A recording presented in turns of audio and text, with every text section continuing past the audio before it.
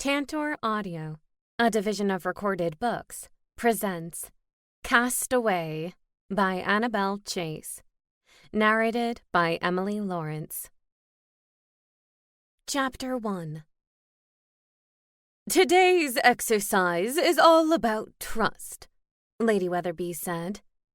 "Ugh," Millie muttered. "I hate trust exercises."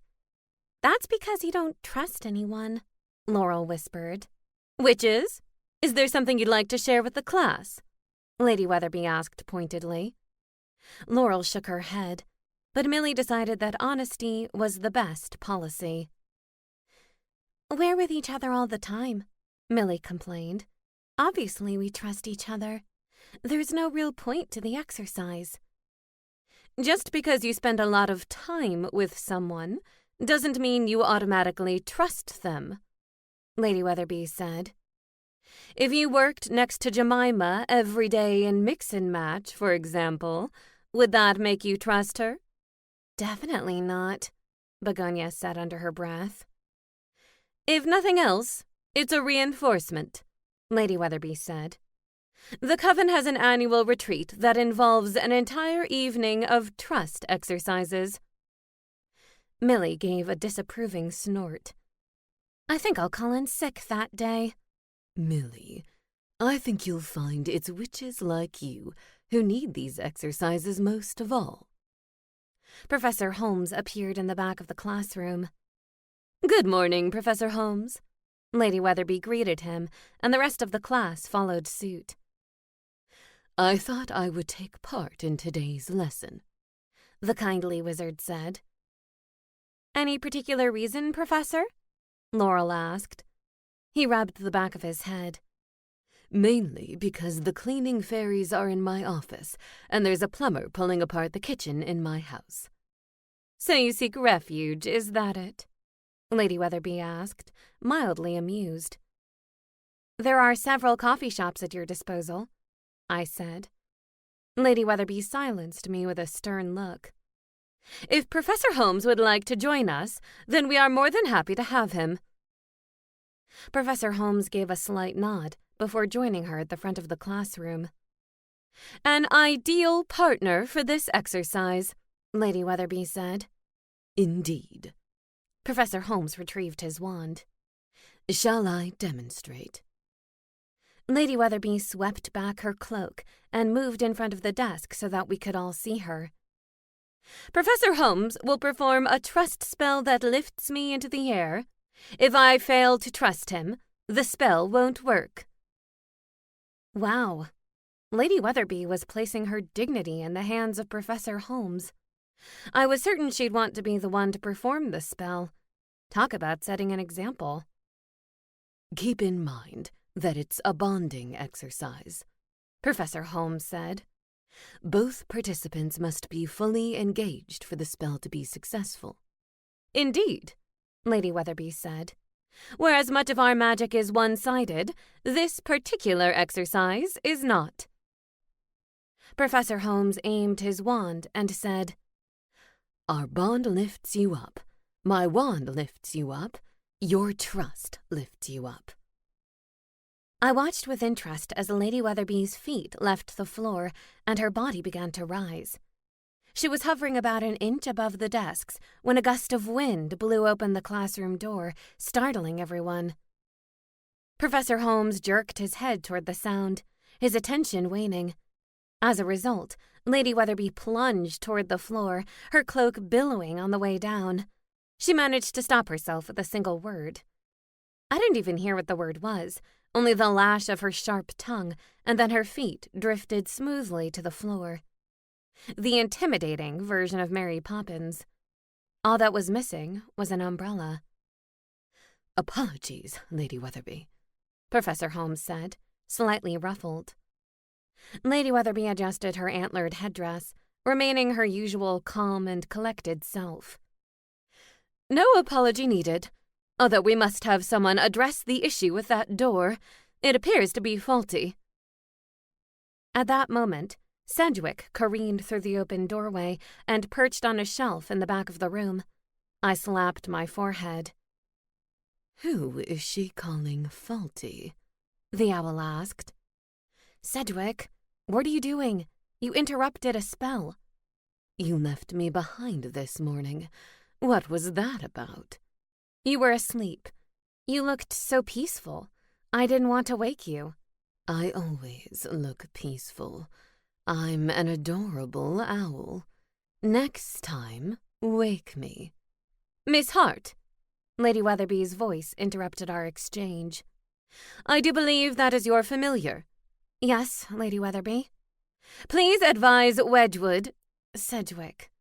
She doesn't even know my name. Sedgwick sounded outraged by the slight. Please advise Sedgwick that class begins promptly, and if he cannot arrive with you, he should wait outside until class has finished. Did you hear that? I asked. I'm mute, not deaf. Mute? Boy, do I wish that was true. And be like all the other owls. I don't think you really want that. I'm special.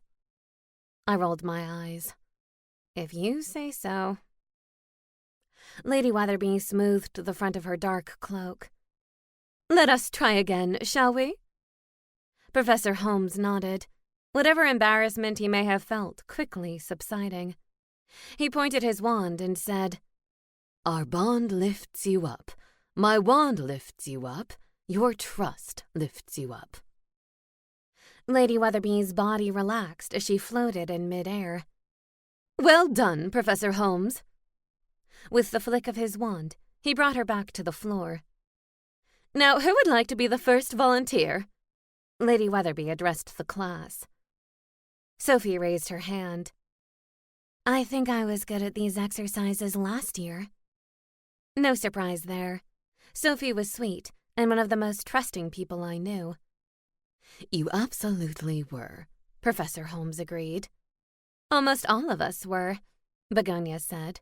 It was Millie who failed. Her hand shot across her mouth to prevent herself from saying anything more. Beside her, Millie stiffened. I trust everyone, thank you very much. The exercises weren't designed for my type of magic. Which type of magic is that, exactly? Lady Weatherby asked. Witches' magic? Because I can assure you, we're all witches here. Same type of magic. I slipped down in my seat, guilt overtaking me. They didn't know the truth, that I wasn't a witch. My type of magic was different. I hated keeping secrets from my friends. It didn't comport with the kind of person I wanted to be. Here's your chance to progress, Professor Holmes said. If you can master the trust exercises, you'll be well on your way to graduating to the next phase of your education. Millie's jaw was set in determination. Fine, I volunteer.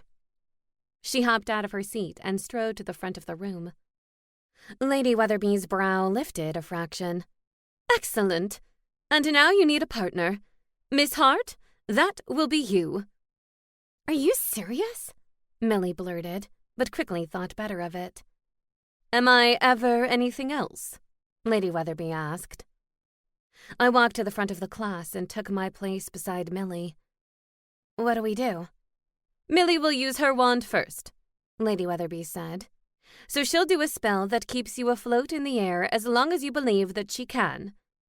And if I don't believe, then I'll fall on the floor? I inquired. Like a stone, Professor Holmes said. I groaned. I wasn't in the market for a backache. This sounds like Tinkerbell coming back to life, I said. Everyone in the audience had to believe in order for it to happen. I felt everyone's eyes on me. They had no idea what I was talking about. Peter Pan in the theater. It's a classic. How interesting, Lady Weatherby said, in a tone that suggested it was not remotely interesting. You may begin. I stood rooted to the floor and concentrated on Millie. I believed in her. That part was easy. Did I trust her not to drop me on the floor on purpose? Not so much. Emma doesn't like heights, Millie said. What if that messes up my spell?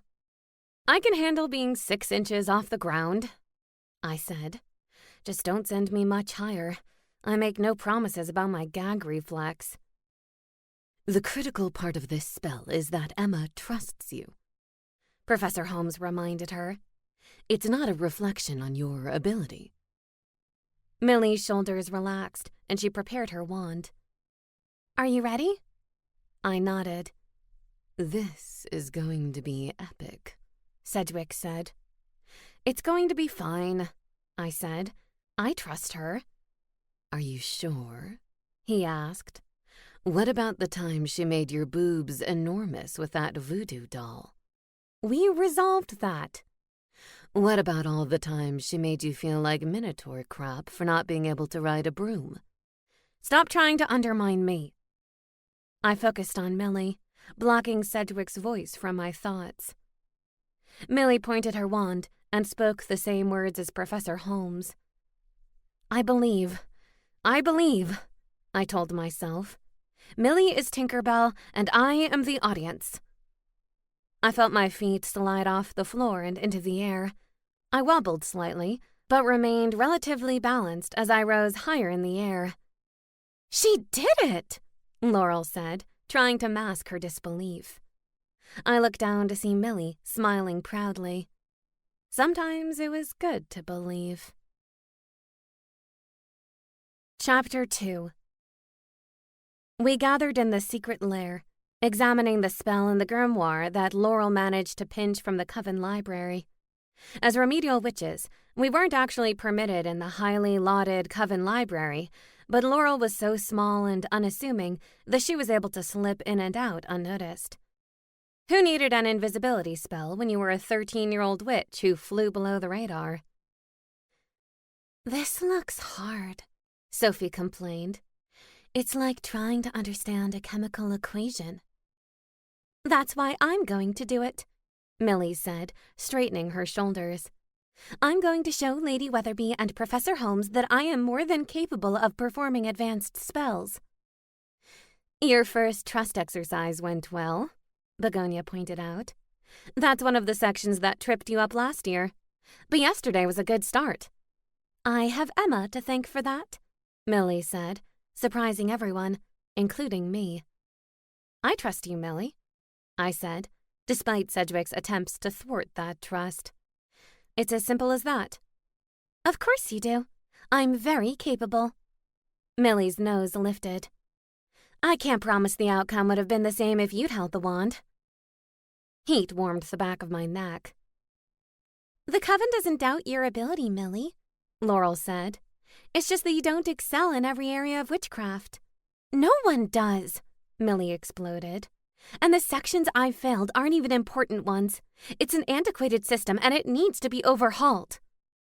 She pointed a finger at me. Like your criminal punishments. You don't think those are fair, so you're trying to change them.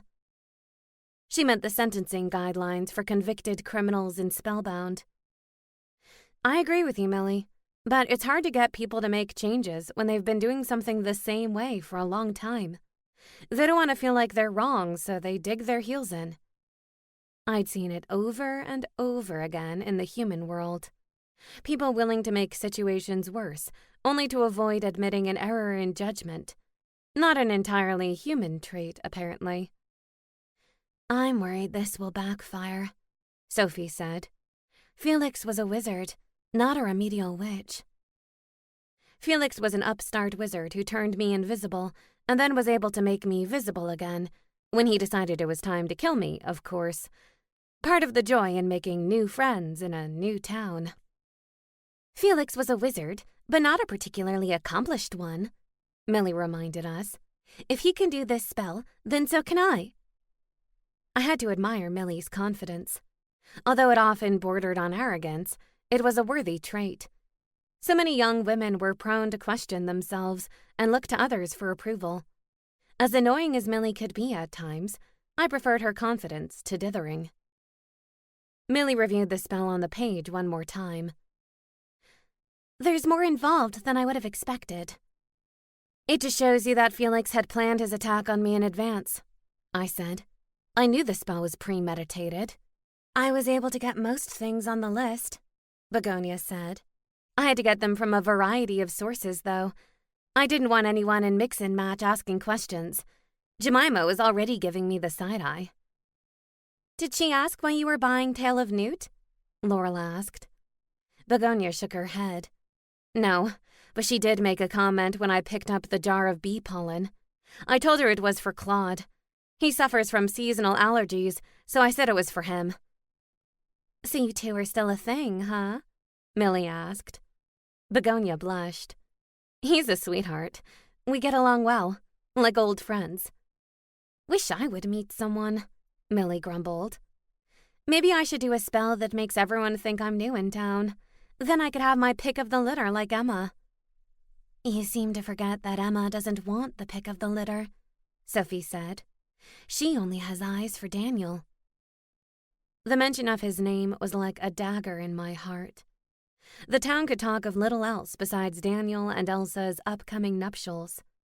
The ceremony was to be held at Swan Lake in 3 weeks, with the reception to follow at the Spellbound Country Club. That didn't leave much time to perfect this spell and prevent the wedding from taking place. Well, I'm not doing this for Daniel, Millie said. Begonia rolled her eyes. Yes, we know, Millie.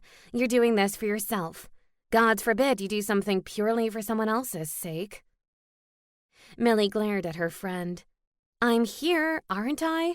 This isn't exactly a low-risk operation. If it backfires, we can get in serious trouble.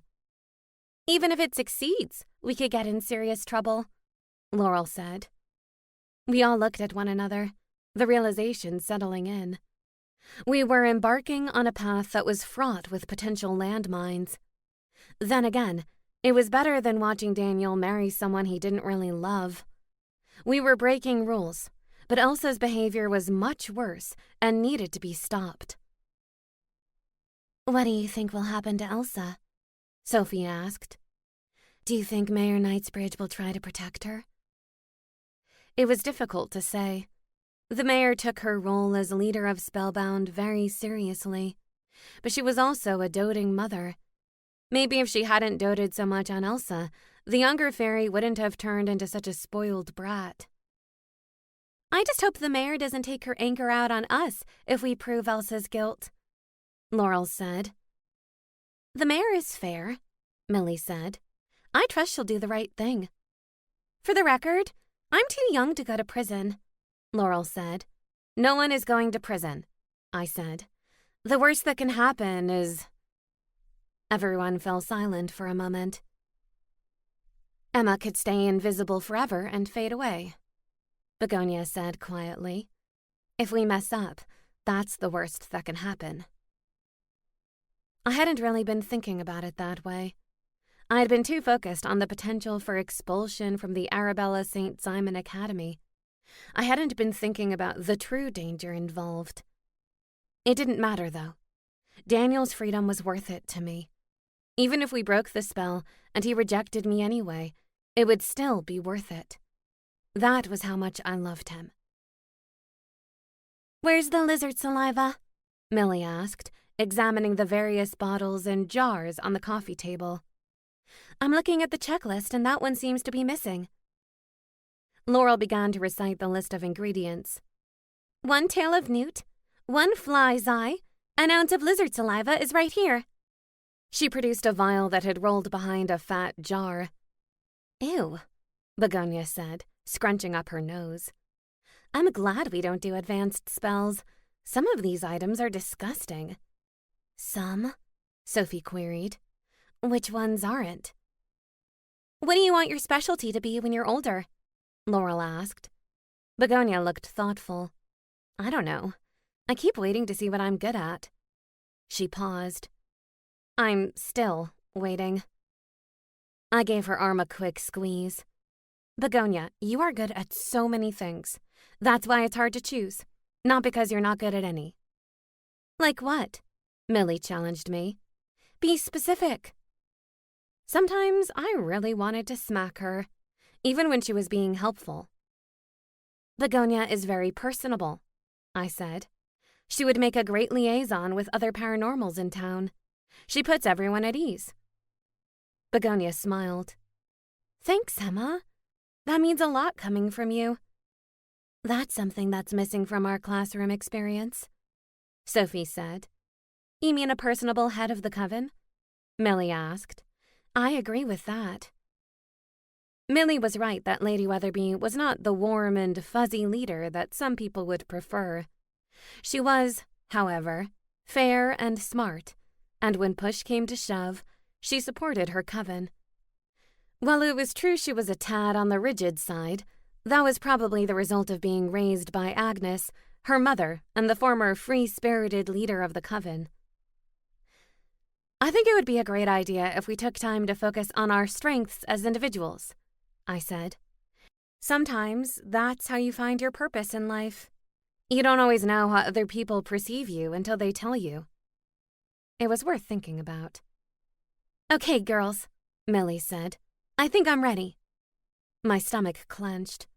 The moment of truth. We'll give you room to work, Sophie said. Especially you, Sophie, Millie said. I don't need you bumping into the coffee table and knocking all the ingredients over. We don't want to turn the whole secret lair invisible. I don't know, Laurel said. That actually sounds like a good idea. It is secret after all. We laughed. It seemed it was really the not-so-secret lair.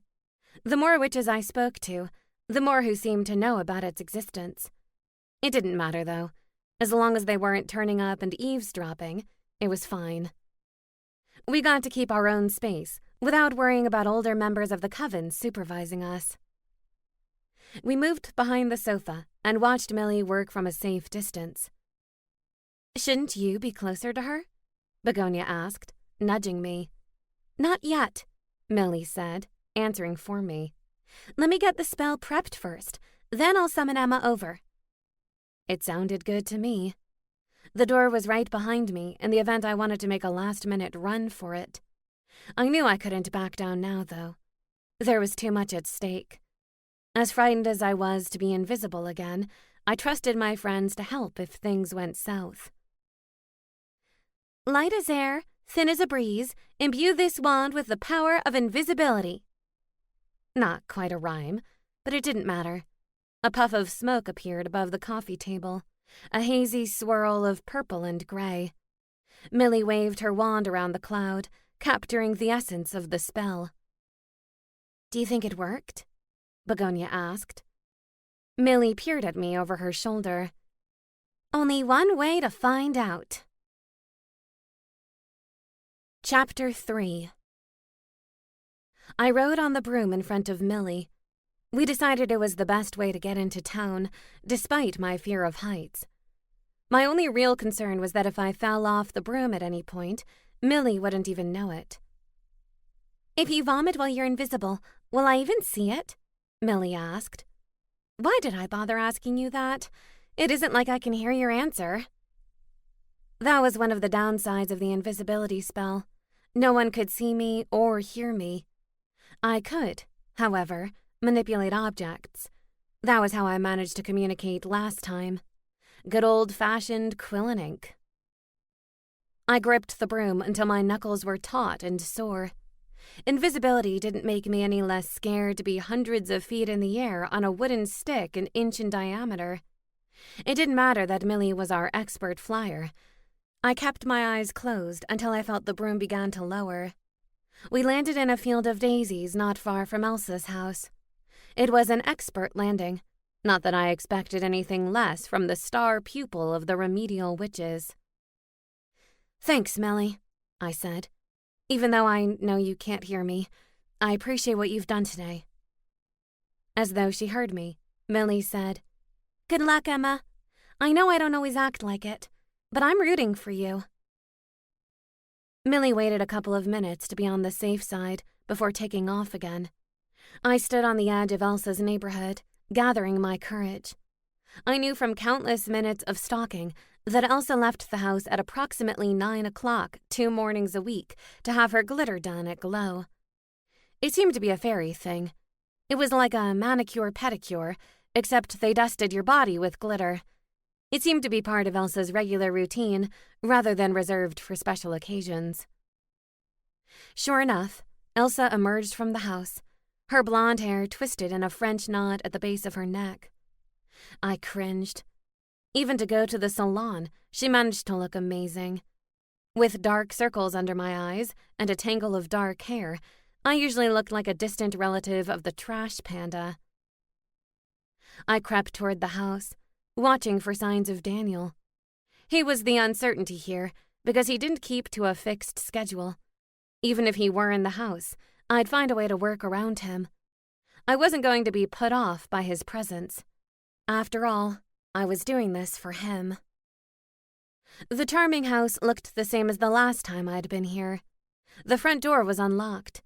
Slowly and carefully, I pushed down on the handle and moved the door forward. Once the crack was big enough to see through, I surveyed the front rooms of the house. There was no sign of Daniel. Since it was morning, Elsa would have just given him his dose of the obsession potion before she left the house. Morning was when the obsession was at its strongest. It seemed to wane as the day went on, so I was pretty certain she had a method for topping him up throughout the day, though I wasn't sure what it was. I squeezed through the gap in the doorway and closed it softly behind me. Walking through the house itself was easy. As long as I didn't bump into anything and knock it over, I was good. I went straight to the kitchen, where I suspected she kept the potion. I'd already given a lot of thought to where she might hide it. It had to be close to the gossamer tea that she gave Daniel every morning. I stood in front of the wide array of cabinets, trying to decide which one was the most likely. Gareth was a stickler about keeping tea bags and coffee in the cabinet next to the sink. I seem to recall that was where Elsa had taken the tea from when I'd been in the house before. I opened the cabinet door and began rifling through the contents, careful not to make a mess.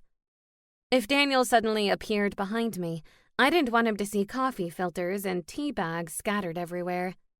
I had no doubt that Elsa ran a tight ship. The tea itself was easy to spot.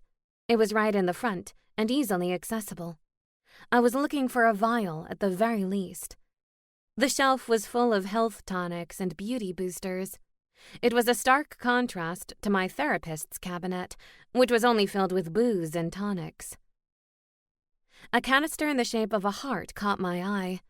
It was gaudy and seemed out of place amongst the rest of Elsa's minimalist, sleek belongings. I lifted it carefully with both hands and realized why it seemed familiar. It was made from the Mad Potter's shop, the same place Daniel took me to make the pot that sat on my mantel. I knew without a doubt this was where I would find the potion. She and Daniel had probably made this monstrosity together back when they dated the first time, and she'd kept it all these years. Now this ugly heart housed her revenge plan. It was oddly poetic. I removed the lid and peered inside. Jackpot. There were at least 10 vials of clear liquid. As much as I wanted to, I couldn't take the entire heart canister because I couldn't let Elsa know that anyone had discovered her secret. Instead, I removed a single vial and hoped that she wouldn't notice. I slipped it into my pocket and placed the lid back on the heart. I put everything back in the cabinet exactly as I'd found it. Just as I turned to leave, Daniel padded into the kitchen. My heart stopped, and my mouth became dry. His blonde hair was slightly unkempt, and he wore the dazed expression that I associated with Elsa's potion. I stood rooted to the floor. Even though I knew he couldn't see me, I felt paralyzed. I watched him reach for the canister of grains and oats and pour them into a bowl. His white wings were folded carefully behind him. Even tucked away, he couldn't hide their wondrous beauty. His wings were the ultimate reminder of his true nature. He was an angel, fallen or not. He deserved to have his halo restored, not simply because I loved him, but because he wanted so badly to make amends for his past transgressions. He was willing to earn it, and Elsa would undoubtedly undo all of his efforts, all because of her selfishness. Daniel didn't deserve that fate. Yes, he'd wronged her once upon a time, but he'd also tried to atone for it. And even though Elsa didn't deserve to have her heart broken, she wasn't exactly an innocent. The success or failure of a relationship rested on both parties, not one. Daniel popped a piece of bread into the toaster and raked a hand through his hair. A regretful sigh burst from my lips. Those arms. I remembered how it felt to have them wrapped around me as we danced at the Spellbound high school dance. I found myself staring at his lips and remembering how they felt brushed against mine. My pulse began to race. It had been a good kiss. Really good. The thought of never kissing him again was almost too much to endure. I touched the vial in my pocket for reassurance and forced myself to snap out of it. Standing here lamenting what may or may not come to pass was not a productive use of my time. I had to prove Elsa's treachery and free Daniel. That was my mission, and I chose to accept it. He smeared his toast with honey, humming to himself. "Wish me luck, Daniel," I said, moving to stand beside him. "I love you." He bit into the toast, not a care in the world. I, on the other hand, felt like I had the weight of the world on my shoulders. I refused to fail him. I blew him a kiss and sailed out the door. Chapter 4. As I made my way down the front porch steps, I realized the small wrinkle in my plan. I didn't ask Millie to wait for me. Now I needed to walk all the way back to the secret lair to have the invisibility spell reversed. We should have arranged to fly back together. As much as I hated flying, my feet would have appreciated the lift, if not my stomach. I passed through the heart of town, all too aware of the spring in my step. With the evidence on my person, I felt more confident than ever that people would believe me. More importantly, we could set to work on the anti-obsession potion. Once we tested the contents of the vial and confirmed its composition, then we could get right to work on the antidote. I was far more concerned with restoring Daniel to his natural state of mind than I was with punishing Elsa. I passed Brouhaha and briefly regretted my current state of invisibility. I wouldn't have minded a latte with a shot of silver linings right now. I paused briefly at the window and peered inside to see who was there. It was still morning, so the place was heaving with customers. I saw Britta, the deputy sheriff and Astrid's sister, sharing a table with two werewolves I didn't recognize. I took a moment to appreciate the fact that I could now recognize a werewolf on sight, even in human form. I was becoming a true resident of Spellbound. Then again, maybe it was my sorceress powers kicking in. At another table sat Juliet Montlake, the Amazon who ran the bookstore and served as a member of the town council. She sat with Maeve McCullen, the banshee and fellow town council member. In the far corner of the room was Stan, the town registrar. He was deep in conversation with another elf, and Donna Montrose, the new town building inspector. As I stepped away from the window to resume my walk, the shop door opened, and Marcos emerged, accompanied by a young witch called Beatrice. She was probably in her late 20s. I'd seen her around at coven events, although we'd never officially met. "I think you'd be a really good fit for the company, so just let me know when you've made your decision," Marcos said. He must have interviewed her for the available office manager role. His previous office manager recently died after trying to kill me. She'd been stealing from Marcos for years and killed Ed Doyle, the town building inspector, to cover her tracks. When I got too close to the truth, she came after me as well. "I made my decision," Beatrice said, smiling up at him. "I'm ready to start tomorrow, if you'll have me." It was the way she said, "if you'll have me," that caught my attention. It was more flirty than professional. I studied her closely and immediately recognized the glint in her eye. Beatrice had a crush on Marcos. I wondered whether he saw it too. That did not bode well for a productive employer-employee relationship. The office manager shared the penthouse space with Marcos. They would be working in close proximity to one another, with few people around them. Not that it was any of my business. Although he'd made his interest in me very clear, I assured him that I was only interested in his friendship, especially now, so close to securing Daniel's freedom. I patted the vial in my pocket. I still didn't know what it would mean for our relationship, but it didn't matter. As long as my heart belonged to Daniel, I was incapable of giving it to anyone else. Great, then I'll see you tomorrow at 8 o'clock sharp, Marcos said. He appeared pleased, and that only elevated my good mood. I wanted Marcos to be happy. I turned away and continued down the cobblestone path. I heard a happy whistling song and realized it was coming from me. The prospect of getting the real Daniel back was so close that I could taste it. I smiled broadly as I passed Wands Aplenty, where I found Tiffany, my beloved wand. I waved to the clock tower as I passed in front of the town square. I'd grown so comfortable here. It was the home I never knew I wanted. I waved to Paws and Claws, where I met Sedgwick, my cantankerous owl familiar. Then there was Ready to Wear, the best clothing shop in town, run by the most pleasant were-ferret you'd ever hope to meet. With his penchant for bright colors and loud patterns, Ricardo was one of the most fashionable residents in Spellbound. I relied on him greatly whenever I needed a special outfit. I'd heard through the grapevine that Elsa had requested a wedding dress from him, but he politely declined to provide one. I wasn't sure if the rumor was true. Ultimately, it didn't matter. I was going to stop this wedding. By the time I reached the forest, the arches of my feet were aching. I slowed my pace and tried to enjoy the tranquil scenery, the fragrant flowers, the tall, majestic trees surrounding me. They made me feel protected.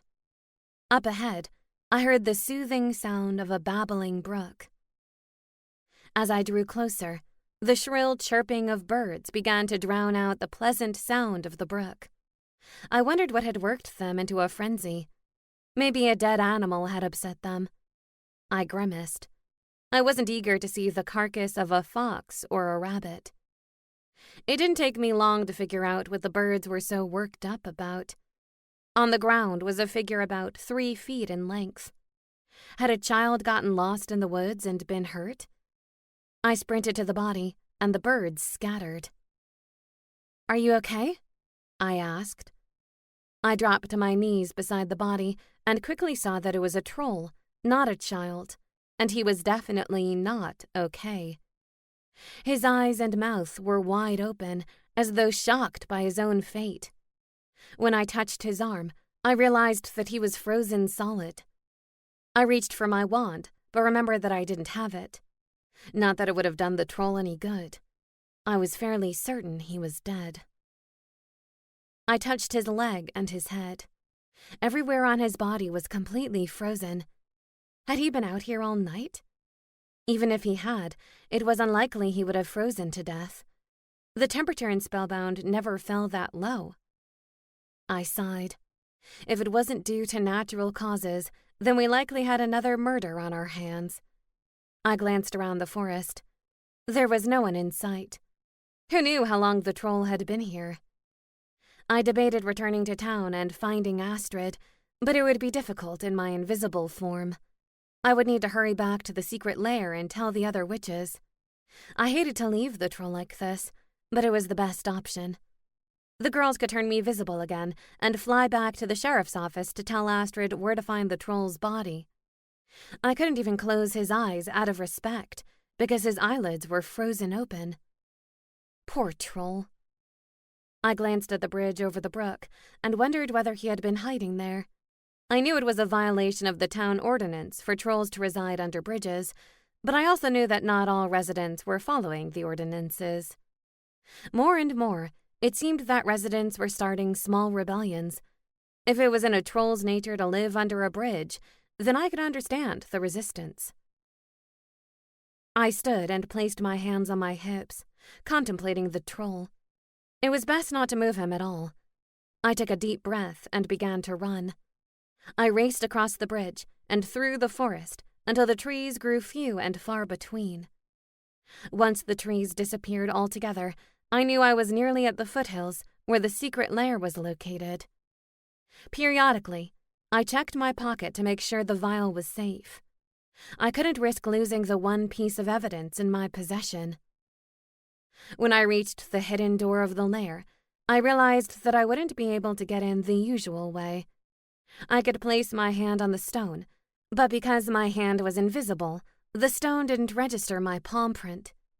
I chuckled to myself. Not quite the foolproof plan I thought it was. "Hello," I shouted, knowing perfectly well that no one could hear me. I looked around for a decent-sized stone and threw it at the exterior of the lair. I repeated this multiple times until, to my relief, the secret door opened to reveal Millie. "I'm going to assume that's you, Emma," she snapped. "Just come in and don't throw any more stones. I don't feel like being knocked unconscious." I hurried inside and placed the vial on the coffee table. The other witches gasped. "I can't believe it," Sophie said, nearly breathless. "We should never have doubted you, Emma," Begonia said. No, they shouldn't have, but I didn't blame them. It didn't surprise me that they felt my feelings for Daniel colored my view of the situation. I completely understood. Millie lifted the grimoire from the coffee table and flipped to the appropriate page. "We're ready and waiting for you. I prepared the spell while you were gone." "Good thinking." Millie folded her arms. "I suppose you'd like to be visible again?" Begonia elbowed Millie in the ribs. "Of course she would. Now do it already and stop dragging this out." Millie narrowed her eyes at Begonia. "You're not the boss of me, Begonia Spence." She retrieved her wand and glanced around the room. "Stand right here in front of me. I put the spell on my wand again, so I need to tap you. I'll count to 3. I did as I was told and waited for Millie to count. She reached 3 and tapped the top of my head. A gust of cold wind blew through the cave, and I knew I was visible again. "Spells, Emma," Millie said. "Your hair is a mess." "Millie, you did it!" Laurel exclaimed. Millie smiled, pleased with her achievement. I threw my arms around her. "Thank you, Millie," I said. "You have no idea what this means to me." "I hope Lady Weatherby is as appreciative as you are," Millie said. "I'd really like to graduate from the remedial program this year." I knew it was a bone of contention for Millie that she was still there. In truth, she was a much better witch than the rest of us. Of course, the fact that I wasn't actually a witch was a factor. Not that the others needed to know about my true identity. Daniel and I had made a pact to keep the news to ourselves for my safety and the comfort of the rest of Spellbound. "So what now?" Laurel asked. "I suppose we need to confirm what's in that vial." I looked at Sophie. "Do you think your mother will do it?" Sophie's mother was a master mixologist in the coven. If anyone could break down the components of the potion, she could. It was a bonus that we trusted her. "Absolutely," Sophie said. "Mom will be happy to help." I examined the vial in my hand. "You know what? Let me show this to Mayor Knightsbridge first as proof of Elsa's wrongdoing, and then I'll send it over to your mother. If I can get the mayor on board, we may not even need to make our own anti-obsession potion." Laurel looked skeptical. "You think the mayor will make Elsa stop giving him the potion?" "She doesn't want to see them married either," I said. "She doesn't believe that Elsa would stoop to magic to win Daniel, but she'll have to believe me now." "I guess that's your next stop then," Sophie said. My hand flew to cover my mouth. "Stars and stones!" "Not quite. We need to get a message to Astrid." I explained what happened in the forest with the troll. I was so caught up in the wedding mess that I forgot all about the poor troll. "You think he was murdered?" Millie asked. I shrugged. "I'm not sure, but it seems unlikely that it was natural causes." "It could have been an accident," Begonia said hopefully. "Yes, of course. I'll let the experts make that determination. I have my owl with me, Begonia said. We can send a note to Astrid. Just tell me the location of the troll. Good idea. Thanks. While Begonia scribbled a message with the location of the troll's body, Sophie decided to accompany Laurel back to the Coven Library so that she could return the grimoire unnoticed. What are you going to do now? Millie asked. I'm going to meet Astrid in the forest and see if I can be of any help, I said. Really? Millie asked, quirking an eyebrow. I would have expected you to be making a beeline for the mayor. I will, as soon as I finish with Astrid. But a dead troll has nothing to do with you, Millie countered. The spell on Daniel is the priority. That affects you directly. If there's one thing I've learned from living in a small town, it's that everything that happens affects everyone. Maybe we'll only feel the effect in tiny ripples instead of waves, but we'll feel it. And yes, Daniel is my priority, but the troll was a member of this community, and we owe it to him to figure out what happened. An extra half an hour before I speak to the mayor isn't going to make a difference. It's not like the wedding is today. Millie's cheeks reddened. I guess I never thought about it that way before. There's a saying in the human world. It takes a village. Millie's face lit up. Yes, we say it takes a coven.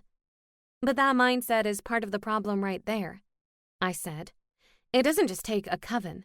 It takes everyone in the town. We all matter. Every single one of us. Millie stared at me, the words sinking in. So, do you need a ride back to the forest? Chapter 5.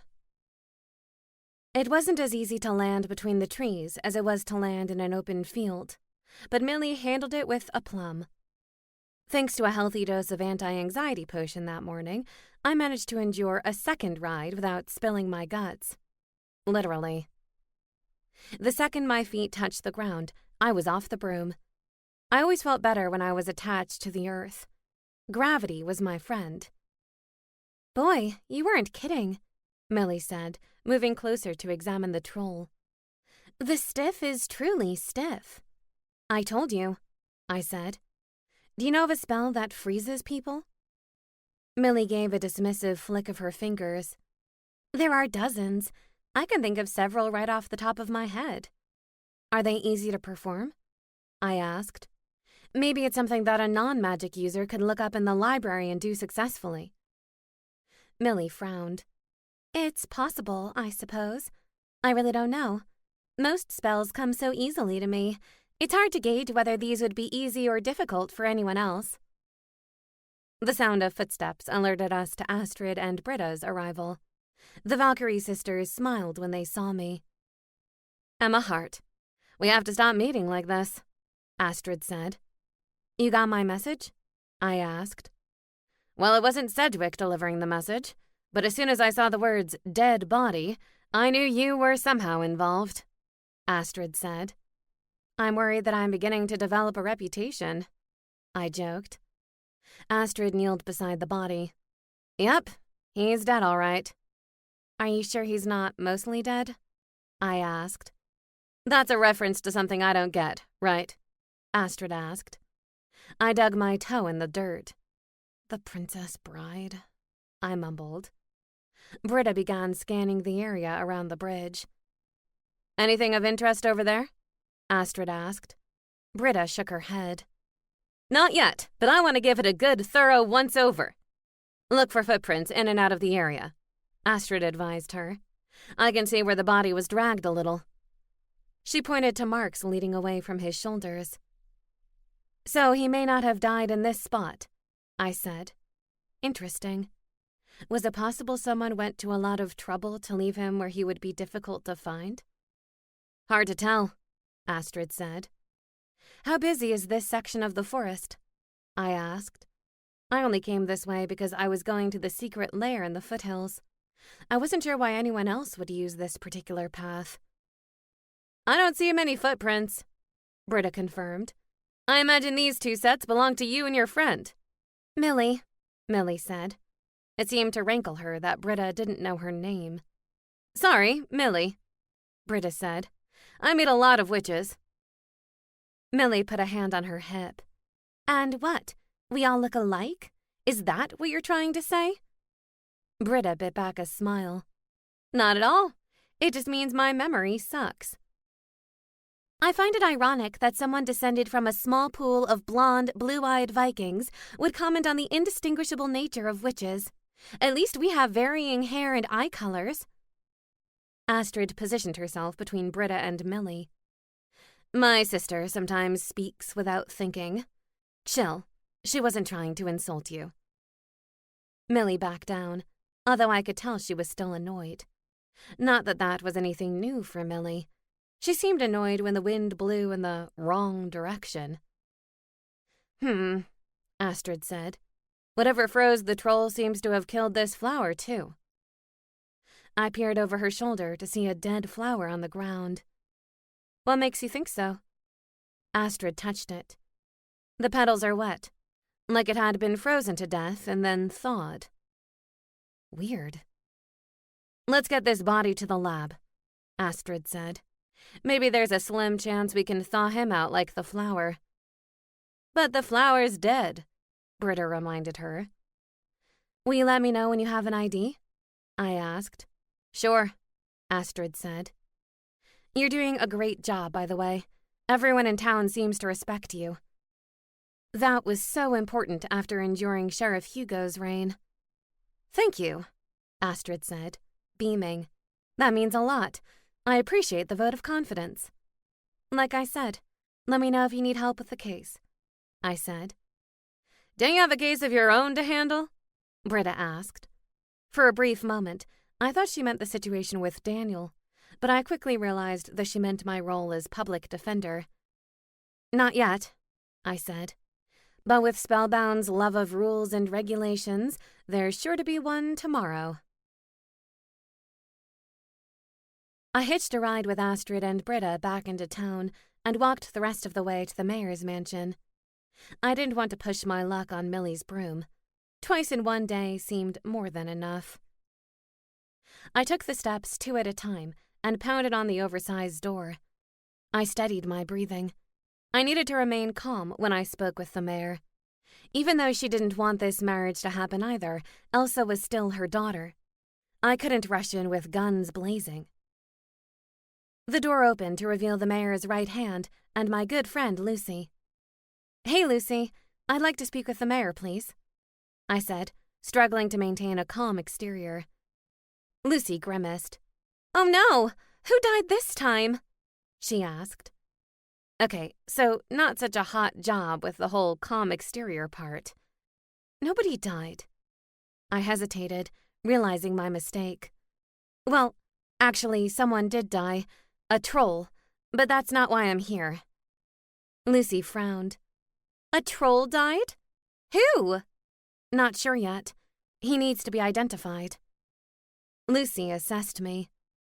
If you're not here about the troll, then what's the emergency? I paused. I couldn't burden her with this information. I had to speak with the mayor first. Lucy, you're a good friend, but this is a private matter between the mayor and me. She narrowed her eyes. You two seem to have had a few private matters recently. Care to share? I wish I could. I really did. I hated hiding things from my friends. Lucy consulted her planner. Well, the mayor's hosting a fairy tea party right now. Can it wait until, say, 5 o'clock? A fairy tea party? I queried. She hosts a monthly event with a different paranormal group in town. Last month was a werewolf barbecue. She paused. I don't mean we cooked the werewolves. We fed them. This month is a fairy tea party. I craned my neck to see down the long hall, all the way to the back patio. I saw streamers in a rainbow of pastel colors and lots of white serving dishes. Looks like a nice event. Lucy flapped her pink wings. She does tend to throw in a little extra pizzazz for our kind. So come back at 5? No, sorry. This can't wait until 5. Lucy chewed her lip. Okay, fine. Go ahead. But as far as the mayor's concerned, I never saw you.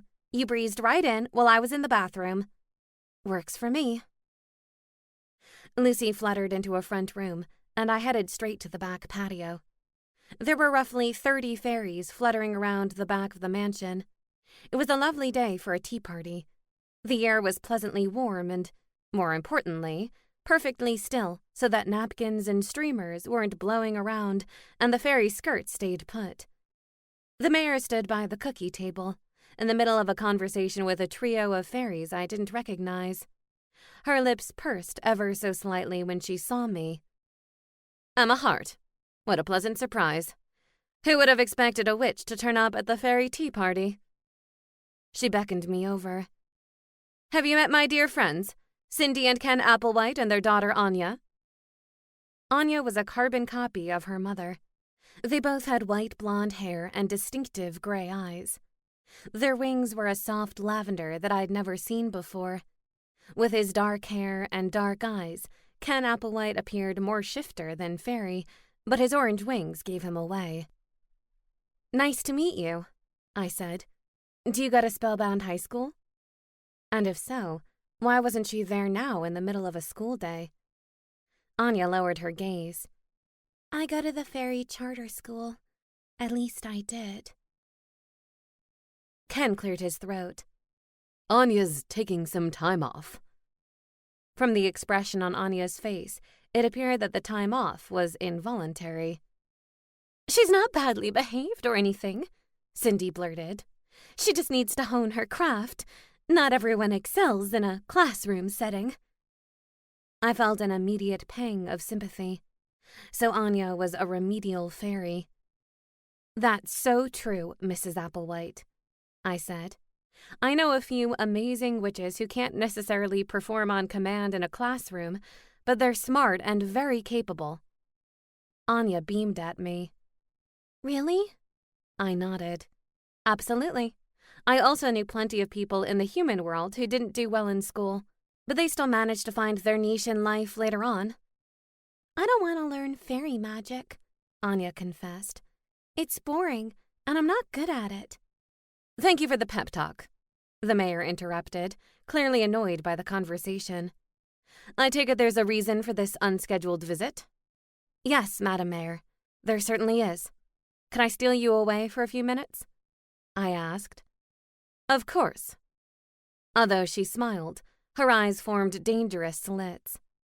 Why don't we step into my office? Excuse us, please. Try the cucumber and basil muffins. They're divine.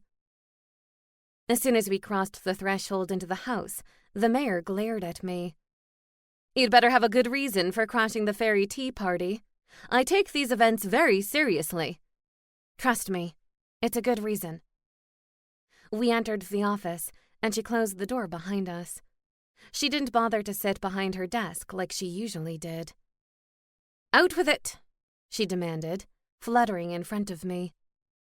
I told you I thought Elsa was using an obsession potion on Daniel. She rolled her eyes. Yes, I recall that you shared your absurd theory with me.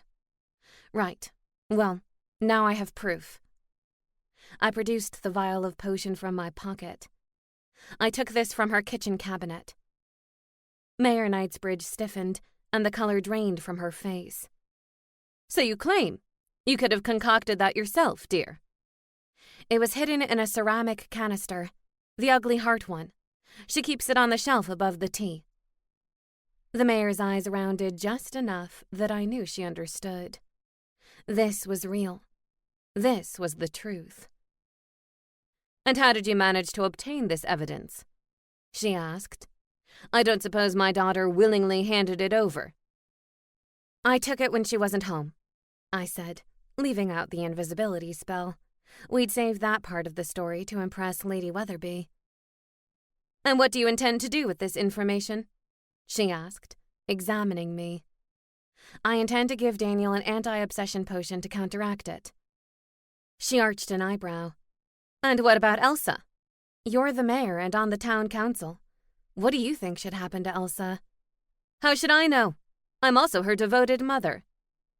Mayor Knightsbridge sighed and flew around the room, thinking. She's my only child. I owe it to her to protect her.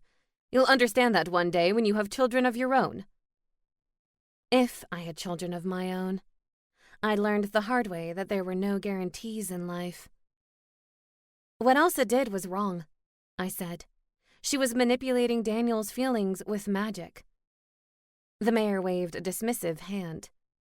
And how is that any different from manipulating a man with clothes that hide your flaws, or offer imaginary enhancements like a push-up bra, or using sex for that matter?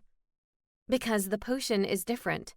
It makes him feel a way he doesn't actually feel, I said, my cheeks flushed with anger.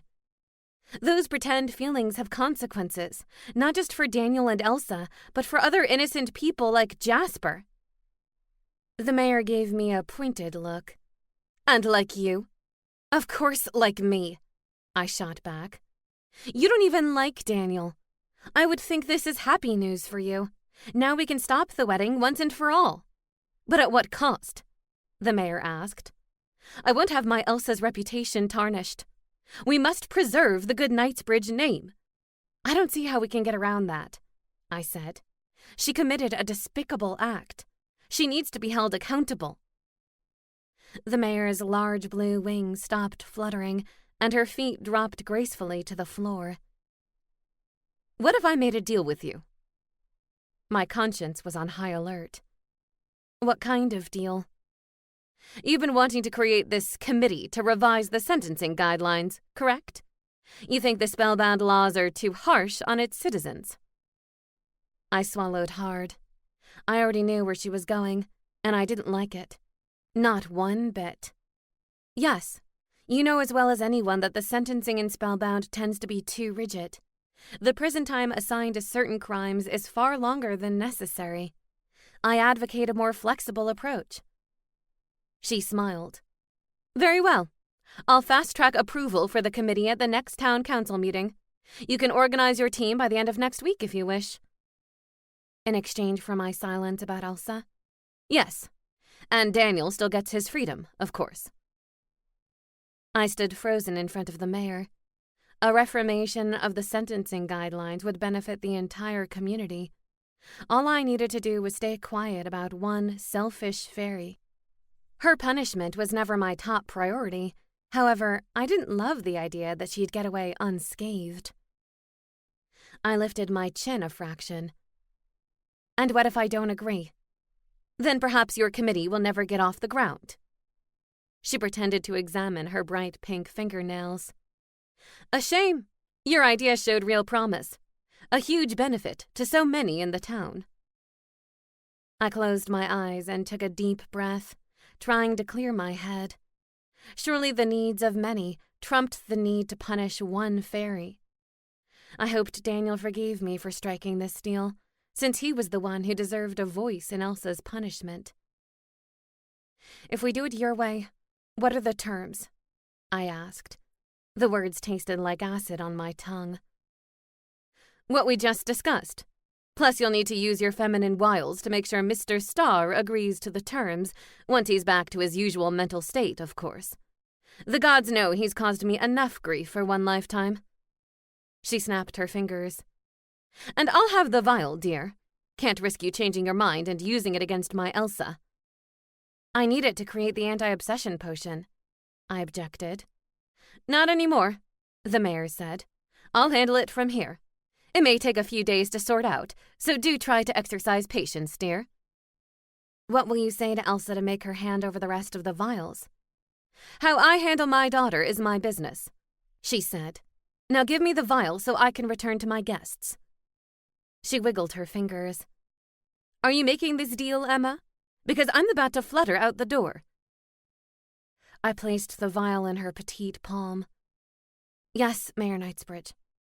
I'm making the deal. With the devil in a pink dress, apparently, but a deal nonetheless.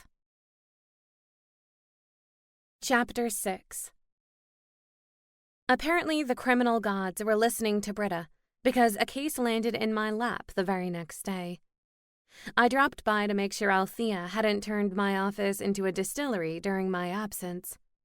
Thankfully, The vat of moonshine was gone, and the plants on the windowsill were looking spry and healthy. "Oh, good," Althea said. "I wasn't sure if I would see you today.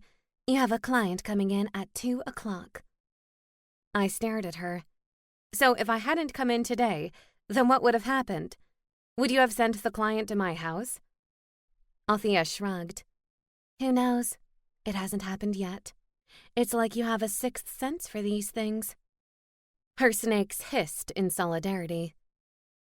"Your latte smells good," I said, sniffing the rich aroma. "Is that a hint? I don't do passive-aggressive. If you want one, you only need to ask." I gave her a sheepish grin. "Only if you're not too busy. I don't want to interrupt your work."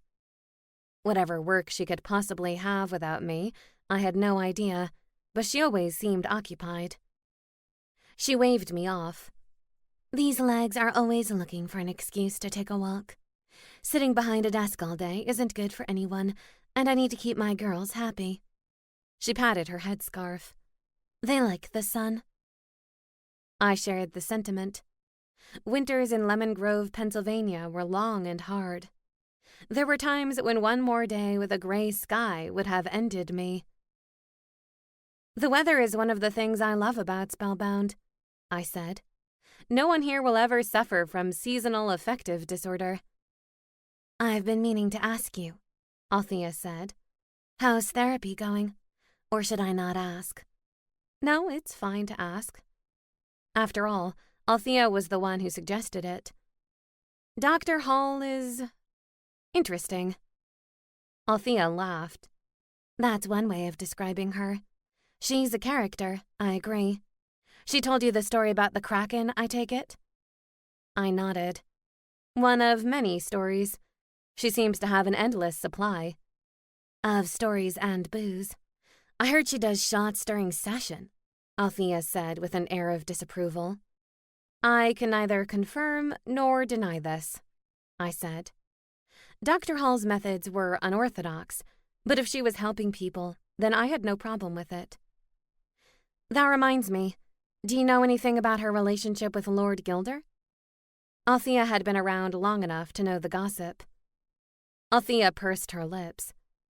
"I do remember hearing rumblings of a connection. That was a long time ago, though. I don't know that anything came of it. Why?" "I just think maybe that ship hasn't sailed," I said. "Not for her, anyway." "Is that so?" Althea asked. "Interesting. As far as I know, Lord Gilder hasn't been seen with anyone in a good, long while. He's a lovely vampire. It would be nice to see him happy."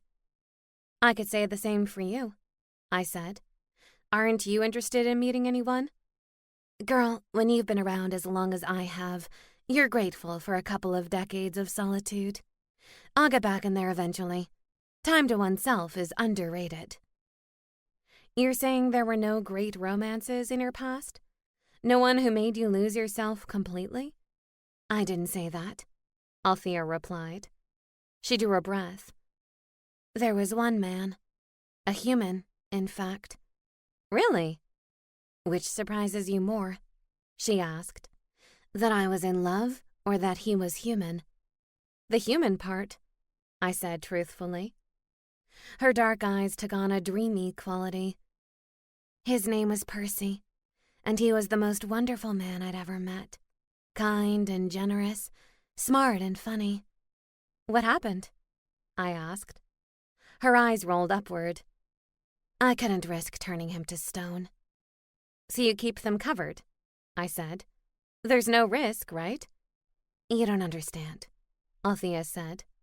"We were crazy for each other. We couldn't be in the same room without undressing." Color blossomed on my cheeks. Not the answer I was expecting. "We'd be in such a state of passion, we'd hardly notice when my headscarf began to slide off." She touched her head absently. "We had too many near misses. It became dangerous for him to see me." "There was nothing you could do?" I asked. "No spell to keep him from turning to stone?" "Not then," Althea said. "Maybe now I could find someone." She glanced away. "It doesn't matter. That was a long time ago. and he isn't here. And if he were human, he would have died many years ago. I'm sorry, Althea. That's so sad. Better to have loved and lost than to have never loved at all, she said with a shrug. I have many happy memories of our time together. They keep me warm on many a night. I hope someday you meet another Percy, I said. There was only one Percy in the world, but I hope to find love again. Just not this decade. I didn't argue. Althea seemed content with her situation. That was fine by me. It was people like Dr. Hall who seemed stuck in a situation they'd rather not be in. She was someone I felt inclined to help. Dr. Hall needs love this decade, I said, and so does Lord Gilder. Althea gave me a curious look. Now don't go sticking your nose in where it doesn't belong, Nancy Drew. I don't think Nancy Drew dabbled in romances, I said. Nice attempt at a human world reference, though. Althea folded her arms across her chest. You know exactly what I'm saying, little Mary Sunshine. Let me get you that latte before your meeting. And the file would be great, too, I called after her. She slammed the door behind her, and I laughed. I didn't manage to get the file before my client arrived. The second he swaggered through the door, I knew I was dealing with a werewolf. If his brown hair and brown eyes weren't a giveaway, then his natural masculinity would have tripped the werewolf alarm. He stood in front of my desk and stared down at me like I was prime rib with the bone in, and he couldn't wait to suck the marrow out of me. You must be my 2 o'clock, I said, inching my chair back slightly. He seemed like he might reach across the desk and grab me by the back of the hair. He was definitely giving off a caveman vibe. Not that I was painting all werewolves with the same testosterone brush. Alex Ramon, the rising pack leader, was masculine without being obnoxious. I met him after the death of his fiancée and respected him greatly. I also knew if I had any trouble with a werewolf, that I could go to Alex or Lorenzo Mancini, although Lorenzo was decidedly less fond of me. 2 o'clock. I'm here any time you want, he said with a wink. I groaned. Have a seat. What's your name? He dropped into the chair, his legs spread wide. Man spread. I had a direct line of sight to his crotch, and it wasn't a view I was interested in. Buck, he said. Buck Tistani. Nice to meet you, Buck, I said. Why don't you tell me about your case? I silently cursed Althea for not giving me time to prepare. Not that I would ever curse her out loud. I wasn't an idiot. I think they call it an indecent exposure charge, he said, scratching his beard. I'm pretty sure that's what the sheriff said when she clicked the cuffs on me. 2 blonde sisters restraining me. He whistled. Now that's a man's dream. I cringed inwardly. Indecent exposure? Oh dear. Would you mind expanding on that? In this town, there was never a dull moment. He leered at me. I'd love to expand on that, he said, in a way that suggested he was making a sexual euphemism. Unfortunately, I couldn't quite work out what the euphemism was. Where did this happen?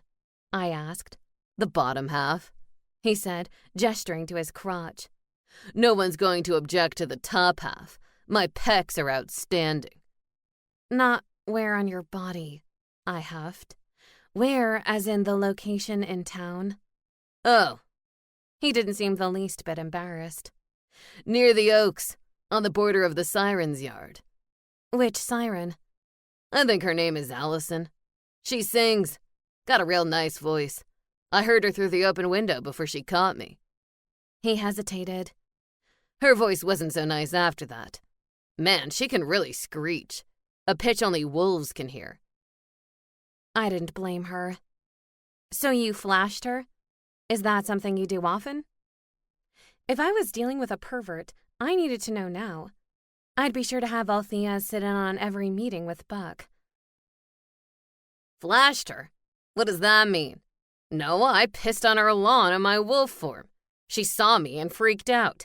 I turned back into my human form so I could talk to her, but when she saw me naked, she freaked out even more. He pounded his chest. I mean, would you freak out if you saw this fine specimen on your front lawn? You'd be kissing the ground and thanking the gods that your prayers had been answered. I resisted the urge to groan loudly. So Buck fancied himself the god's gift to women. Go figure. Now, Buck, I said, I'm sure you're aware of the ordinances that disallow urination on someone else's property. Not that an ordinance should be necessary for that one. Common sense would do too. Furthermore, I'm sure you're aware of the shifting ordinances that are currently in place. It sounds to me like you violated 2 of those, if not more. He grinned. You should have seen the look on her face. She was not expecting me to shift to human form. I pressed my fingers to my temples. Buck, in some circles, what you did could also be viewed as sexual harassment. Allison is a single woman who lives alone. She probably felt threatened by the presence of a naked man on her front lawn. Did you ever consider that? I bet you really frightened her. I wasn't there to scare her, he said. I needed to take a leak, and her lawn was there. Her singing was so nice, I stopped to listen. I didn't expect her to come running at me like a crazy person. Be that as it may, you are now sitting here with me, facing criminal charges. Do you know what the punishment is for your particular violations? His expression clouded over. No. Am I looking at jail time? I sighed. To be honest, I don't know. I'm unprepared for this meeting, but I'll find out the details. Why don't we set up another meeting for Friday? His eyes sparkled. How about Friday night? We can talk over dinner at Alessandro's. We'll talk in my office in the daytime, I said. And I would advise you to use the bathroom before you leave the house. No pit stops. He laughed and slapped his leg. You're funny. I like a funny girl. I glared at him. Buck, this funny girl wants to keep you out of prison. Maybe. Right now, I wasn't so sure. He made an obnoxious clicking sound. Because I'm too hot for prison, right? My head drooped. Yes, Buck, because you're too hot for prison. See you on Friday. Chapter 7. The dead troll was identified as Walter Rivers. Even if the team hadn't been able to identify him, his frantic wife would have been a tip-off. I knew Astrid and Britta were still waiting for the medical examiner to finish with the body, so I decided to stop by Brouhaha and grabbed them a couple of lattes to enjoy while they waited. You are the best assistant I never had, Britta said, greedily accepting the calm-infused latte. I'd given Astrid's a shot of authority. I thought you both could use a nice, warm drink while you waited, I said. Thanks, Astrid said. Too bad our victim can't use this to thaw out. It wasn't possible to use a counterspell to thaw him out? I asked. It was too late for this guy. In any case, it depends on the type of magic used, Astrid said. It's hard to do a counterspell if you're not countering the right one. Like the anti-obsession potion. Then what's the alternative? Britta gulped down her latte. Good old-fashioned science. The medical examiner has heat lamps generated by magical energy. They stay on him until his body temperature returns to normal. Well, as normal as possible for a corpse. His blood is probably going to give the most information, Astrid said. We need it in liquid form, though. At that moment, the doors burst open and a stout woman came flying into the room. Her clothes askew and her hair sticking out in all directions. Sheriff Astrid, the woman said. She looked from Astrid to Britta, slightly confused. Okay, you're both Valkyries. Which one of you is the sheriff? Astrid raised her hand. You're looking at her. Thank goodness. I thought I might need a new eye prescription. My name is Marianne Rivers, the woman said. My husband is missing. I've looked in all the usual places, but I don't know what else to do. Of course, Marianne Rivers was obviously a troll. With her stout body and wide nose, it should have been obvious to me, even without my newer, finely honed instincts. "What's your husband's name, Mrs. Rivers?" Astrid asked, feigning ignorance. "Walter," she said, wringing her hands anxiously. "He went out for an early morning walk yesterday, and I haven't seen him since. I'm worried that he might have fallen and be stuck somewhere. I need help." "You haven't seen him since yesterday morning, but you're only reporting it now?" Astrid queried. Marianne blushed. "My husband's an inventor. It's not unusual for him to stay overnight if he's close to a breakthrough on a project." "Was he unwell?"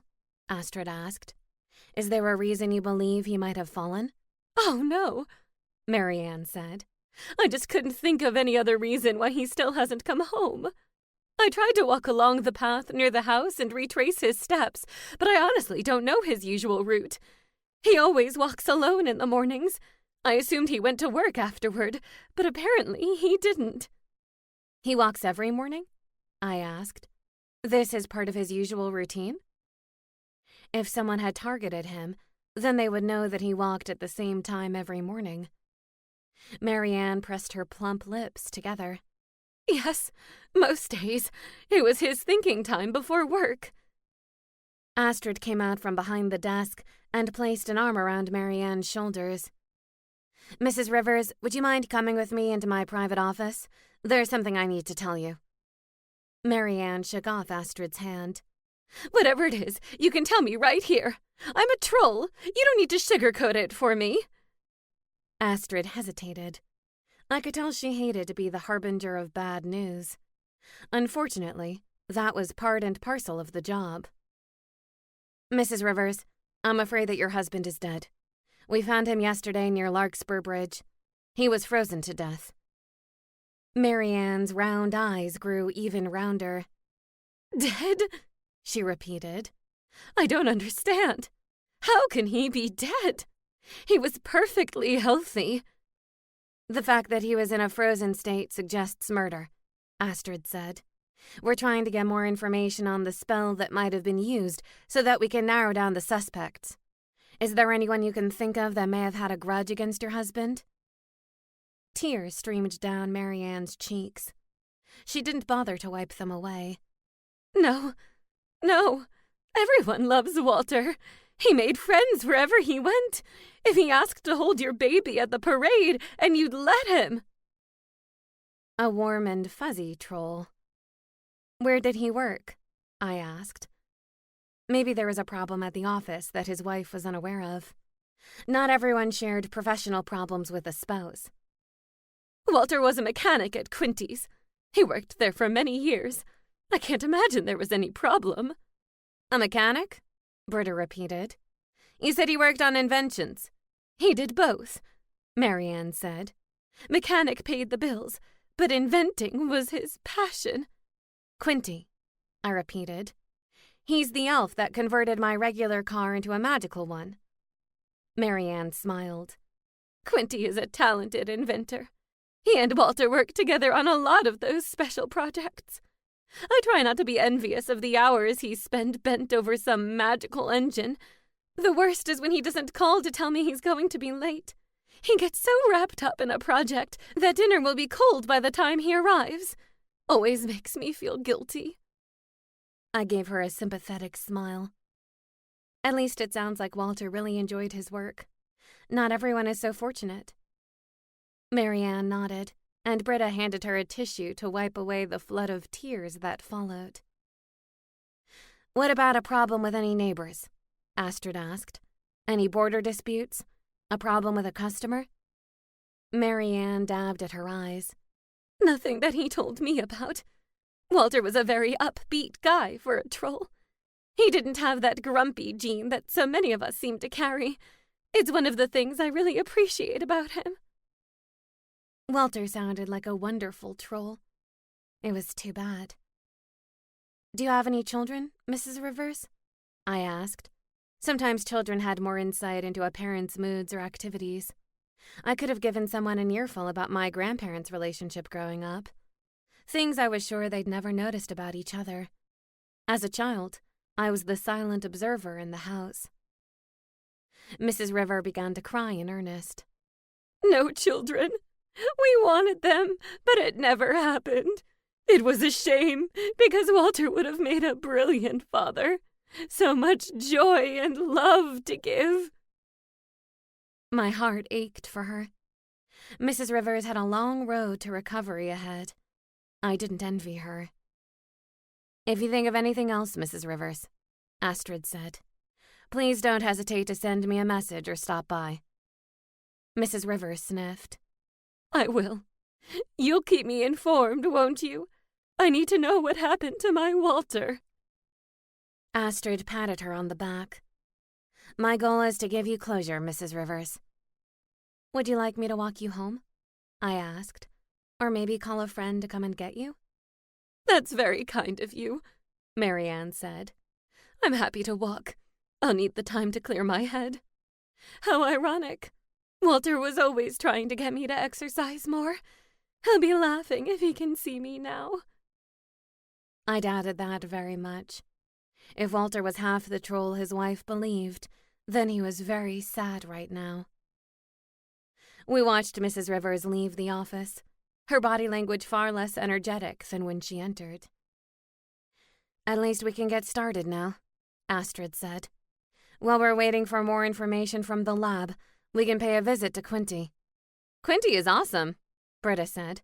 He'll be a good source of information.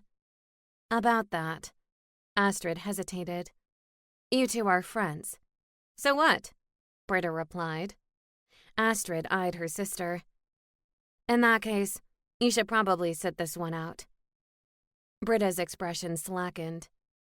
Sit this one out? No way! I don't mean the whole investigation, Astrid assured her. I just mean the interview with Quinty. I don't want your relationship to color the questioning.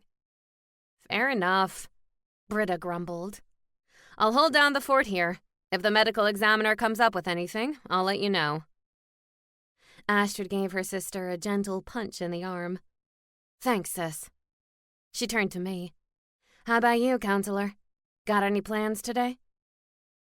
My plans involved keeping myself distracted until Daniel showed up at my door, clear-eyed and back to his normal self.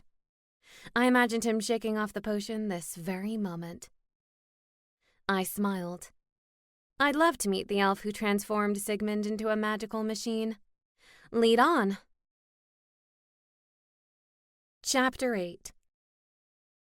Quinty's workshop was located along the same route as the church and the Shamrock Casino. It was still close to town, but far enough from the tight-knit buildings to have space for his various warehouses and inventions.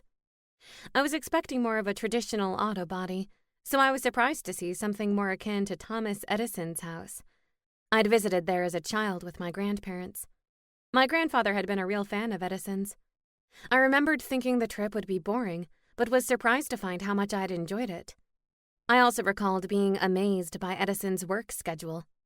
He napped periodically throughout the day, the ultimate power napper. We stepped inside the main office where we were greeted by an elf behind the desk. Her slight frame was adorned in a yellow sundress, revealing pale, narrow shoulders. Her light brown hair hung loose in the back, but was pinned up on the sides, revealing her pointed ears. "Good afternoon, Sheriff," she said. "Are you here for a repair?" "No, I'd like to speak to Quinty," she said. The elf's brow lifted slightly. "Is there a problem?" "Have you noticed anyone missing from work today?" Astrid asked. The elf looked thoughtful. "Not that I can think of. Bernard called out sick, and it's Walter's day off." Sadly, all of Walter's days were off now. "We'd like to see Quinty, if that's at all possible," Astrid said firmly. The elf pushed back her chair and nodded. She scurried to a far corner of the office and opened the door without knocking. "Pansy!" a voice cried. "You know better than to interrupt me when I'm in the middle of something." Astrid and I exchanged looks. A temperamental inventor. I listened to the hushed voices behind the door. Finally, Quinty emerged, wiping his hands on a white handkerchief. He smiled when he saw us. I'm Quinty. I recognize you, Sheriff Astrid. You and Britta look too much alike not to. He squinted at me. You don't look familiar, I'm afraid. And you don't look enough like Astrid to be another sister. Is there somewhere we can talk privately? Astrid asked. Let's go upstairs, he said. That way I know we won't be interrupted. He turned to Pansy. Please make sure no one disturbs us. Pansy returned to her seat. Of course. Quinty gestured for us to follow him. We walked to a curved staircase that I realized was simply hanging in the air. There were no support beams visible anywhere.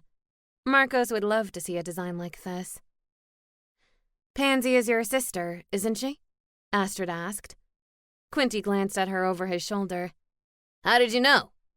You have that subtle animosity that only seems to come with siblings, Astrid replied. Plus, you yelled at her when she opened your office door. It seems like the kind of thing you do to a family member rather than a proper employee. We reached the next floor, where Quinty gave Astrid a full smile. You're very good, Sheriff. Now tell me how I can help you. I assume Britta isn't with you for a reason. Astrid nodded. We need to ask you some questions. I figured it would be best if we weren't distracted by pre-existing relationships. Quinty frowned. Now I'm concerned. This sounds serious. He walked further into the room, and I gasped. The ceilings were easily 15 feet high, and the floor was one massive room full of inventions. I could have spent hours in here and not seen everything. I spotted a magical washboard that appeared to operate by itself, a tie that knotted itself, a full-sized box that folded up small enough to fit in your pocket when not in use. This place is amazing, I said. A blush crept into my cheeks. Sorry, I didn't mean to get off topic. I've heard you're very talented, and you worked wonders on my Volvo, but this place is something else. Quinty folded his arms and beamed with pride. He was like his sister, slight in stature and very elf-like. Volvo, did you say? I nodded. Daniel brought it to you.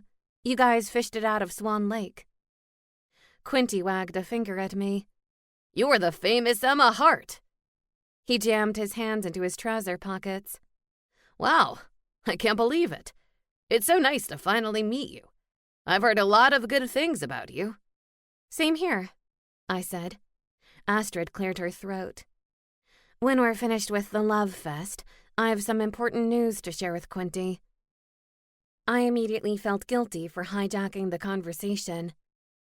Of course. Sorry, Astrid. Astrid fixed her attention on Quinty. I'm afraid I have some bad news. It seems that one of your employees was found dead yesterday morning. Quinty's mouth dropped open. I only have 2 employees out today, and I spoke to one of them this morning. His expression clouded over. That leaves Walter. I'm afraid so, Astrid confirmed. We're working to identify the cause of death, but it looks like murder. Quinty began to choke. Murder? Are you sure? Not yet, Astrid admitted, but it looks likely. Quinty covered his face with his hands. I can't believe it. Poor Marianne. He yanked his hands away and stared at us. Dear God, does she know? Astrid nodded. She didn't seem to think Walter had an enemy in the world. We thought we would talk to you and see if you had the same impression. Quinty paced the floor in front of us, dragging his fingers through his spiky hair. I do. Walter was the most jovial troll you'd ever want to meet. It was one of the reasons we worked so well together. Usually elves and trolls are at loggerheads, but Walter was different. That matched what his wife had said. Did he have any issues with other employees? Maybe an argument that carried over into their personal lives? Astrid asked. Not that I can think of, he said. You'd have to ask Pansy. She's much more aware of office politics than I am. I tend to have my head in the clouds most of the time. When I was in the human world, I went to Thomas Edison's workshop, I said. This place is like a magical version of his. Quinty gaped at me. You've been to Thomas Edison's workshop?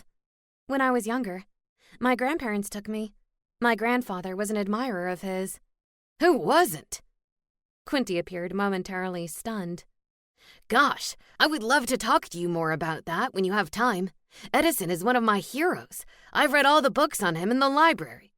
Really? Looking around his magical workshop, I couldn't imagine what Quinty could learn from a human inventor. It showed how naive I was about such things. Absolutely, Quinty replied. What an opportunity!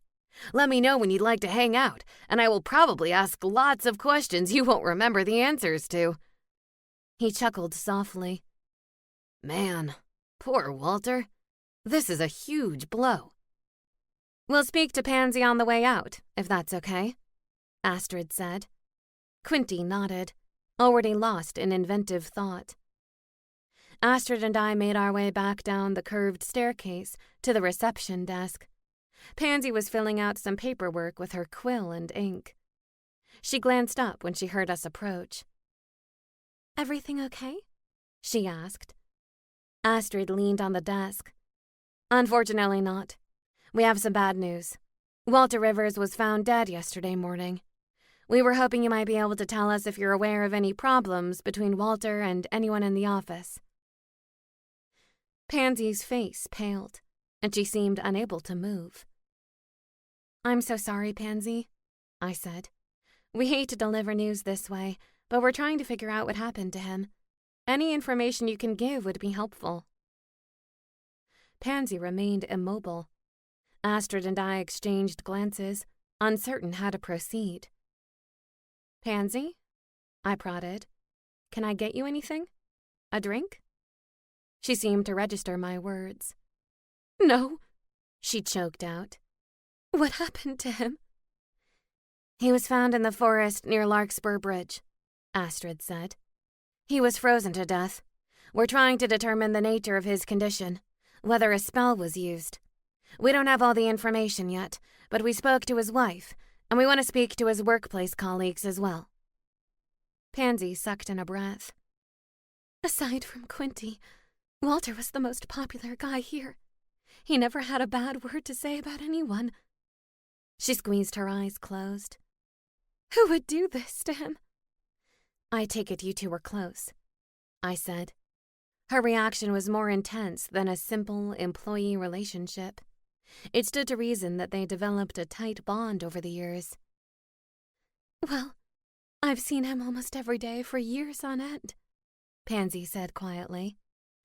You get to know someone when you spend that much time with him. Why don't we give you a chance to collect your thoughts? Astrid said. When you're ready to talk, come down to my office. Or I'd be happy to come back here. Whatever works best for you. Pansy inhaled sharply and nodded. She seemed to be struggling to breathe normally. Maybe go upstairs and talk to your brother when we leave, I suggested. Don't just sit here and try to carry on like everything is normal. That wasn't a healthy response. Not that I was an expert in healthy communication. Pansy gave a crisp nod. I will.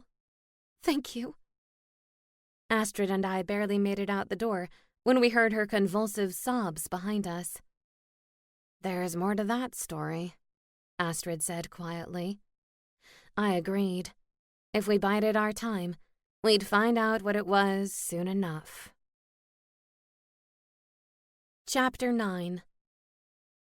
As I passed through the town square on my way back to the office, a familiar set of broad shoulders grabbed my attention. Daniel! I called before I could stop myself. He turned to me, flashing an angelic smile, and my heart skipped a beat. I wondered if there would ever come a day when I looked at him and felt nothing. It seemed impossible. You look energized, he said.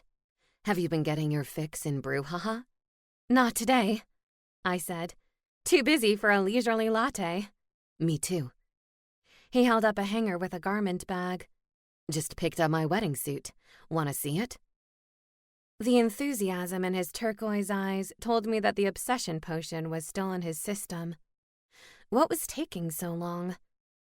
Oh, I wouldn't want anything to happen to it, I lied. Best to keep it covered up when you're outside. Good point. Elsa would murder me if I ruined the soup before the wedding. No, she'd likely murder me and dance on my corpse in her wedding shoes. Are you nervous about the big day? I asked. I hated making small talk about my nightmare, but it seemed like the only thing to do right now. He puffed out his chest. I feel great. Elsa is an incredible fairy. I'm lucky to have her. Inwardly, I winced. No, Elsa is lucky to have you. I'm sure it will be a very grand affair, I said, trying to keep my tone neutral. Elsa doesn't seem to do understated. No, he said with a short laugh. She really doesn't. She's my fancy fairy. The longer we spoke, the angrier I became. Something must have happened with the mayor. I couldn't understand why Daniel was still obsessed. It made no sense. Elsa is controlling the seating chart at the country club, but I made sure she didn't stick you at the dwarves' table. I like dwarves. What's wrong with that? He grinned. You haven't attended a Spellbound wedding yet, have you? A lump formed in my throat, and I struggled to speak. No. And now my first one would be the worst one I could possibly imagine. Dwarves are notorious for drinking too much and causing chaos at weddings. You're not a bridesmaid, though, so you should be safe, though you may be pretty enough to be a target. He winked at me, and my insides melted. Thanks for the tip, I said. I'll be sure to steer clear. I gazed at him a beat too long, and he broke into a broad smile. Everything okay? You seem dazed. I seemed dazed? Ugh, the cruel irony. Sorry. I desperately tried to shake his hold on me. Lost in thought. I need to go see the mayor about a town council issue. You're heading in the wrong direction, then, Daniel said. Yes, I realized that. There was no saving face. I just had to embrace the idiot I appeared to be. I'll talk to you soon. Hope so, he said. I miss our chats. I felt a pang of longing in my chest. Me too. I spun on my heel and hurried to the mayor's mansion before he could see the tears glistening in my eyes. I didn't care if the mayor was in her underwear in the middle of a dress fitting. She was going to explain herself to me. Right now. Luckily for me, I didn't need to walk all the way to the mansion. Speak of the devil and she appears, I said, as the mayor came toward me, flanked by her two hounds, Zeus and Hera. Her expression hardened when she saw me. Nice to see you, dear. I hear you're quite busy these days with a nasty case of indecent exposure. As I advanced toward her, Hera growled. I took a careful step backward. I just ran into Daniel, who still seems very excited about his upcoming wedding. Even had his wedding suit. Care to explain? Not really, she said dismissively. I owe you nothing. When she attempted to flutter past me, I blocked her path. What's going on? Why haven't you done anything? I did something, the mayor said. Just not what you wanted. My stomach dropped. What do you mean? Where's the vial? The vial has been taken care of, she replied coolly. And Elsa has taken steps to ensure that no one finds the others. I gaped at the imperious fairy. I don't understand. You don't want this wedding to happen any more than I do. No, I don't. But I've weighed that outcome against what would happen to Elsa if anyone found out, and I've landed on the side of sucking up to a new son-in-law. I couldn't believe what I was hearing. We had a deal. You can't do this. I can, and I have, the mayor replied simply. My body was rigid with fear and panic. The vial was gone.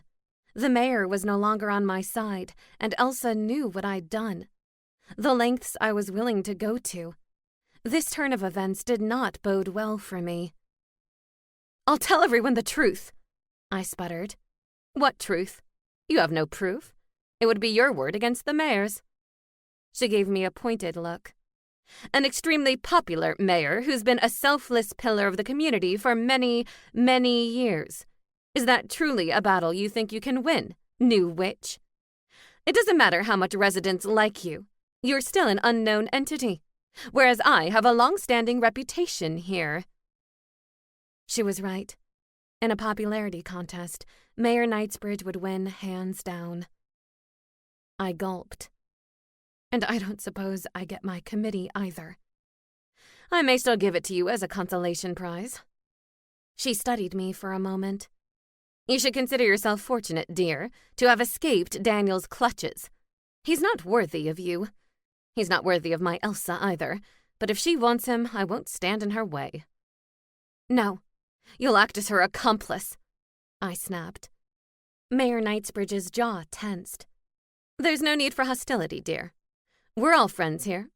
When you live long enough, you'll learn that you can't always get what you want. Live long enough? I'd learned that hard truth when I lost my mother at 3 years old. And I learned it all over again when I was 7. I didn't need some haughty fairy to teach me life lessons. Maybe if you had taught your daughter that valuable lesson early on, then we wouldn't be in this mess now. The mayor's mouth twitched. See you at the wedding, dear. I'll be sure to have extra tissues on hand for those so inclined to express regret. She brushed past me, her hounds hot on her heels. I continued to stand there, my hopes and dreams crashing down around me. The invisibility spell had been for nothing. The evidence was gone. The mayor was no longer an ally. I felt like dissolving into the cobblestone. I'd blown my chance to bring Elsa down. An image of Daniel flashed in my mind. His engaging smile. The look of surprise in his eyes when he'd kissed me at the high school dance. There was a real connection between us. I couldn't give up on him. Although Magpie would hate me for saying this, there was more than one way to skin a cat. Chapter 10.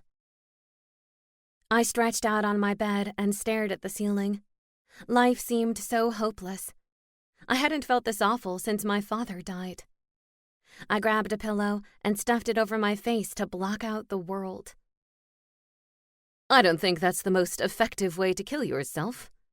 Gareth's muffled voice penetrated the feather-stuffed barrier. I'm not trying to kill myself, I replied. What's that now? I can't understand a word. I tossed the pillow aside. I'm not trying to kill myself. I'm trying to block out the sounds of my abject failure. Then let's focus on something positive for a change, Gareth said, hovering beside the bed. Firstly, I have helpful information for you. I sat up quickly. About Daniel? No, sorry, he said. About the murder case. Walter Rivers. I squinted at him. You have information about Walter? Aye. I manifested in the library again and overheard someone gossiping about Walter's neighbor. It seems that he and Walter were at odds over something. Not sure what. Which neighbor? I asked. I only heard the name Jeremiah. Thanks, Gareth. That's actually incredibly helpful. Don't sound so surprised, he scoffed. What's secondly? Eh? You said firstly, which implies there's a secondly. His expression brightened. Oh, yes. Secondly, I'd like to help you with the committee. What committee? I asked glumly. The committee you've been fighting for. The one to revise the sentencing guidelines, he replied. I'd be an invaluable resource for you. I pulled my knees to my chest. I have no doubt that you would, but I don't think the mayor plans to stick to her promise. Since she already broke the most important promise of all. Why don't you report her to the council? Gareth urged. What she's done is reprehensible. Who's going to believe me? I asked. The mayor has a solid reputation. She isn't like Sheriff Hugo. True, Gareth agreed. But people like you too. They trust you. Do they? I wasn't so certain. I think they're starting to, but I'm still a newcomer. Most people are probably waiting to make up their minds. I made up my mind the day we met, Gareth said. You're a special case, I replied. I'm the only one who can see you. You didn't have a choice. What about Marcos? Gareth asked. He made up his mind by the end of the first date, I suspect. It wasn't a date, I insisted. What about when Daniel marries Elsa? Gareth queried. Will you give the Minotaur with the tight buns a chance then? Firstly, it's if the wedding takes place, not when. Semantics, Gareth said with a dismissive wave. Secondly, I paused. I can't invest in that type of negative thinking. Gareth gestured to the pillow. Methinks you already have. Ugh. I had to pull myself together. Shoving a pillow over my face was not going to solve my problems. I had to be stronger than this. Daniel is not going to marry Elsa, I said. I won't allow it. Gareth arched an eyebrow. Won't allow it, eh? Fighting words from the upstart witch. They were fighting words, and I meant every one. I had to find a way to stop Elsa from ruining Daniel's life. With her, he could never be the angel he wanted to be. He'd never get his halo back. Elsa was too selfish to help him achieve his dream of redemption. She only wanted to control him, to own him like a pet. It sickened me. Maybe if I tapped into my sorceress powers. But I couldn't. Not without revealing my true nature. Daniel deemed the risk too great. On the other hand, if the risk meant I could save him, then maybe it was worth it. Gareth. I wanted so desperately to tell him. If anyone refused to judge me, it would be Gareth. As a gay, dead, undead Scottish vampire, he understood stereotypes and the downside of ignorance all too well. What is it? Daniel's warning echoed in my head. That I would be feared and misunderstood. That I would be shunned. If the worst happened, I had nowhere to go. I was trapped in Spellbound, just like everyone else. Nothing, I mumbled. Just feeling insecure is all. From powerful to insecure in 20 seconds flat, Gareth mused. I suppose it's a skill somewhere. I shrugged. What can I say? I'm a complicated human being. You forgot annoying, Gareth said. Hey. I elbowed him playfully and was pleased to bump against something vaguely solid. Check that out. I know, he said proudly. It takes a fair bit of concentration, but I can add dimension when I put forth the effort. Did Lyra say it's possible for you to be permanently corporeal again? I asked. It won't work like that, he replied. I'll always be a ghost, but I'll be able to interact more on this plane than I've been able to so far. This plane? Is there anywhere else you can go? I mean, I know they wouldn't admit you to the afterlife, but are there other planes of existence you can visit aside from this one? Even my ghost is trapped in Spellbound. You know that. I know. But the curse can't extend beyond this plane of existence, can it? If it could, then that was one almighty curse. I suppose not, he admitted. But I'm not aware of any other planes to visit. When I practice leaving the house, I focus on my next destination. I sort of blink and find myself there. Well, it's nice to see you gaining weight, I joked. Gareth pretended to suck in his stomach. Aye, it truly is. And that's the only time you'll ever hear that from me. If this committee ever gets off the ground, I said, how about I hold the meetings here until you can appear in more places? But no one will be able to see me or hear me except you, Gareth complained. And you'll be too busy running the meeting to translate. I tapped my chin. Then I'll invite Cassandra to attend as well. She can act as your translator. Cassandra was a psychic that could channel Gareth. Although her abilities weren't as straightforward as mine, they were better than nothing.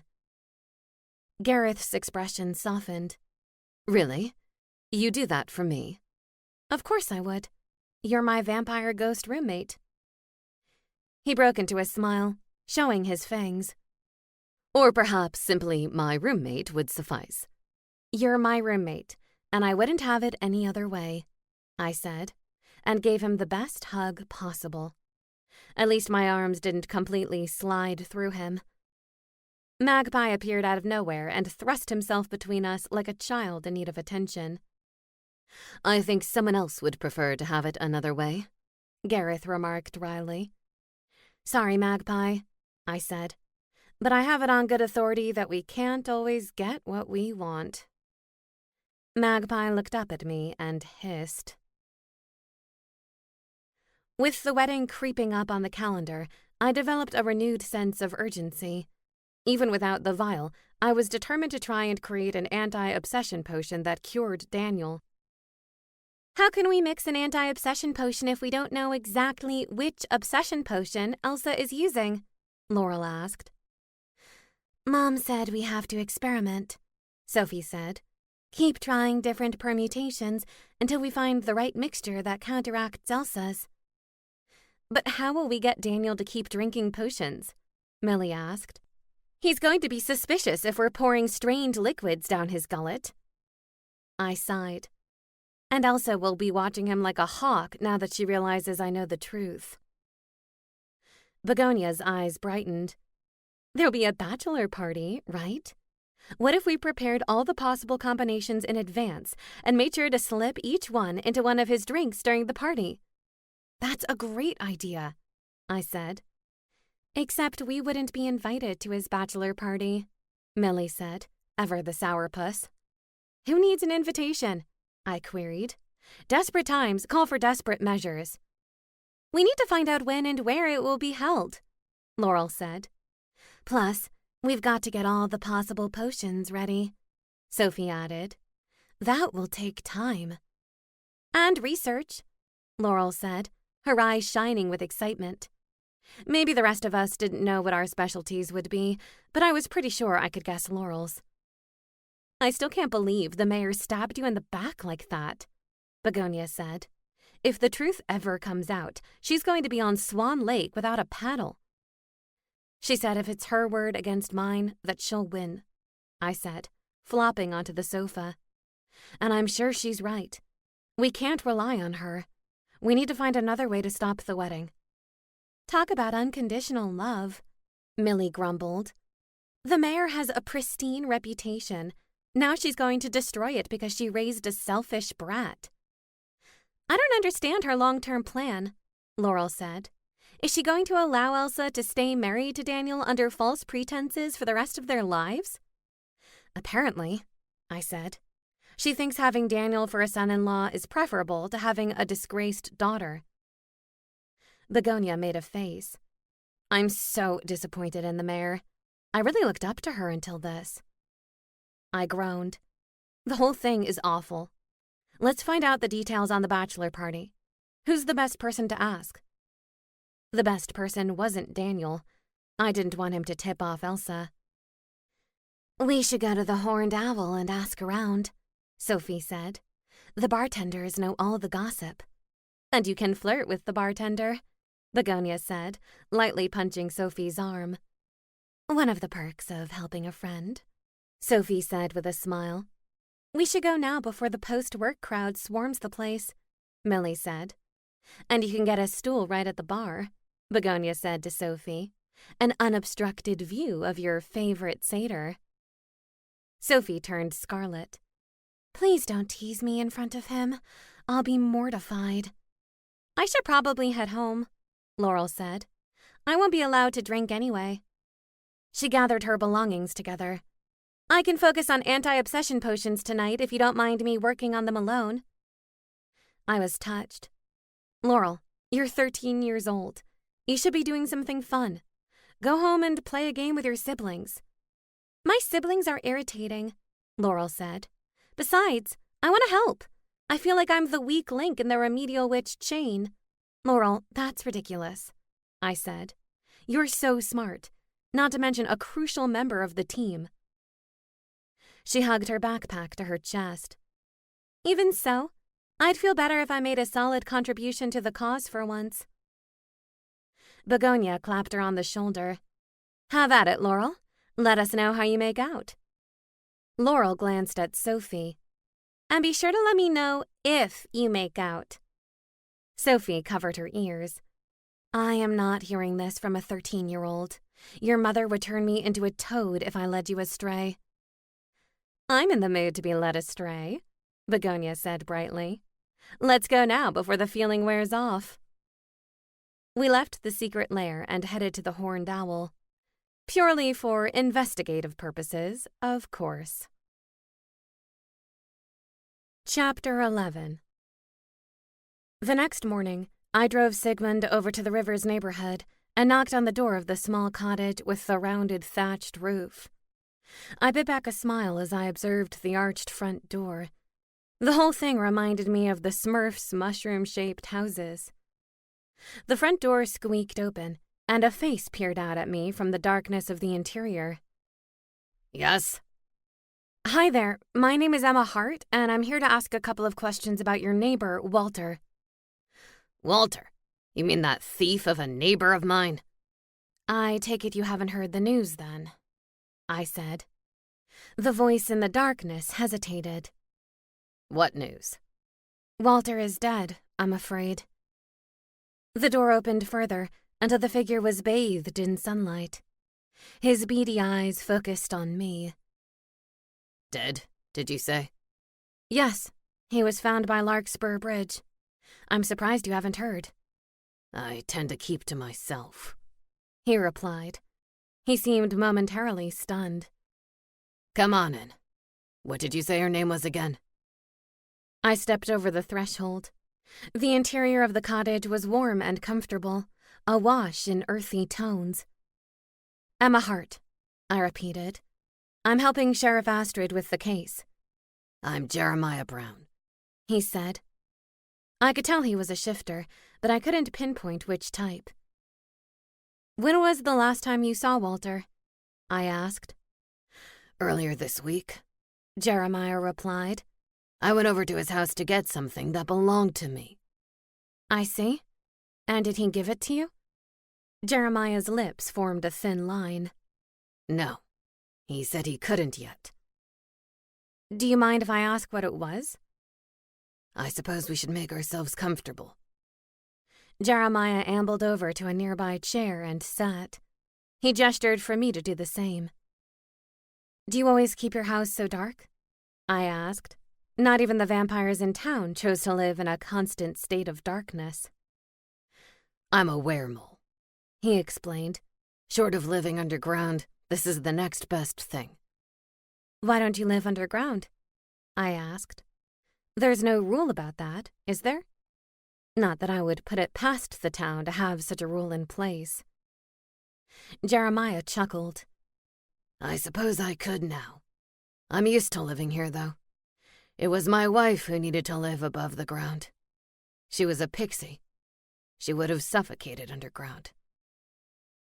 Even if he hadn't used the past tense to talk about her, I could tell by the expression on his face that his wife was deceased. I'm sorry, Jeremiah. I didn't realize. He waved me off. It's been 4 years now, he said.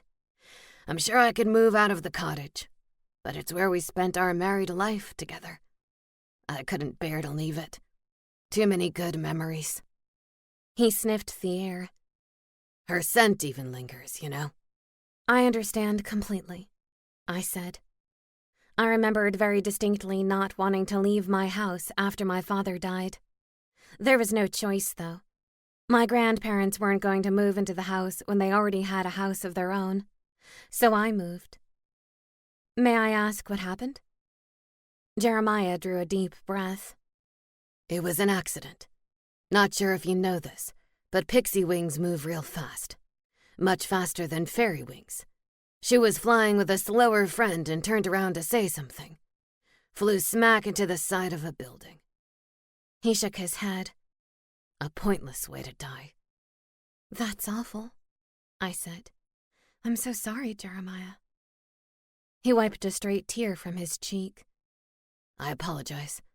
I still find it difficult to talk about. Don't apologize to me, I said. Of course it's difficult. She was your wife and you loved her. He sniffed and nodded. That's why I was so angry with Walter. He knew how important those items were to me. I just wanted them back. Which items did he borrow? I asked. Her wings. I nearly choked on my saliva. I'm sorry. Did you say her wings? Yes. And also a jar of her pixie dust. I'd scraped together as much as I could find. She used to leave it lying around the house, you see. She wasn't exactly known for her neatness. He smiled to himself. I tried to digest the information. Why did you lend these items to Walter? Because I knew he was working on an invention and thought they would be helpful. My wife would have liked the idea of contributing to something like that. Paranormal organ donation. I gave him a sympathetic smile. And let me guess, you eventually had a change of heart. Jeremiah nodded emphatically. I couldn't sleep, knowing I didn't have her wings or her pixie dust. It started to feel wrong.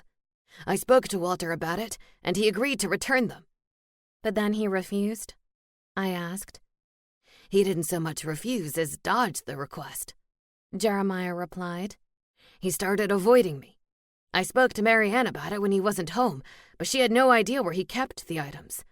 We even looked in the house together. So when you confronted Walter at his house a few days ago, what happened? Jeremiah scratched his head. He promised to get them for me, but he said he needed some time. And were you willing to give him that? I was angry, I'll admit that much. You have to understand, we're talking about a piece of my wife. It felt like I handed over one of my own limbs, and he wouldn't give it back. I know I offered them in the first place, so I wasn't being fair. He trailed off. We don't always act rationally when emotions are involved. No, we certainly didn't. It's okay, Jeremiah, I said. I'm not here to judge you. I think anyone in your position would feel the same. It was generous of you to offer them in the first place. I didn't even know what he was working on, but I trusted him, Jeremiah said. Pretty stupid, right? No, not stupid at all. I have a feeling that your wife would have approved. Jeremiah pressed his lips together, clearly thinking of her. She would have. She loved talking to Walter about his inventions. If you don't mind my asking, how did he die? He froze to death, I said. Sheriff Astrid suspects foul play. The lab report shows traces of magic. Is that so? Then I guess you're looking for a magic user, Jeremiah said. And I am definitely not that. Neither was Walter, but that didn't stop him from working with pixie dust. Jeremiah blinked his beady eyes. You think I'm a suspect? Not anymore, I said. Jeremiah seemed surprised. I could be lying to you. Why do you believe me? We all have our skills, I said. I happen to be a decent judge of character. Jeremiah nodded approvingly. Do me a favor, he said. If you happen to find my wife's wings and the jar of pixie dust, will you return them to me? As long as the sheriff approves it, then yes, definitely. He closed his eyes gently, relieved. Thank you. Chapter 12. I entered the grapevine room of the Spellbound Country Club. I learned from the bartender in the Horned Owl that it was the upscale bar and restaurant in the club. Since Daniel wasn't even a member here, I had no doubt that Elsa had made the arrangements. Of course, she chose a very masculine environment. The room screamed metrosexual steakhouse. No succubi strippers in G-strings and cheap feather boas for Daniel. I hated to come alone, but I knew that a group of remedial witches would draw too much attention at a bachelor party, and I didn't want my friends implicated if anything went awry. It would have been different if the party had taken place at the Horned Owl, because we're regulars there. I'd never been to the grapevine room before. Even now, I'd concocted a plausible story for showing up here. Emma, what on heaven and earth are you doing here? Stars and stones. Daniel looked incredibly handsome in a hot pink polo shirt and neatly pressed trousers. His rugged jawline was covered in attractive scruff. I'm waiting for Gareth, I lied. He's been making an effort to materialize here. The Grapevine Room was one of his favorite places. Oh. He looked around, as though seeing it for the first time. It is nice in here, isn't it? And busy. I nodded toward the crowd surrounding the bar. He shrugged. Apparently, you discover you have more friends than you realize when it's your bachelor party. At least they're here to have fun. I recognized a slew of faces. Demetrius Hunt and his vampire circle. Former sheriff and resident grumpy centaur, Hugo. You look pretty tonight, he said, admiring my simple black shift dress. Black suits you. Thank you, I replied, resisting the urge to melt into a puddle. What's with the half-hearted attempt at a beard?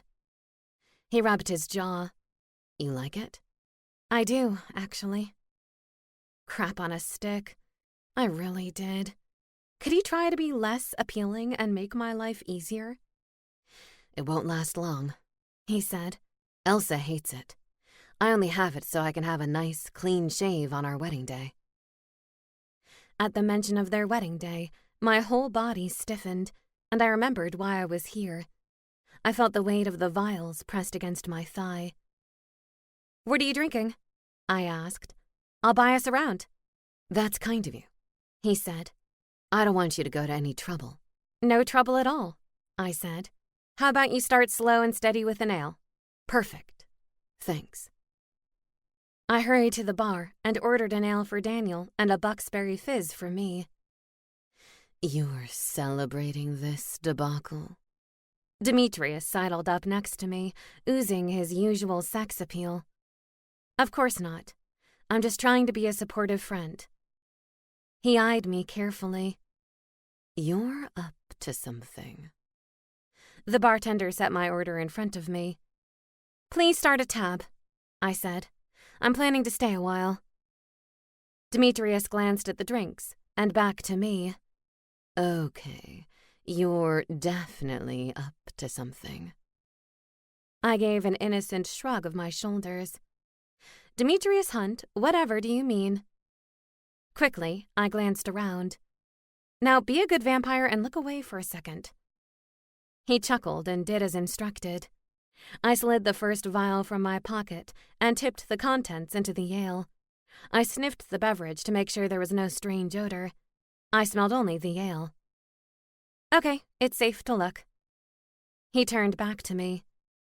I don't know what you're up to, but please let it involve a stripper pole and magical boobs.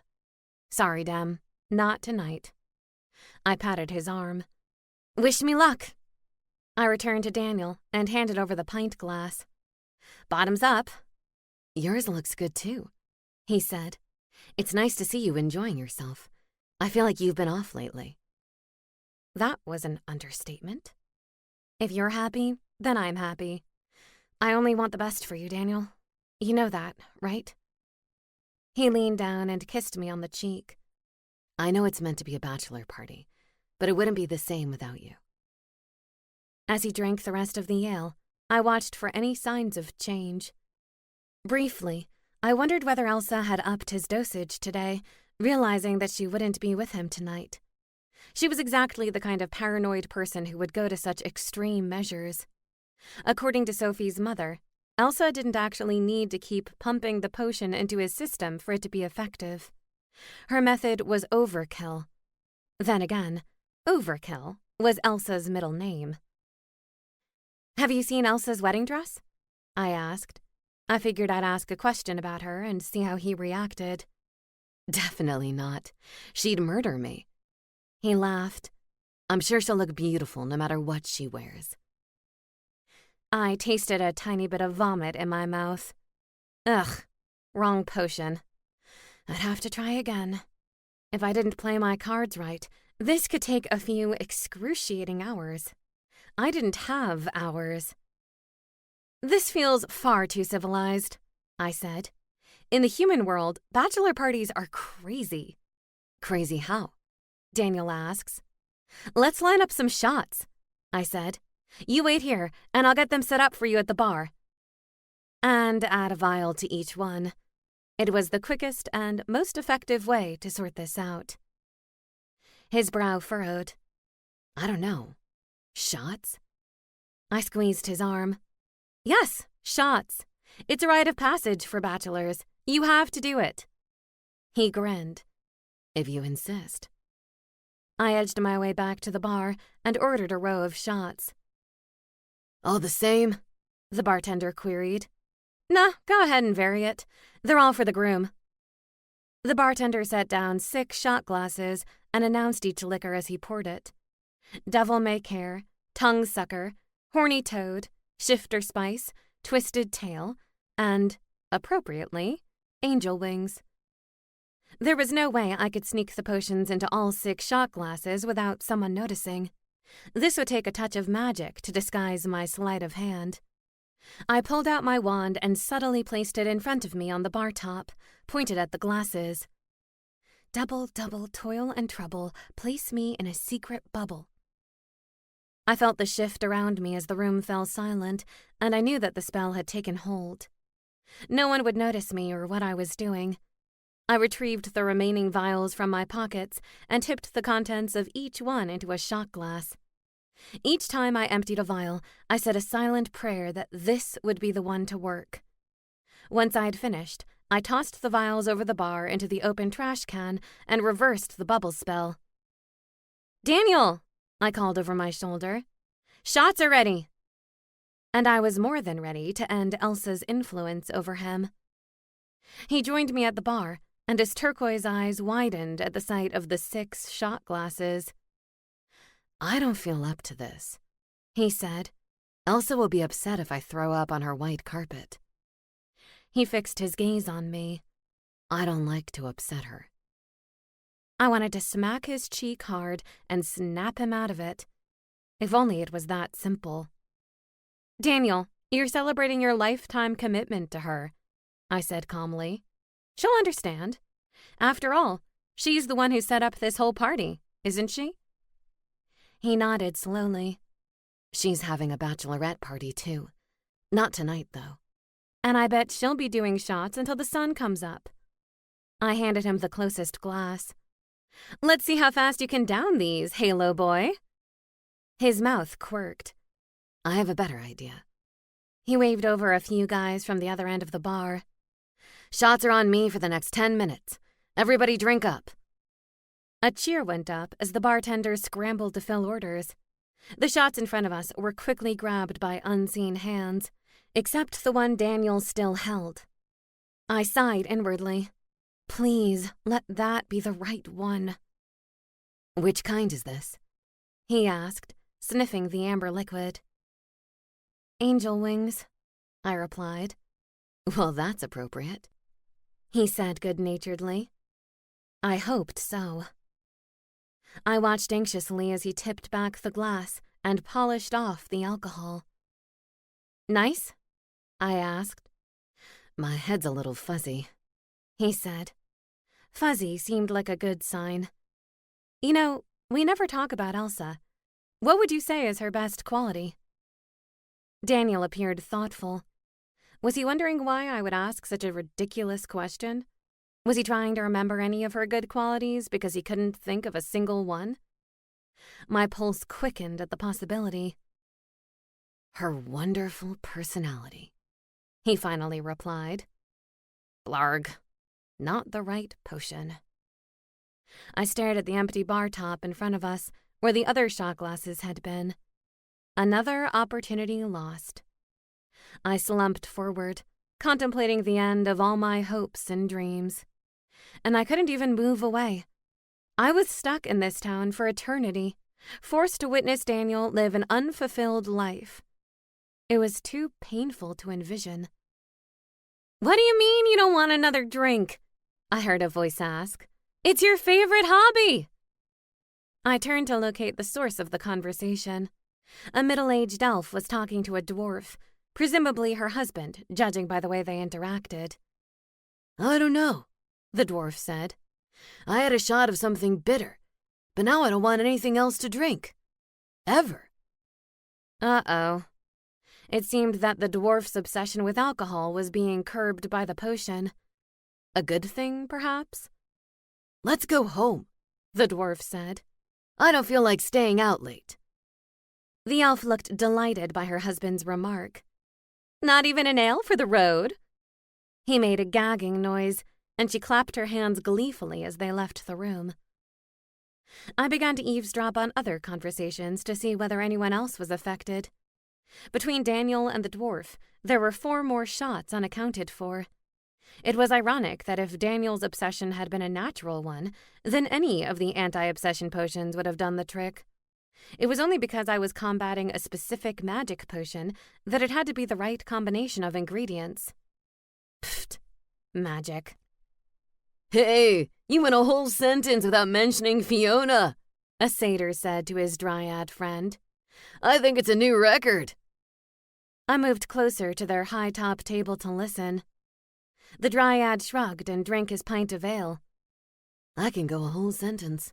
In fact, I bet I can go the rest of the night. Really? The satyr didn't seem convinced.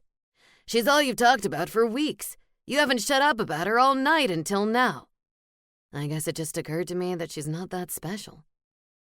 The satyr wore a baffled expression. Dude, if I didn't know you better, I'd think you were playing mind games with me. The satyr shook his head and finished his drink.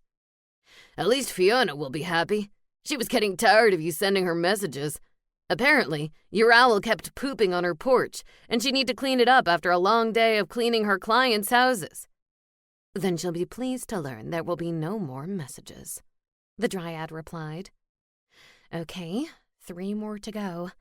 I threaded my way through the crowd, listening intently. What do you mean you don't like that shirt? You insist on wearing it every time we go out. I'm surprised it hasn't sprouted legs and walked away. 2 left. I'll bet you 50 gold coins you can't resist biting your nails in the next 10 minutes, a centaur said. Bring it on, his werewolf companion said. The only thing I want to gnaw on right now is a juicy piece of steak. We should sit down and order. And 1 more. It took a few minutes, but I found the final recipient of the potion standing in front of the magical music player. Why are you trying to stop your song from playing? The vampire asked. You play it on repeat every time we're here. It annoys everyone. Then why are you so concerned? The other vampire shot back. Just be grateful I don't want to hear the song anymore. Ever again. Believe me, I am. I felt a strong hand on my shoulder and whipped around. I've been looking for you, Daniel said. You wandered off after the shots. Sorry, I wanted to mingle. Did I just use the word mingle? It made me sound like a refugee from the 1970s. Are you having fun? He cocked his head. I guess so. This isn't really me, though, you know? Boy, did I ever. Why don't you go home? Because Elsa will know I left early, and I'll feel like I let her down. Can't you go to your own house? He stroked his stubbled chin. I hadn't really thought of that. I guess I can, although Elsa prefers that I stay with her. No doubt. She misses me when I'm not around, he said with an apologetic grin. I don't want to upset her. I'll hang out here for a little longer and then go to her house. My spirits sank. There was nothing more I could do here tonight. Demetrius appeared beside us, holding 2 full glasses. You both look like you could use a drink. What was that saying? If you can't beat 'em, join 'em. I accepted the beverage and took a defeated gulp. Come back to the bar, Demetrius said. A group of us are taking bets on which vampire has the longest fangs. We're about to do the measurements. That sounded oddly entertaining. I glanced at Daniel. Are you game? He clinked his glass against mine. Why not? I gulped down the rest of the alcohol, and my mind went cloudy. And I'll have another drink while we're at it. At this point, the cloudier, the better. Chapter 13. I sat in my office with my forehead resting on the desk. My meeting with Buck had just finished, and I was taking a moment to clear the cobwebs from my head and the cotton from my mouth. Magical hangovers were so much worse than human ones. "Do I need to send for a hangover potion?" Althea asked, poking her head in the doorway. "You look like death ran over you, and then backed up and did it again, just to be sure." I knew her assessment was accurate, because Buck didn't even attempt to hit on me during our meeting. When a werewolf with as much testosterone as Buck keeps his distance, you know you're not looking your best. "I'll be fine," I said unconvincingly. I should have taken something before I left the house this morning. I hadn't been thinking clearly.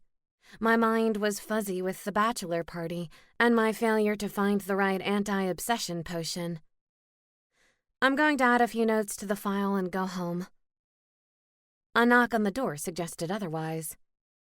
"Who is it?" Althea called. The door opened, and Alex stepped into my office. He took one look at me and balked. "Is this a bad time?" he asked. I waved him forward. "Do not fear the woman behind the mess." Hesitantly, Alex took a seat across from me. His jeans were so tight that I was surprised he could sit without being uncomfortable. Not that I minded the view. Even vampires without a pulse wouldn't mind that view. "Buck left a few minutes ago. We're working on his defense." "I know. That's the reason I'm here." "Oh. Do you have information that would help us?"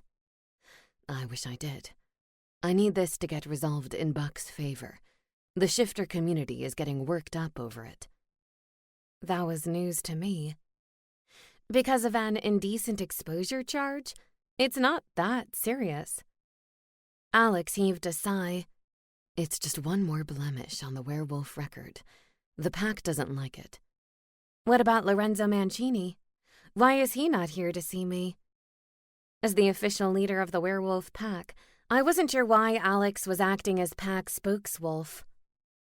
"It's because of his position on the town council," Alex explained.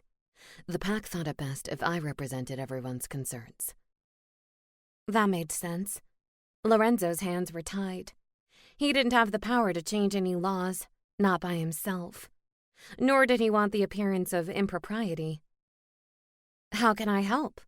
I asked. "Outside of defending Buck, I'm not sure what else I can do." He tapped his foot anxiously on the floor. "I heard you're spearheading a committee.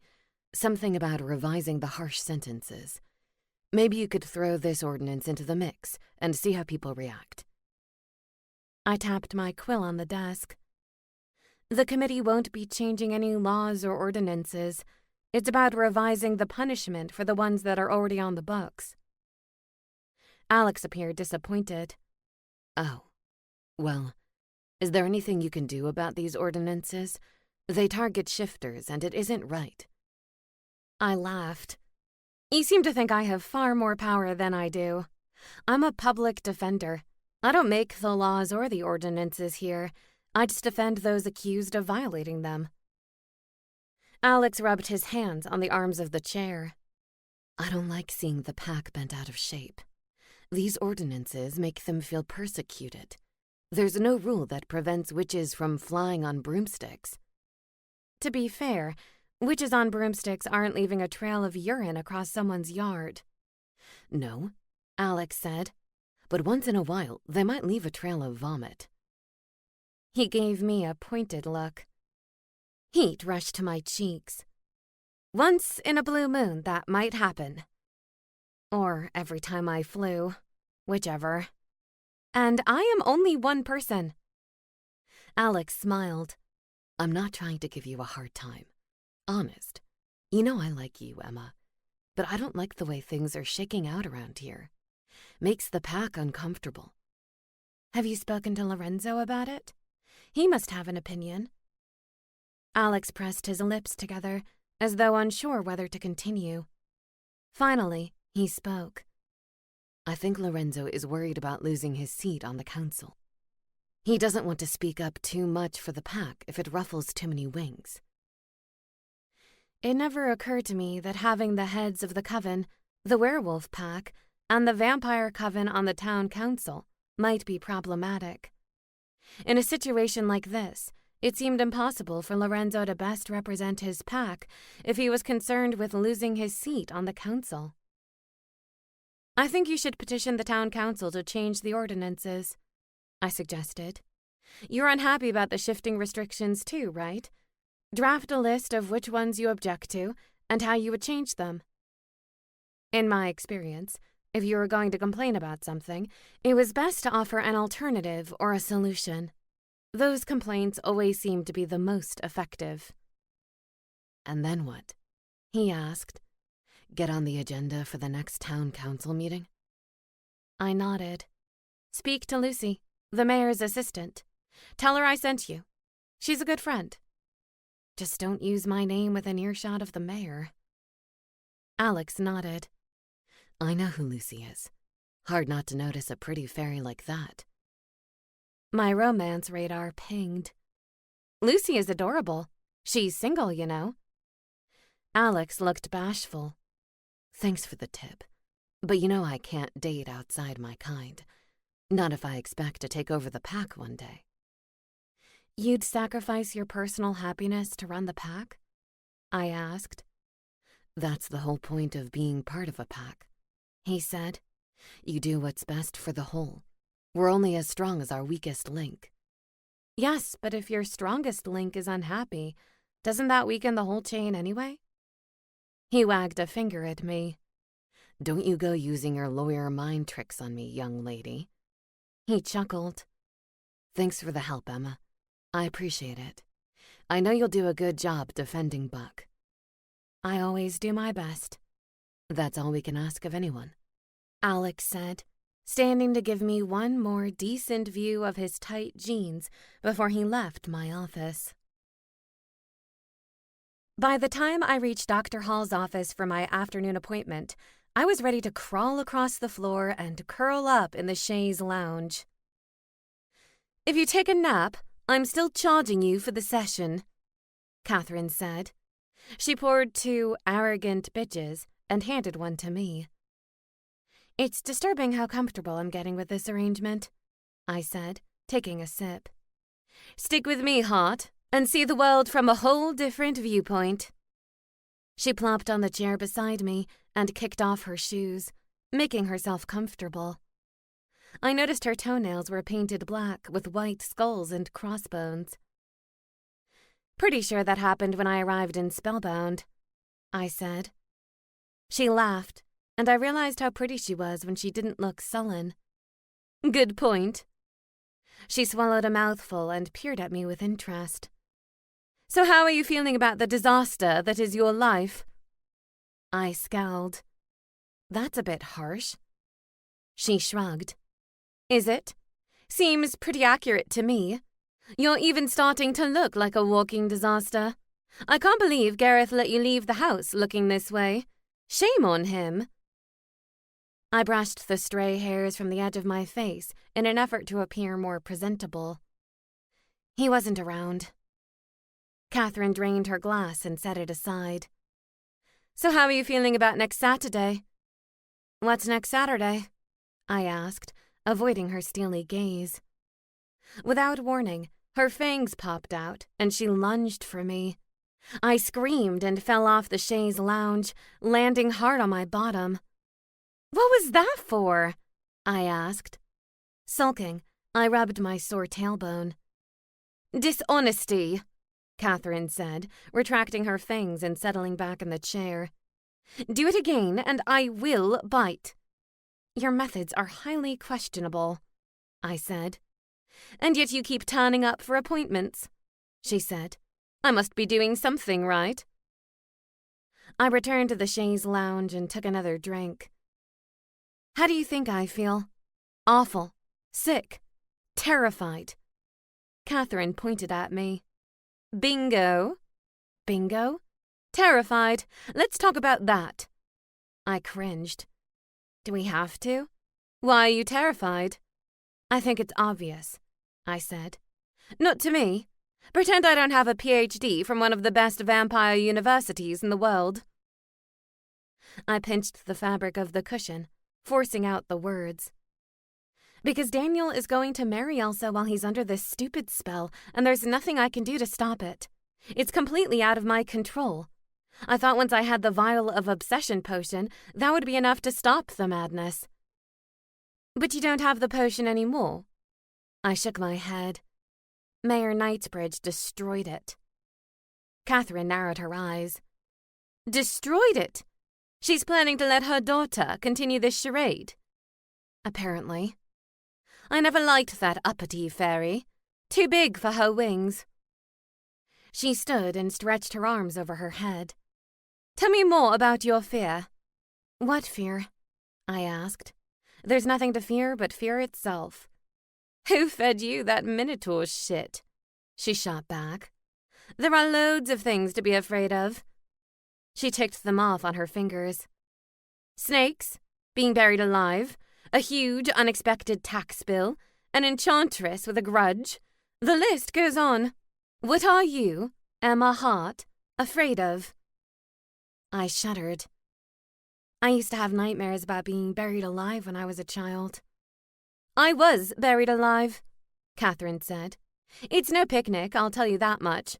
Luckily, I woke up as a vampire, so I simply clawed my way out of the coffin. Easy peasy. The thought was horrifying. You were buried alive? Catherine returned to the bar to refresh her glass. I guess technically I was dead, and then I became undead. You still haven't told me the story of how you became a vampire. She gave me a dismissive wave. We're here to talk about you, honey. Are you sure about that? She ignored the question. Fear. Go. I'm afraid of losing Daniel forever. The way you lost your parents forever. I nodded and sipped my drink. The alcohol warmed my stomach, and I felt a little better. Getting to know him filled a hole in me that I didn't even realize existed. To have to imagine a future without him. I blinked back tears. It's a dark place. I'd rather time stand still. You made it this far without your parents, Catherine said. How did the future look after your father died? I was 7, I replied. I didn't have a concept of the future then. It was more about coming to terms with never seeing my father again. Daniel's star isn't like your parents. He's immortal. An angel, remember? You'll be able to see him as long as you live. Of course, you'll see him married to someone else. I buried my face in my hands. Gee, thanks for the upbeat reminder. Catherine shrugged. If you love Daniel so much, you should just be grateful that he's here on Earth, even if he's walking blindly among the living. But he deserves better than that. Why does it bother you so much? She prodded. If he's oblivious and seemingly content. Because he doesn't belong with Elsa. It isn't right. Says who? My jaw tensed. Do you mean to tell me that if Lord Gilder suddenly became engaged to someone like Lady Weatherby, you wouldn't be crying foul and screaming to the hilltops that it isn't right? J.R. Weatherby? Catherine scoffed. Unlikely. She's not his type. Because you are? Catherine glared at me. Stop trying to turn the tables. We're talking about your fear, not mine. If I were going to talk about fear, I'd talk about the time I was chained to a wall and left to starve. I didn't know when or if anyone would come to help me. A lump formed in my throat at the thought of Catherine in such a dire situation. Did that really happen? It was hard to know with her. I remember every excruciating moment. You obviously escaped. Thank the devil. I was a vampire who got involved with the wrong guy. A human did that to you? I asked, shocked. No, a self-loathing vampire. He tried to torture the vampirism out of me. She gave me a sad smile. He'd been a preacher before he was turned, and he had a difficult time with his situation. And yours, apparently. Every time I thought my life was in the toilet, Catherine found a way to make it seem like a Sunday picnic compared with hers. So back to Daniel, she said. What's the worst that can happen if he marries her and believes he loves her? If that's his reality, then is it so horrible? Yes. I struggled to find the right words. He won't be living an authentic life if the love isn't real. The marriage will be a lie, a sham. But if he believes it to be real, is there actually a difference? I leaped to my feet. Of course there's a difference. Daniel wants his halo restored. He wants to make amends and do good deeds to make up for past wrongs. He wants to be the best version of himself. He can't possibly do that if he's living a lie. Catherine blew out a breath. And let me guess, Miss Leaping Llama Drama, without him, you don't think you can be the best version of yourself either. His failure becomes your failure. Was that what I believed? Maybe it was. I never in my wildest dreams believed I would ever meet anyone like him, I admitted. Because you lived in the human world? No, because of our connection. It was immediate. I feel. How could I describe the intense and yet soothing nature of our relationship? I feel like we've always been a part of each other's lives. Being with him feels as natural as breathing. Catherine scraped her knuckle along her cheek. And now Elsa has cut off your oxygen supply. Dr. Hall, are you crying? She hissed and bared her fangs. Of course not. Don't be absurd. Crying is for people about to be eaten. She shot me a guilty look. I mean, sad people. Very sad. It's okay to be sad, I told her. Sadness can be a healthy emotion, as long as it doesn't take over your life. Listen to you, she said, draining her second glass dry. Only one of us has the degree in psychology, remember? No chaise lounge analysis, please. I think you should ask Lord Gilder to be your date to the wedding, I said. Someone should be happy next Saturday. It might as well be you. Catherine shook her head adamantly. Going solo. Usually I skip the ceremony and show up for the reception, but I'm making an exception this time. Oh? Why is that? Because if you make a complete ass of yourself, I don't want to miss a second of it. Has anyone ever told you that you're a weird therapist? All the time. Catherine leaned back in her chair and smiled proudly. Thank you. Chapter 14.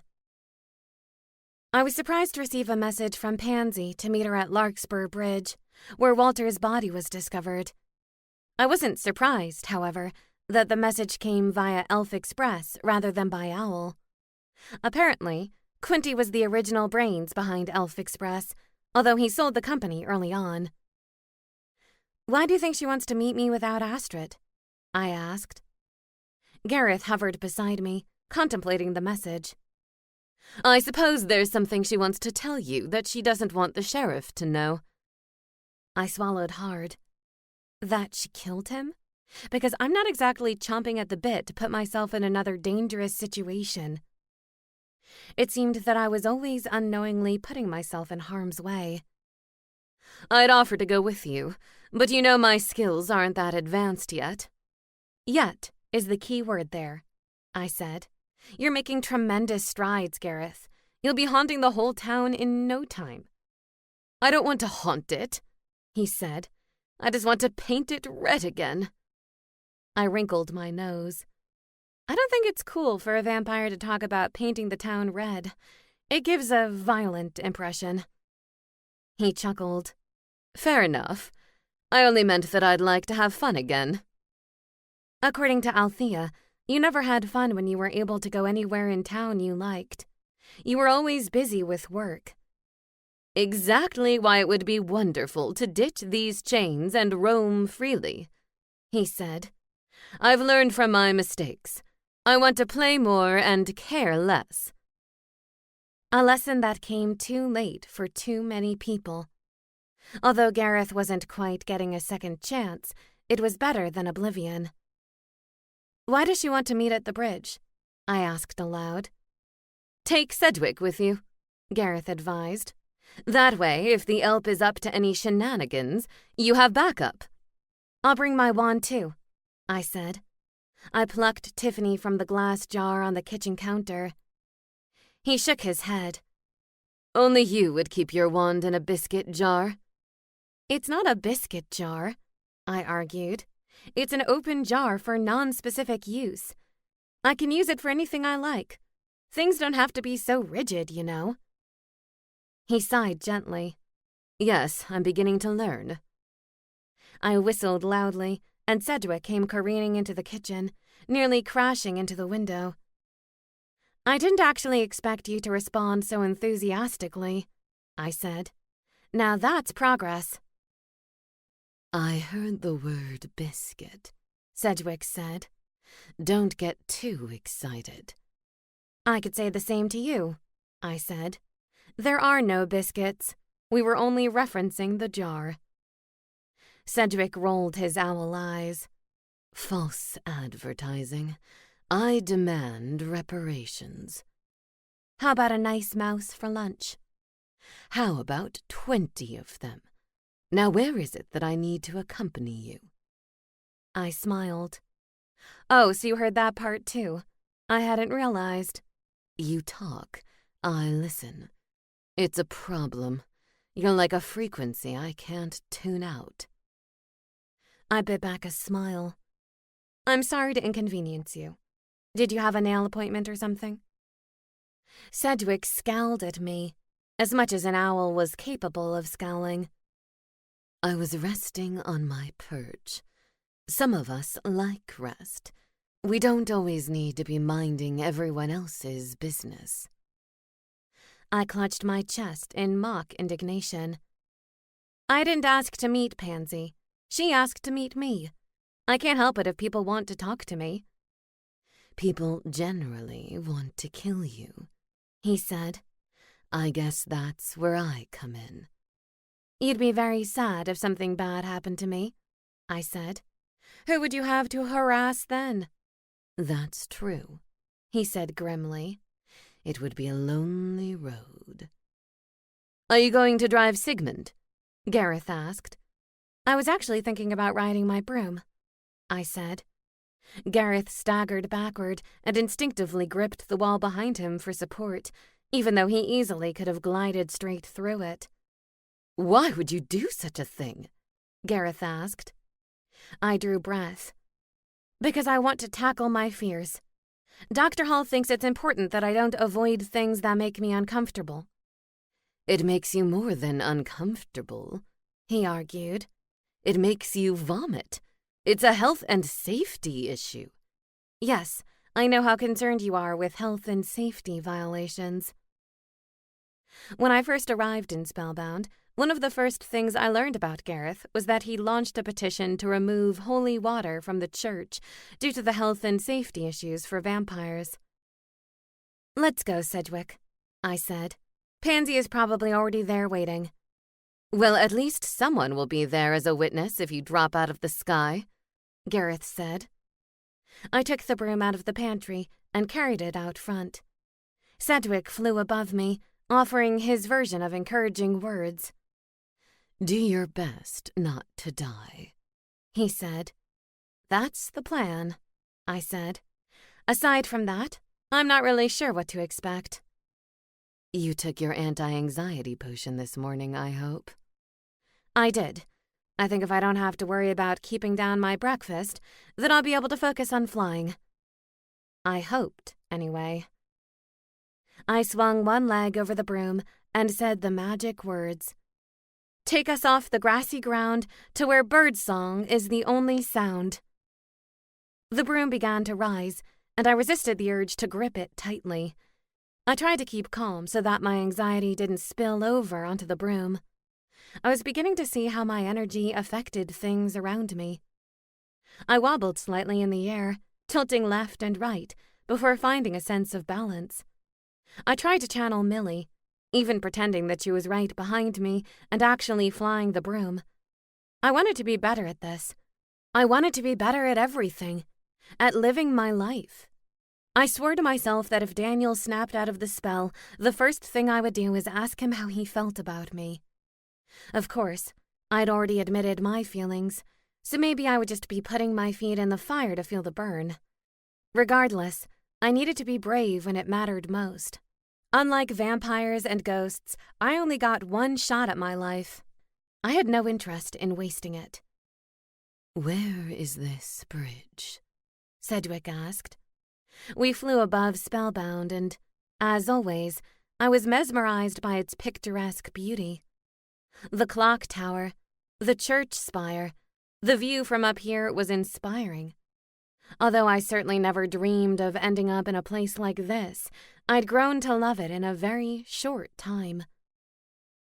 As we approached the part of the forest where the bridge was located, I began to slow my speed. Millie was much better at landings than I was. To be fair, Millie was much better at most things than I was. The trees were thicker and closer together than I anticipated, and I found myself jerking the broom from side to side to avoid knocking into branches. "Steady now," Sedgwick called. "You look like you're riding a bucking centaur." "I think I would actually be better at that," I replied. A group of leaves smacked me in the face on the way down, and a branch poked me in the eye. One hand let go of the broom to cover my eye, and that was enough to send me into a tailspin. The broom circled and smacked into every branch it encountered on the way to the ground. I landed with a hard thud on the ground, with my skirt yanked up over my head. Good thing I opted to wear underpants. "Stars and stones, are you okay?" Pansy asked, rushing forward. I sat up, dazed and confused. I pulled a few leaves from my hair. "I think so. Nothing to worry about. Just minor bruises." "And your sanity," Sedgwick added from above. He perched on a nearby branch to observe. I yanked my skirt down and tried to regain my dignity. "So, why did you want to meet here, Pansy?" The petite elf glanced furtively around the forest, as though someone might be listening. "I didn't want Astrid to hear what I'm about to tell you. Her sister is friends with my brother. I'd prefer that none of this makes it back to him." "But Astrid is the sheriff," I said. "Exactly," Pansy said. "Whatever I say to her becomes part of the official record. I want this kept quiet. Please." Her green eyes implored me. Whatever she had to say, she was desperate to keep it secret. "Okay, I'll keep it to myself." She breathed a sigh of relief. "Thank you. Can you walk? We need to head up this path over here." I wouldn't have noticed the path if she hadn't pointed it out. With the overgrown bushes and other evidence of nature run amok, it wasn't obvious. I followed her through the brambles and thicket until we reached a small building no larger than a simple log cabin. "What is this place?" I asked. She beckoned me forward. "Come and see." She opened the wooden door, and I followed her inside. It was a much smaller version of Quinty's workshop. There were 2 tables covered in gizmos and gadgets. "I don't understand," I said. "Is this another one of your brother's workshops?" "No, this was Walter's place." "Walter worked here too?" "He liked to tinker as much as Quinty," Pansy said. "But my brother is very territorial. He likes to be the main inventor. Walter had ideas that he wanted to try, but Quinty was calling all the shots. So Walter decided to set up a secret workshop of his own and have a couple of pet projects." I walked over to inspect some of the materials. In a large, clear box hung a set of transparent wings. I had no doubt they belonged to Jeremiah's wife. Beside the box was a canister labeled pixie dust. That was one problem solved. "You're Quinty's sister," I said. "Why would he trust you with this information?" It was then that I noticed the personal space in the far corner of the room. A small dresser and a double bed. The troll was wide, but not so wide that he needed a double bed. Suddenly, everything became painfully clear. I glanced quickly at Pansy. "You two were having an affair?" Her cheeks burned a fiery red. "I don't like the word affair. We were in love, and had been for a long time." "Wow," I breathed. I hadn't been expecting that confession. "Do you think his wife found out about you? Do you think it's possible that she killed him in anger?" "I doubt it," Pansy said. "We were very careful, and Marianne didn't take much interest in Walter's inventions." Her brow creased. "There was an incident near work one day, though, and it wasn't too long ago." "With Marianne?" Pansy shook her head, and her ponytail swished from side to side. "No, her best friend, a fairy called Venla. She's a facialist over at Glow." "What did she see?" I asked. If she got an eyeful, she may have run straight back to Marianne. "Not much," Pansy admitted. "We were holding hands. Walter spotted her first and moved his hand away, but I'm not sure whether he was quick enough." There was only one way to find out. "Thank you for telling me the truth," I said. "I understand your reluctance to come forward, but if you were close to Walter, your information could lead to his killer." Pansy sniffed. "I miss him terribly. I keep coming back here expecting to see him hunched over a project." She hugged her chest. "What's harder is not being able to grieve openly. He was the love of my life, but I'm expected to mourn him like a coworker." I didn't envy Pansy. It was a difficult situation. "Did he love Marianne?" I asked. "As a friend," Pansy said. "Then why didn't he leave?" "They didn't have children. There was nothing tying him to Marianne." Pansy fiddled with a lever. "He thought she was too fragile, that a separation would break her." I tapped the clear container with the pixie wings.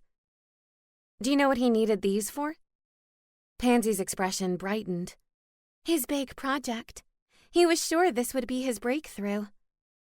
I glanced around at the disorganized table and tried to discern exactly what the project was. "What am I looking at?" "A flying machine," Pansy replied, and I detected a note of pride in her voice. "He wanted to invent a contraption that allowed non-magic users to fly around town the way you fly on your broomstick." "Like a magical jetpack. Impressive." "Was he successful?" "On the verge," Pansy said.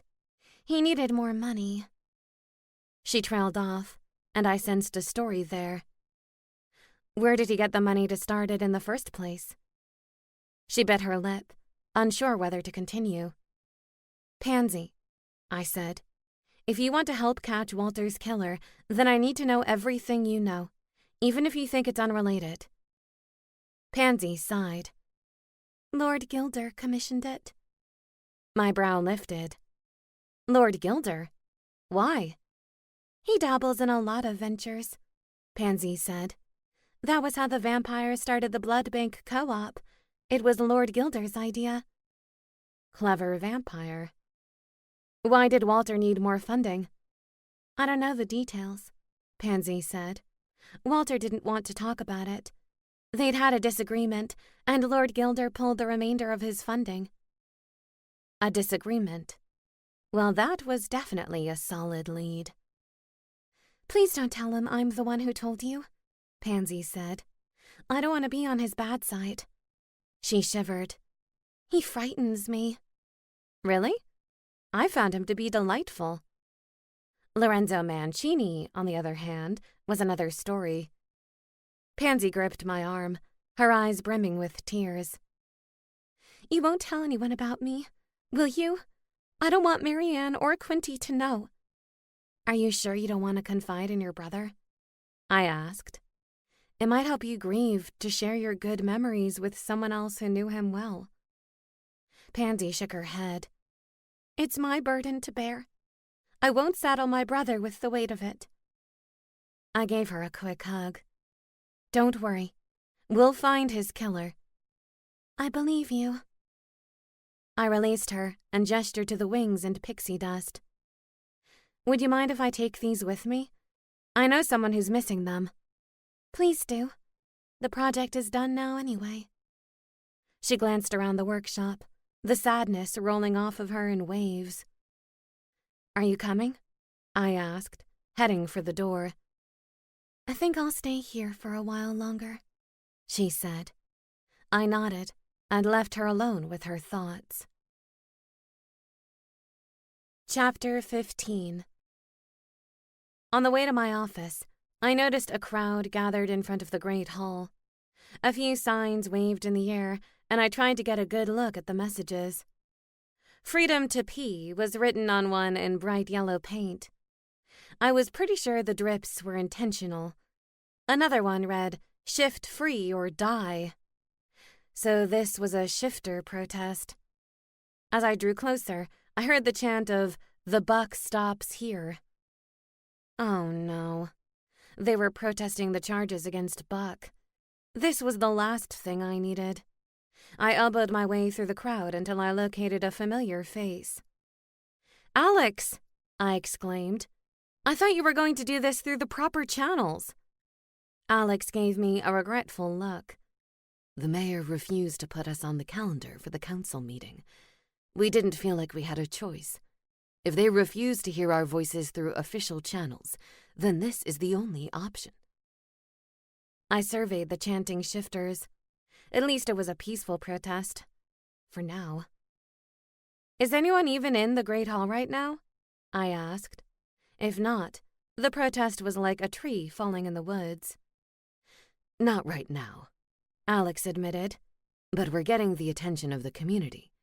Plenty of residents are passing by and wanting to know what the protest is about. It's all about drawing attention to the cause, Patsy said.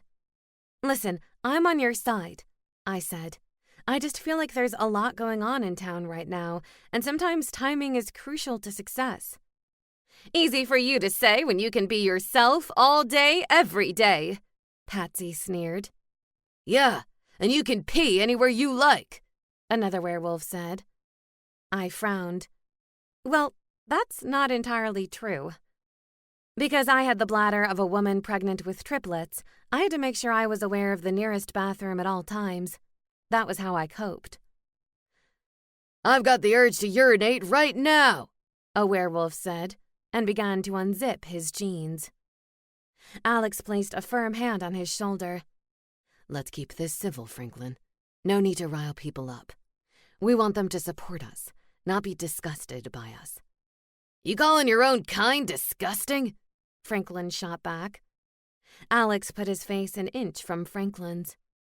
You know perfectly well that's not what I'm saying. If you have a problem with me, then you can take it up at the next PAC meeting. Franklin quickly backed down. Course not. Tensions are running high is all. That Minotaur is walking around with his horns on display, but we still can't shift in the middle of the day, Luann said. It's discrimination. The shifters had a point. On the other hand, Marcos in Minotaur form was more of a hybrid. When a werewolf shifted to a wolf, there was no human element left. It was a full shift to an animal form. Where's Buck? I asked, glancing at the sea of faces. I told him to stay behind, Alex said. I didn't want to do anything that would hurt his case. I thank you for that, Alex, I said. I didn't need anything to make my job more difficult, especially now with so many other distractions. Noise erupted from the far side of the crowd, and Alex and I moved over to investigate. Why should we disperse? Patsy demanded. This is a peaceful protest, another voice said. We have every right to be here.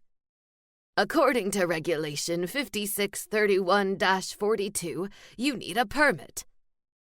I recognized the voice of Stan, the town registrar. "Did anyone apply for a permit?" a female voice yelled. Shouts of no echoed back at her. Stan bowed his head. "Then I'm afraid you need to break up this party. I'm sorry. Rules are rules." I closed my eyes and heaved a disappointed sigh. Spellbound was far too reliant on rules and regulations. Making them disperse was only going to increase their irritability. Franklin shoved his way through the crowd and stood in front of Stan. "Well, now, I'm going to leave you with a mark of my dissatisfaction." He unzipped his trousers and relieved himself.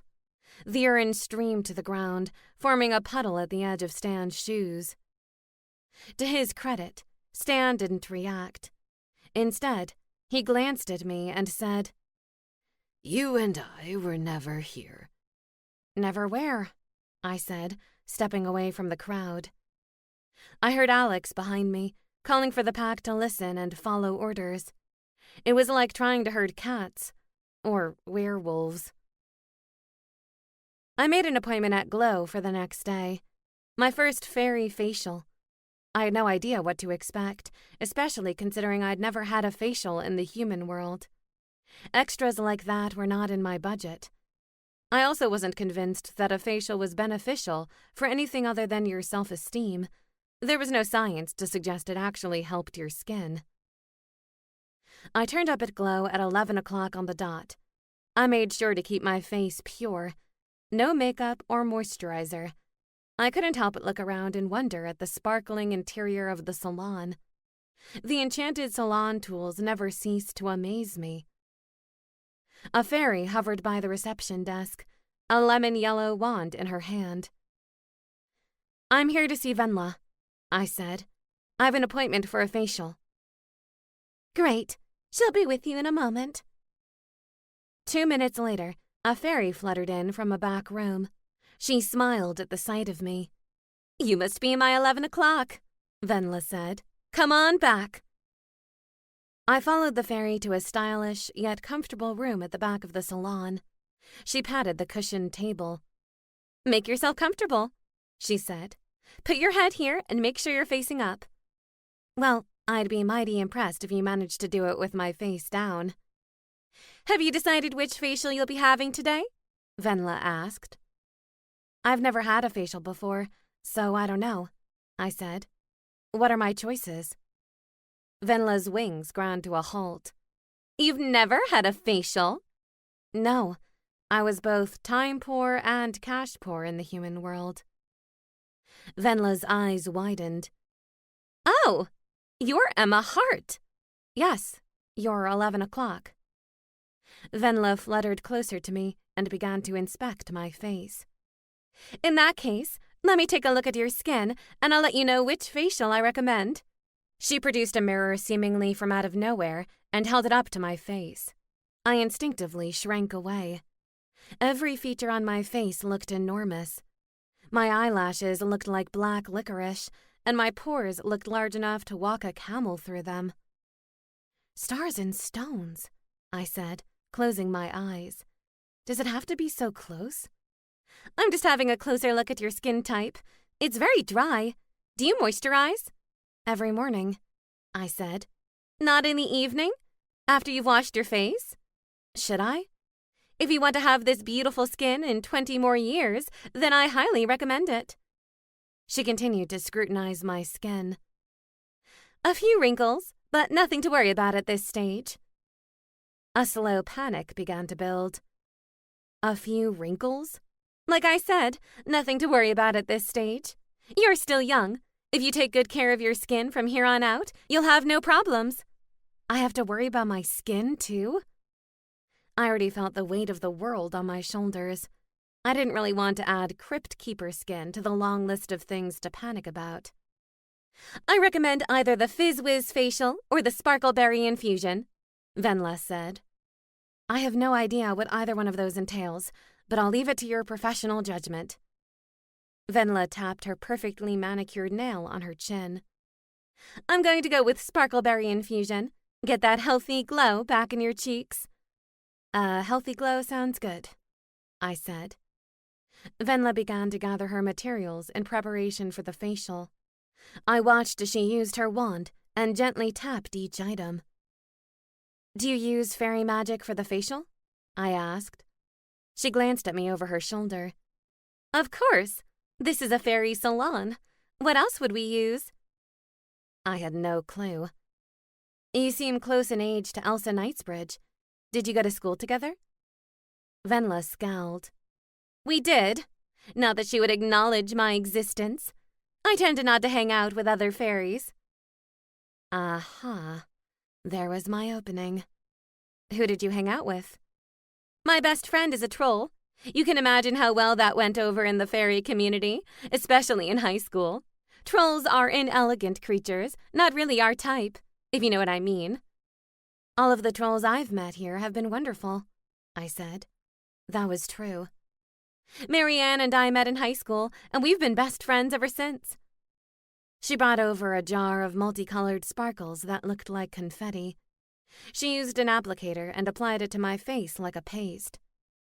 She's going through a tough time right now, in fact. Her husband died. I watched her carefully out of the corner of my eye, praying she didn't douse my eyeball with sparkles. That's terrible. What happened? Venla shrugged. The sheriff is still investigating. Marianne is distraught, as you can imagine. Walter was her world. There was something in her tone that suggested he shouldn't have been. Did you like Walter? I imagine it would be hard if you don't like the husband of your best friend. Venla continued to smear the paste across my cheeks. I liked him well enough. I just don't think he was the troll she believed him to be. What makes you say that? Venla pressed her lips together. Let's just say I found out some unflattering information about him recently. It made me angry. Did you tell Marianne about it? No, because I didn't want to ruin our friendship. I felt like it would be one of those situations where the messenger might get the blame. I understood her fear. Oftentimes, the person who didn't want to know the truth blamed the person who opened their eyes in the first place. It was a touchy situation. So this unflattering information, I began. Are you going to tell her now that he's dead? Absolutely not, she said emphatically. What's the point? I would rather preserve her positive impression of him. Why sully his good name now? It's pointless. It seems to me that both women are suffering enough without him. Both women? I repeated. So she did know about Pansy. I suspected as much, but I wasn't 100% sure until now. Venla heaved a sigh. Yes, Walter had a mistress. I found out about it not that long ago when I saw them together near Walter's office. I was heartbroken for Marianne. Did you confront him? I asked. She smoothed the paste so close to my lips that I was having trouble speaking at this point. No, but I know they saw me. I kept waiting for Walter to come and speak to me about it, but he never did. You said you were angry. Why didn't you go to see him about it? Honestly, I was deciding how to handle it. Marianne didn't seem unhappy with him, and he treated her well. Part of me wondered whether she knew and chose to turn a blind eye. That was an interesting theory. Do you know how Walter died? I heard he was found frozen to death in the woods, she said. Some kind of magic spell. Fairy magic? I queried. I certainly hope not, Venla said. That would be bad for all of us. How's Marianne holding up? She has good days and bad days, Venla said. I've been trying to spend as much time with her as possible. She wants to reminisce about Walter. I find that a little difficult, but I indulge her. You don't think you'll ever tell her the truth? No, she said firmly. Her good memories of him are all she has left now. What kind of friend would I be if I destroyed that? Were you around when Walter's body was found? I asked. Were you able to be with Marianne? I was actually here when the message came, she replied. I had the early shift, but my boss let me leave in the middle of a facial so that I could be there for Marianne. She knows how close we are. There was no way that Venla killed Walter. Yes, she was a protective friend, but she never would have killed Walter over his affair. Not when she knew how much Marianne would suffer as a result. Plus, she had an alibi as well. I was definitely ruling her out. Venla fluttered back to admire her handiwork. "We're going to leave this mask on for 20 minutes. How does it feel?" "Like someone vomited glitter all over my face," I said. She smiled. "Perfect." Chapter 16. Venla's words stayed with me.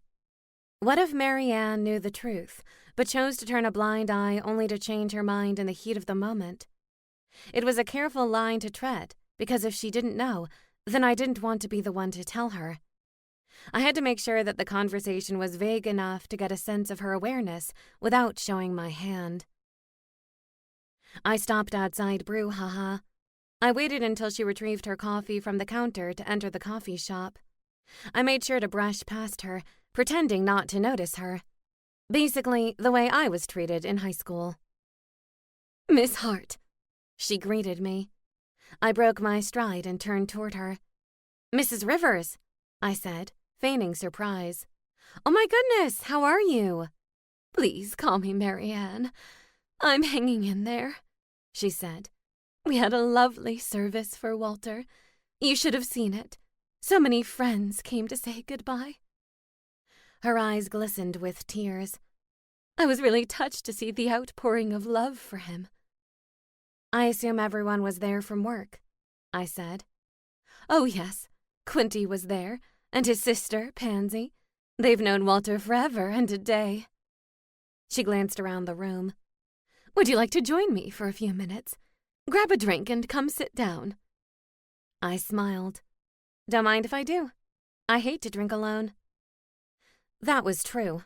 Although I didn't consider myself an introvert, I didn't like eating alone in restaurants either. It was plain boring. I hurried to the counter and placed my order. Henrik greeted me with his usual snarl. I knew better than to be intimidated by it. It was part of the berserker's charm. "Thanks, Henrik," I said, as he handed me my latte with a boost of sunshine. I joined Marianne at the table by the window. "How are you handling things?" I asked. "One day at a time?" That was how I coped. She nodded and sipped her drink. "I'm trying to force myself to leave the house. That's why I'm here now. If I don't force myself, then I'm prone to sit in the house and cry. That's not the life Walter would want for me." No, certainly not. Much like I knew my parents wouldn't want me to live a life of no loving relationships because I feared their loss. "You showered and left the house," I said. "That's a huge one." She gave me an appreciative smile. "Thank you. I think so too." "I'm sure you gave a lovely speech at his service," I said.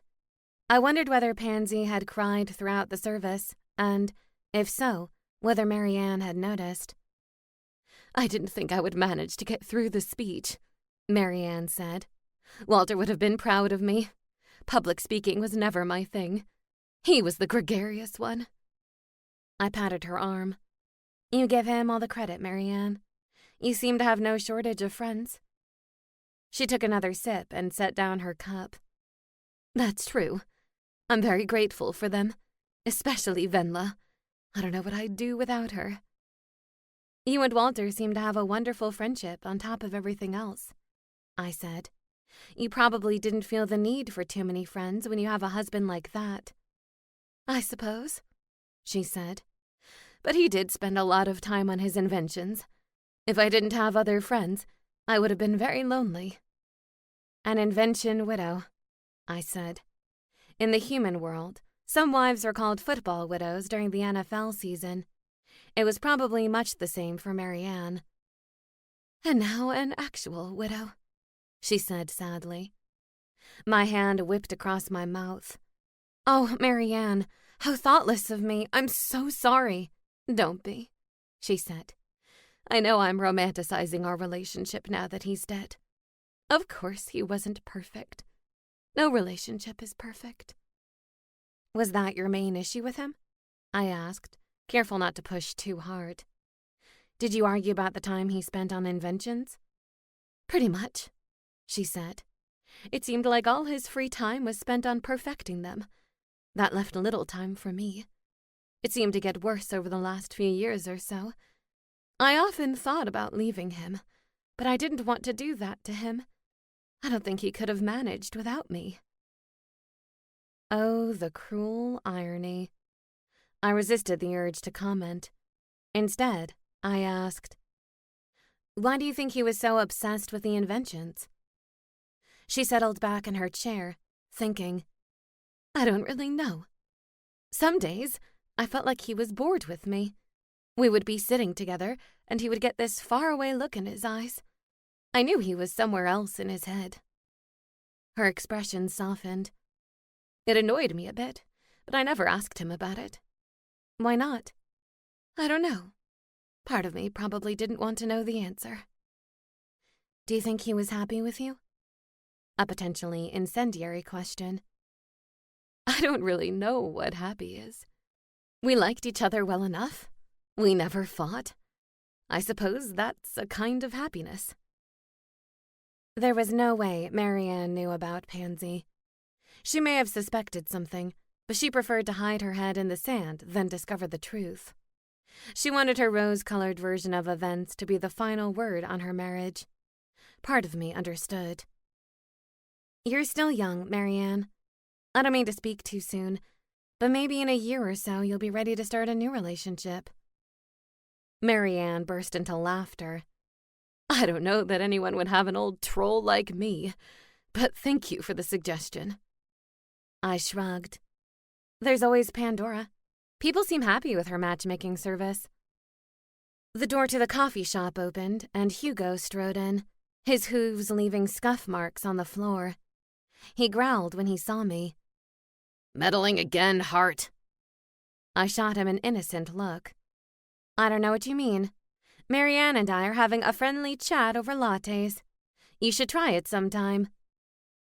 If you need someone to help you figure out what happened to your husband, he said to Marianne, don't hesitate to call a professional. She has a professional, I said. Sheriff Astrid is going to crack this case wide open any day now. Thank you for the offer, Marianne said, but I have confidence in the sheriff. She's been keeping me updated on the case, and she is committed to finding Walter's killer. Hugo blew a short puff of air from his nostrils and stalked off toward the counter. Talk about someone who needs a hobby, Marianne said, and I laughed. Did you mean it? I asked. Are you satisfied with Sheriff Astrid's performance so far? I didn't want to assume that everyone was happy with her. I knew that I tended to be loyal to a fault. Solving a murder isn't magic, Marianne said. It takes time. I know that. She's doing her best, and I have confidence that she'll bring the murderer to justice. She'll be happy to hear that, I said. I'm sure not everyone would have your patience. Marianne drained her cup and stared out the window. If that was one thing Walter taught me, it was patience. You don't learn how to wait for someone day after day without learning a thing or two about it. Yes, I wholeheartedly agreed. When you were forced to live according to someone else's timetable, patience was the only option. Emma, it's good to see you. Hi, Paisley, I greeted the witch. Paisley was unlucky enough to work alongside Jemima at mix-and match. I brought a friend tonight. I hope no one minds. Paisley smiled at Britta. It's harp therapy. No one minds anything. We're all too relaxed. And you swear this is better than knitting? Britta asked, clearly unconvinced. It is for me, I said. The only way to know for sure is to try it. Britta surveyed the room full of harps. Looks like a bunch of old-timers. Watch who you're calling old, Viking. Phoebe Minor swept past us and took her seat next to Sheena's stone. Whoa, Britta breathed. You've got a harpy in here. That's hardcore. I smiled. I think that's the first time anyone has referred to harp therapy as hardcore. I spotted 2 empty seats together and guided her over. Maybe spend the first half of the class listening. Britta apparently wasn't very good at listening. She plopped down in the chair and immediately began to pluck the strings with her tongue. Sounds weird, she said. The way you're doing it. Yes, it does, Phoebe said.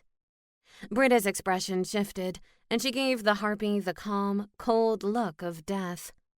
Uh-oh. Britta, I said, gently removing her face from the harp. Maybe listen and learn. The sound of the harp can be very soothing. I'm not sure it's really my style, Britta said. I like loud, thumping music. She hopped to her feet and jumped around in a small circle, jerking her head back and forth. Is she having a seizure? Phoebe asked. Quick! Someone whip up an anti-seizure tonic. Britta continued to demonstrate her dance moves, unperturbed. She's dancing to the beat of her own drum, I said. There aren't any drums here, an elderly voice interjected. Not literal drums, Melvin, Phoebe snapped. Put in your hearing aid. I heard her fine, Melvin objected. I just misunderstood is all. He plucked a few strings. Harpy. Damn straight, Phoebe shot back. Fawn. How about we stop the name-calling? I suggested. They were worse than the town council as children. She is a harpy, Melvin said. And he is a fawn, Phoebe replied, her voice bristling with irritation. Then maybe stop saying the words with such disdain, I suggested. There's nothing wrong with being a harpy or a fawn. They're both lovely. Well, Britta began. I don't know that I'd call a harpy lovely. That's a bit of a stretch. The harp music came to a screeching halt, and everyone stared at Britta. There was a collective, uneasy pause. Oh, no? Phoebe asked.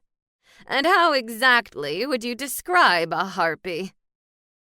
Britta shrugged, seemingly unaware of the venom in Phoebe's tone. I began to wonder whether Britta had a death wish. Tough old birds? Phoebe seemed satisfied with her response.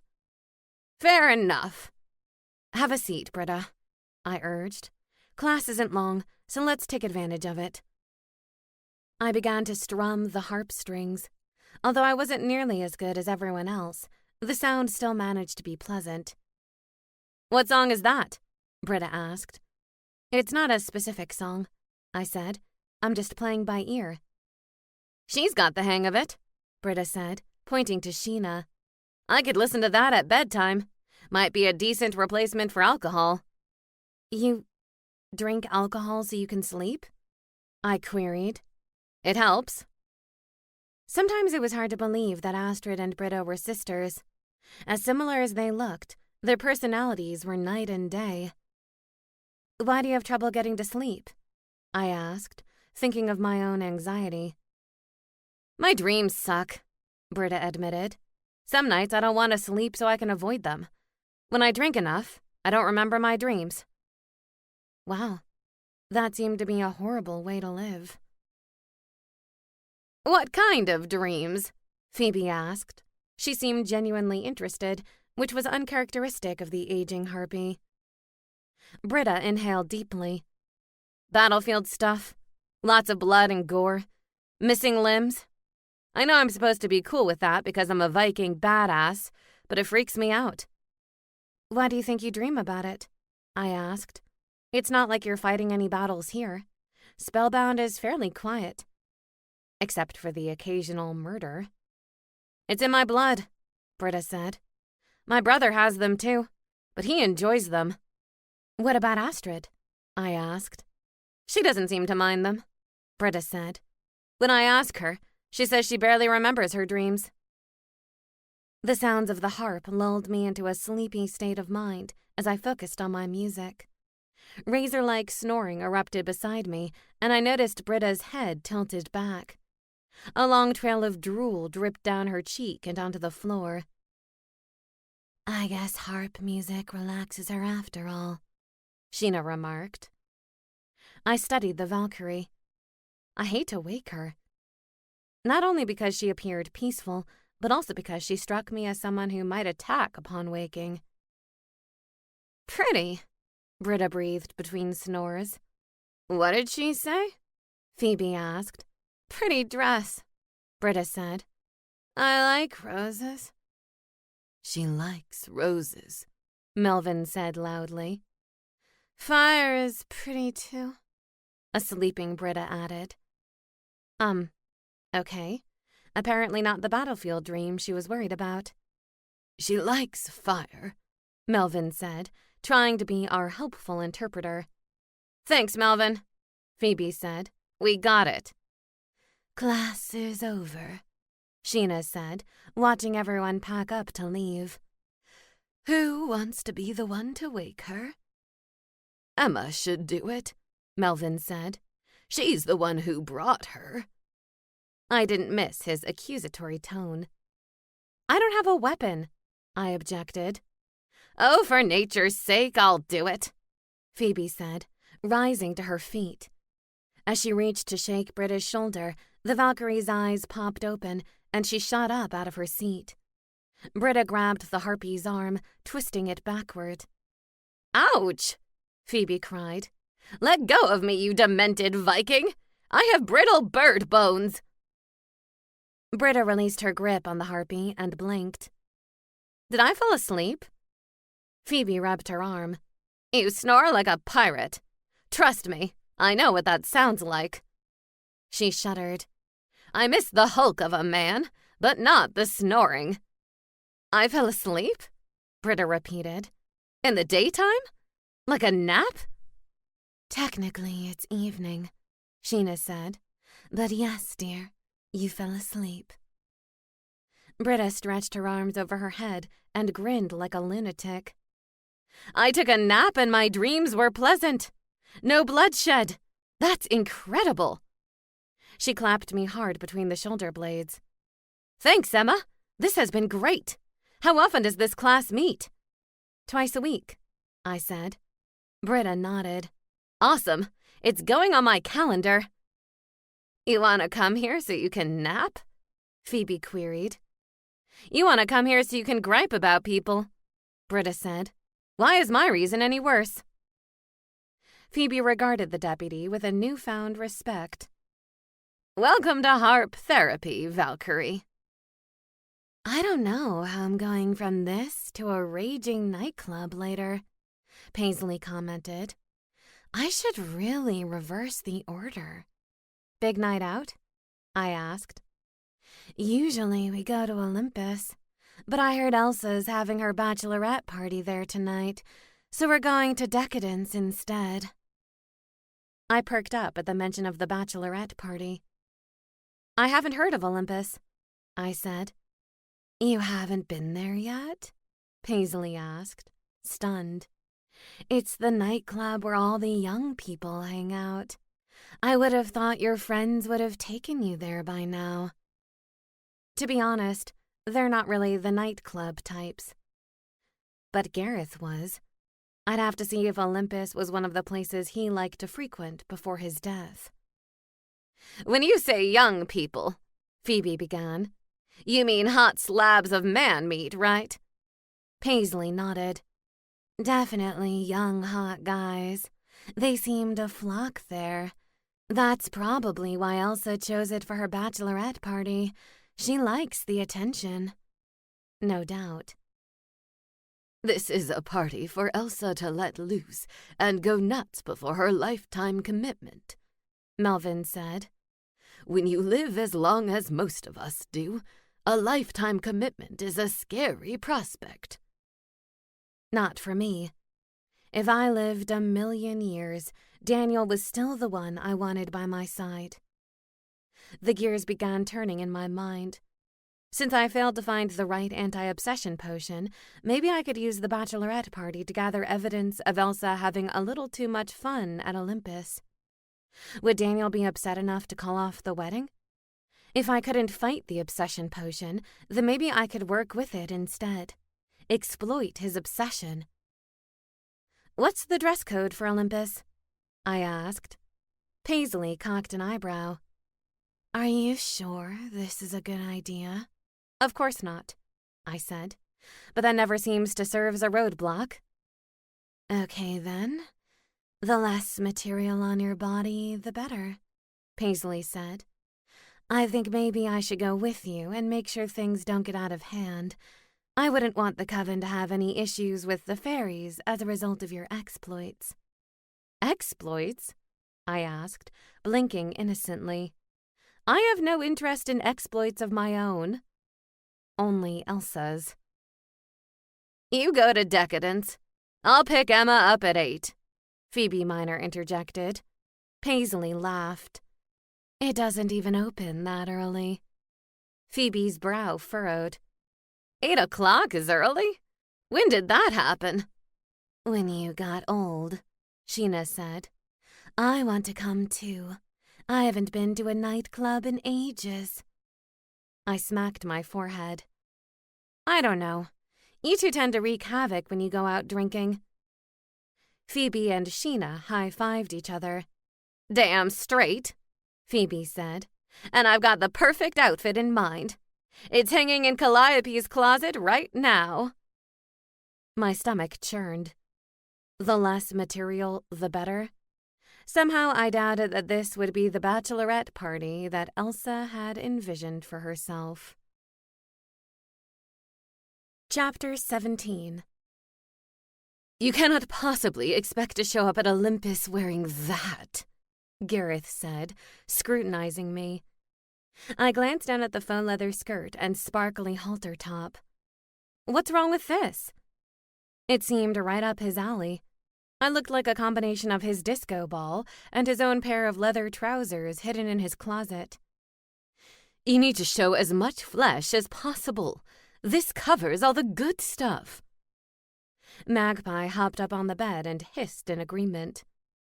"Well, I'm not going to show up naked," I objected. "You want to blend, don't you?" My eyes bulged. "People don't actually turn up naked, do they?" Because that was out of the question. Not to mention, Elsa seemed far too uptight for that kind of thing. "A gallon of body glitter would do the trick," Gareth said. "A gallon? How big do you think I am?" I folded my arms. "Forget it. I'm not demeaning myself in front of Elsa." Gareth clucked his tongue. "You're showing up at her bachelorette party to try and weasel her fiancé out from under her. I'd say you're demeaning yourself just fine without the glitter." "I'm not wearing body glitter. But I don't have the type of outfit you think I need." The sound of wind chimes interrupted us. Gareth inclined his head. "Your ride is early." "Very. Phoebe wasn't due for another half an hour. See who it is." Gareth returned a moment later. "It's Phoebe Minor, all right. I'd recognize that scowl anywhere. And she's come bearing gifts." I raced to the front door. Sure enough, Phoebe stood on the front porch, her arm draped with clothes. "Phoebe, do you need help choosing an outfit?" I asked. "No, dimwit. I'm here to help you. I already look awesome." She brushed past me and thrust a pile of clothes into my arms. "Now hurry up. We don't want to stand at the end of the line. My arthritic hip will start acting up." I took one look at her outfit, and my eyes widened. I'd never seen so much wrinkled cleavage in my life. It looked like two Shar-Peis fighting under a blanket. "You look so youthful," I said. "That's the goal," she replied. "Now you need to change out of those schoolmarm clothes and find something suitable in here." I held up a shiny rainbow tube top. "Where did you get these?" "The vintage closet in the attic," she said. "Everything comes back in style eventually, so we keep it all. When you have 6 harpies under one roof, you tend to have a lot of clothes." She yanked the remnants of a dress from my arm. "Try this." I stared at the flimsy fabric. The silver dress was thigh-high and sheer, with cutouts in the abdominal area and the back. "You've absolutely got to wear that," Gareth said, floating downstairs. Are you serious? As an enchantress with a grudge, Phoebe said, mistakenly thinking my response was to her. Don't be shy. You've got the body for this. I glanced down at myself. I guess I can try it on. Hurry up. I'm thirsty. I have plenty to drink here, I said. For booze, you silly witch. Now get changed and let's go. She's feisty, Gareth said with an air of approval. If Elsa gives you any trouble, just toss Phoebe between you. That'll nip it in the bud. I hoped it didn't come to that. I wanted to fly below the radar and dig for dirt. Before Phoebe could snarl at me again, I carried the so-called dress upstairs to get changed. Daniel had no clue the lengths I was willing to go for him. Maybe someday he'd have the chance to appreciate it. The club was jam-packed. I'd never seen so many wings and horns in one place since my arrival in Spellbound. And here I thought I'd met every attractive member of the community. It seemed that a large portion of them were hiding out at nightclubs like Olympus. Phoebe made a beeline for the bar, where Sheena awaited her, and I located Begonia cowering near the restrooms. Begonia gripped my arm nervously. Where did all these good-looking paranormals come from? I gave her a curious look. You're just as pretty as any of these girls. You know that, right? She nudged me with her elbow. You're such a good friend. Anyway, it isn't that, she said, hesitating. Claude and I have been getting along really well. Looking around here makes me question my willingness to commit, though. You're still young, Begonia. You don't have to make big decisions like that yet, unless you're absolutely sure. I'm sure that Claude is lovely and we have a great time together, she admitted. But you're not sure if you see him sticking around long term? Oh, I think he would stick around. I'm not sure whether I would. To be honest, I haven't given it much thought. Don't stress about it. You're not here tonight to find a new boyfriend anyway. We're here to keep an eye on Elsa and see if we can get any information that stops the wedding. Begonia surveyed the crowd. There are so many bodies crammed in the room. She wouldn't even know we're here. I felt a sharp tap on my shoulder and craned my neck to see who was behind me.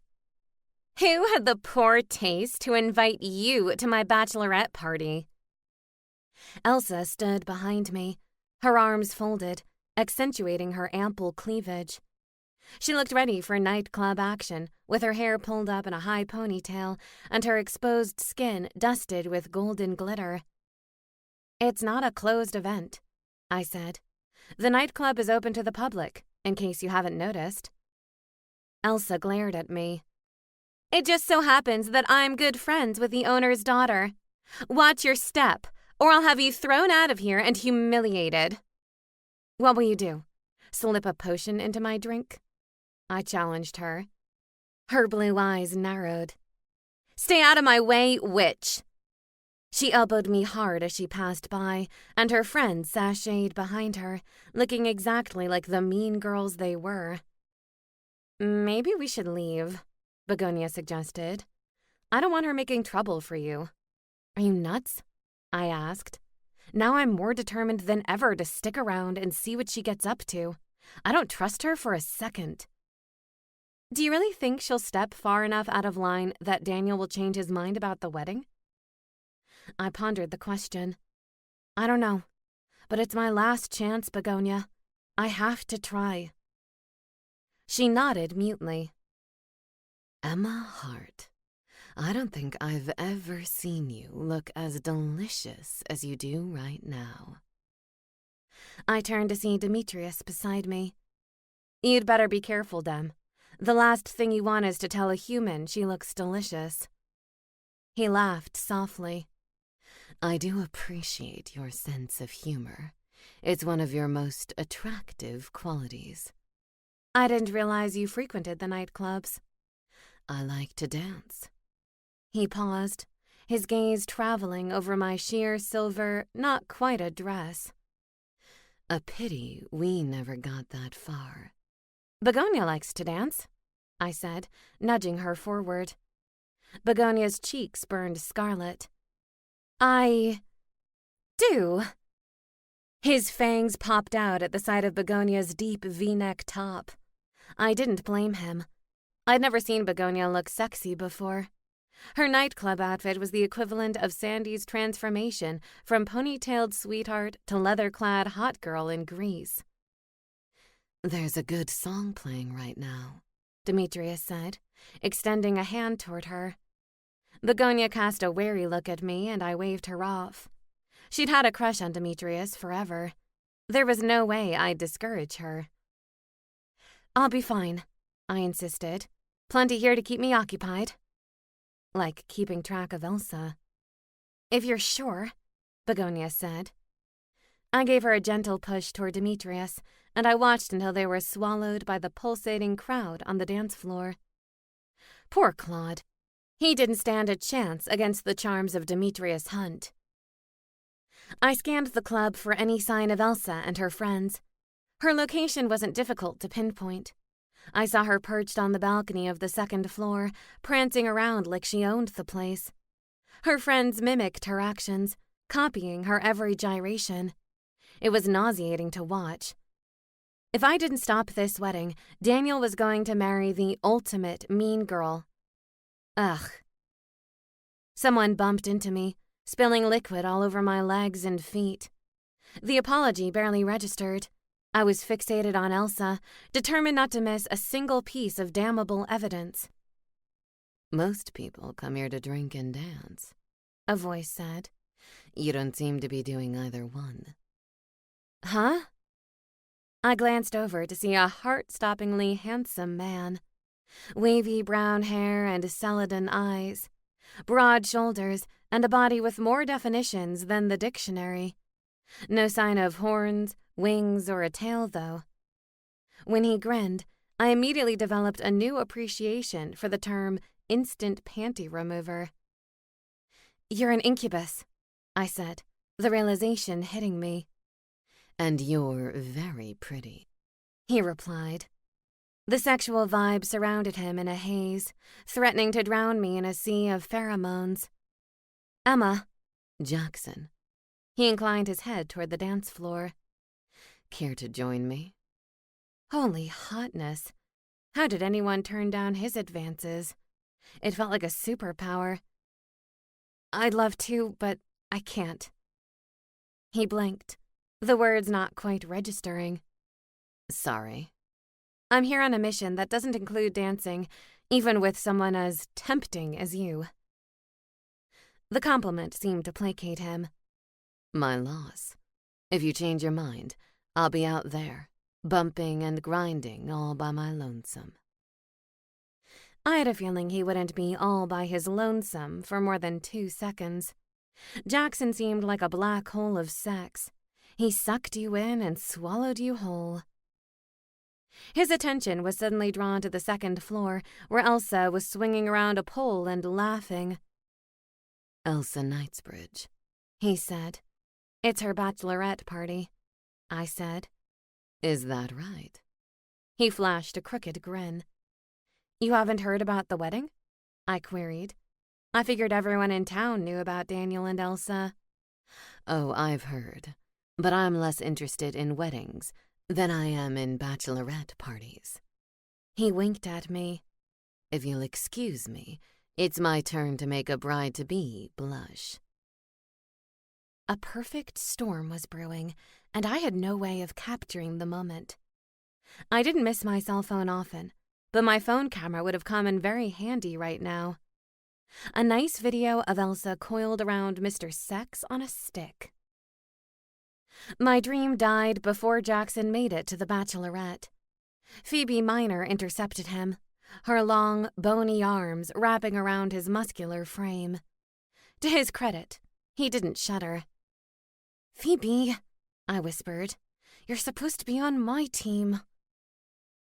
I watched as the older harpy encouraged the incubus to dance with her. He humored her without so much as a backward glance at Elsa. He was either a gentlemanly incubus, or he truly didn't care, as long as he had a female body to rub against. "We finally got in," Sophie said, squeezing my shoulders. "Hey!" I twisted my neck to greet Millie and Sophie. "You were in the line all that time?" "We apparently aren't scantily clad enough," Millie said. "The bouncers kept letting mostly naked people in ahead of us." She wasn't wrong. Both Millie and Sophie wore normal dresses.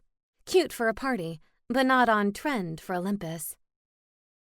"This place is super popular," Sophie said. Millie seemed disinterested in the ambiance.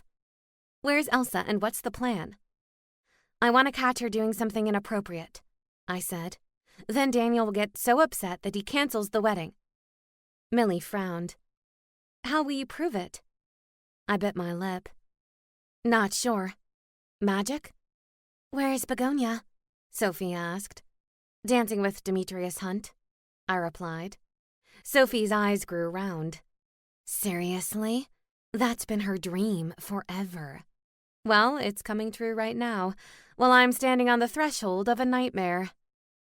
Not that I begrudged Begonia her happiness. I wanted everyone I cared about to find happiness. Otherwise, what was the point of living?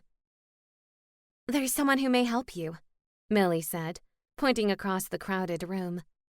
Jasper, Elsa's former fiancé, pushed his way through the partygoers toward the spiral staircase that led to the second floor. "He's heading straight for Elsa," Sophie said. "What do you think he's going to do?" Millie asked. "She's already publicly humiliated him by dumping him for Daniel. He's nuts to pursue her now." "He loves her," I said simply. "He's willing to endure anything she throws at him." "He should have some self-respect," Millie snapped, oblivious to my similar situation. I watched with interest, hoping to see her kiss him, or at the very least, flirt heavily. Unfortunately, I only witnessed her reject him all over again. Although I couldn't hear her actual words, I got the gist of them based on Jasper's crestfallen expression. He seemed confident that he could win her over. Poor Jasper. I empathized. "That was a bust," Millie observed. I sighed deeply. "I don't think we're going to catch Elsa doing anything in public. She's not that stupid." Unfortunately for me. Why couldn't she channel her intelligence into a worthwhile project like animal rescue? "We should go now," I said, feeling dejected. "This is a waste of time." "But we just got in," Millie objected. "I'm sorry. Feel free to stay. You don't need to leave because I'm leaving." "I'll come with you," Sophie volunteered. "This isn't my scene anyway. I only came to be supportive." Millie chewed her lip, debating. "I think I'll stay, but I'll do you this one favor." "What's that?" I asked. Millie produced her wand and pointed it at Elsa. "From the wand of a witch, make the bitch itch." My eyes widened as I watched Elsa begin to scratch herself. First her arm, and then everywhere she could reach. Within minutes, she'd enlisted her dancing friends to scratch her back and other difficult places. Their night of fun was officially over. "Thanks, Millie," I said. I was touched by her gesture, mischievous though it was. Millie winked. "Now I'm going to find Begonia." I turned to Sophie. "Let's call it a night, shall we?" Chapter 18. I sat in front of the impressive house of the head of the vampire coven and simply stared. Here I thought the mayor's mansion was a sight to behold. Lord Gilder's estate reminded me of pictures I'd seen of English castles. The facade was constructed of grey flagstone, and the stained glass windows were arched. There was even a turret on the right-hand side of the house. I wondered which room was up there. If I couldn't help Daniel, then at least I could help bring Walter's killer to justice. I needed to feel useful to someone in the world, even if I couldn't be to the angel I loved. As I left the car and climbed the intimidating stairs to the front door, I realized that my palms were sweaty. I was actually nervous to speak with Lord Gilder. Not because I found him particularly scary, but because Lord Gilder in his home seemed like a different vampire from Lord Gilder at the town council meeting. Instead of a doorbell, a rope hung beside the door. Although I gave it a firm tug, I heard no sound. I only had to wait a moment before the heavy door was dragged open. A young gentleman with dark hair and darker eyes greeted me. He wore a formal black suit with a crisp white shirt. "Good day," he said. "I take it you are here to see Lord Gilder. Unfortunately, you don't seem to have an appointment." "No, I don't. Please tell him that Emma Hart is here to see him. I think he'll be willing to speak to me." Presumptuous, I knew, but I wanted to catch him off guard.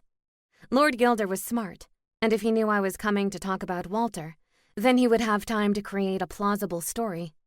Even now, I had no doubt that he was more than capable of thinking on his feet.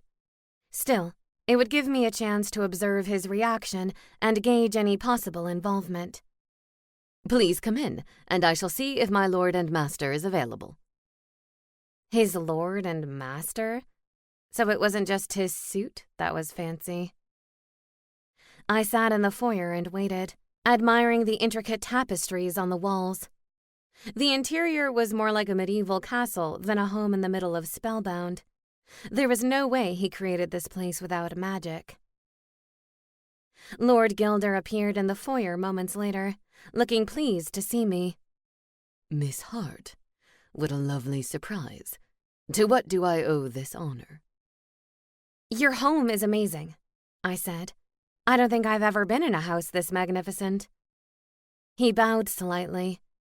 "And you've been in Marcus's new office, so I'm even more humbled." "I've been to his headquarters, which is amazing, but it certainly doesn't compare to this." I glanced upward. "I love the turret. Which room is that?" He suppressed a smile. "Why don't you follow me and I'll show you." A house tour? I could barely contain my excitement. "If you're sure it's not too much trouble," I said. "I don't want to bother you." "Don't be absurd," he said. "Do you know how few visitors I get? Unless I'm hosting an event, everyone avoids my house like the plague. I think they find it too intimidating. Isn't that right, Bentley?" The butler appeared behind us. "Too right, master. Can I offer the lady a drink?" I waved him off. "No, thank you." "Please have 2 blood-orange mimosas ready when we return," Lord Gilder said with a regal air. Bentley inclined his head. "As you wish, master." I followed Lord Gilder up the many steps until we reached the steep spiral staircase that led to the turret. My thighs were feeling the burn. "This must be good exercise for you," I said. He gave me a vague smile over his shoulder. "To be perfectly honest, I don't come up here very often anymore. I've grown complacent in my old age." I nearly laughed. Despite his extended life, Lord Gilder didn't look a day over 45. We reached the top, and I immediately noticed there was no door. Rather, we stepped straight from the staircase into the room where the curved walls were lined with books. "It's a library," I breathed. "I thought you might appreciate it," Lord Gilder said. I couldn't tear my eyes away from the sheer volume of books. I moved to the nearest wall and began scanning the titles. Vampire Wishes, Under the Transylvania Moon, Fang Me Vampire. I glanced at Lord Gilder in surprise. "These are romances." "You seem surprised." "You don't strike me as the type of man who would enjoy romantic stories." I cringed inwardly. Why would I insult him like that? I didn't know Lord Gilder well enough to make such a sweeping statement. Thankfully, he found humor in my assessment. "I assure you, not all the books in here are romances, but a healthy portion of them are. I, for one, get swept away by a good love story." I continued reading the titles on the shelves. Most of them I'd never heard of. Is there a whole vampire literary scene that I don't know about? Lord Gilder smiled, revealing his impressive fangs. I imagine there is an entire world of literature that you know nothing about. I mean no offense. It's too bad you moved away from Dr. Hall. I bet she'd be in your library every day. Lord Gilder's brow lifted. Catherine? He shook his head. She never struck me as the kind of woman who would enjoy a good romance. I cast a sidelong glance at him. I can assure you that she would. I knew it was dangerous to wade into matchmaking waters with a nut like Catherine Hall, but her love for Lord Gilder was so obvious that I hated to miss the opportunity. You used to live next door to her, didn't you? Lord Gilder rubbed his chin thoughtfully. Yes, of course. That was such a long time ago. She speaks very highly of you, I said. Trust me, I haven't known her very long, but she doesn't speak highly of too many people. This time, Lord Gilder tilted his head back and laughed. So you really have gotten to know her? Sounds like she's had an interesting life, I said. We all have, Lord Gilder said, including you. He clasped his hands behind his back and paced the length of the floor. Although I expect you are not here to speak to me about Catherine Hall, my instincts tell me that you're here to speak about Walter Rivers. One step ahead of me. No surprise there. As a matter of fact, I am. How did you know? I heard about his death, Lord Gilder explained. I also heard that you and Astrid had been to see Quinty. Quinty's office would lead you to Pansy. And Pansy would lead to you, I finished for him. He nodded. I understand why Pansy would come to you and not the sheriff under the circumstances. She must be devastated. They were so close. So he knew about the affair too, but chose to keep it quiet. Tell me about this invention that Walter was making for you. A flying machine? Lord Gilder nodded. I liked the idea. We're bound to this town for eternity.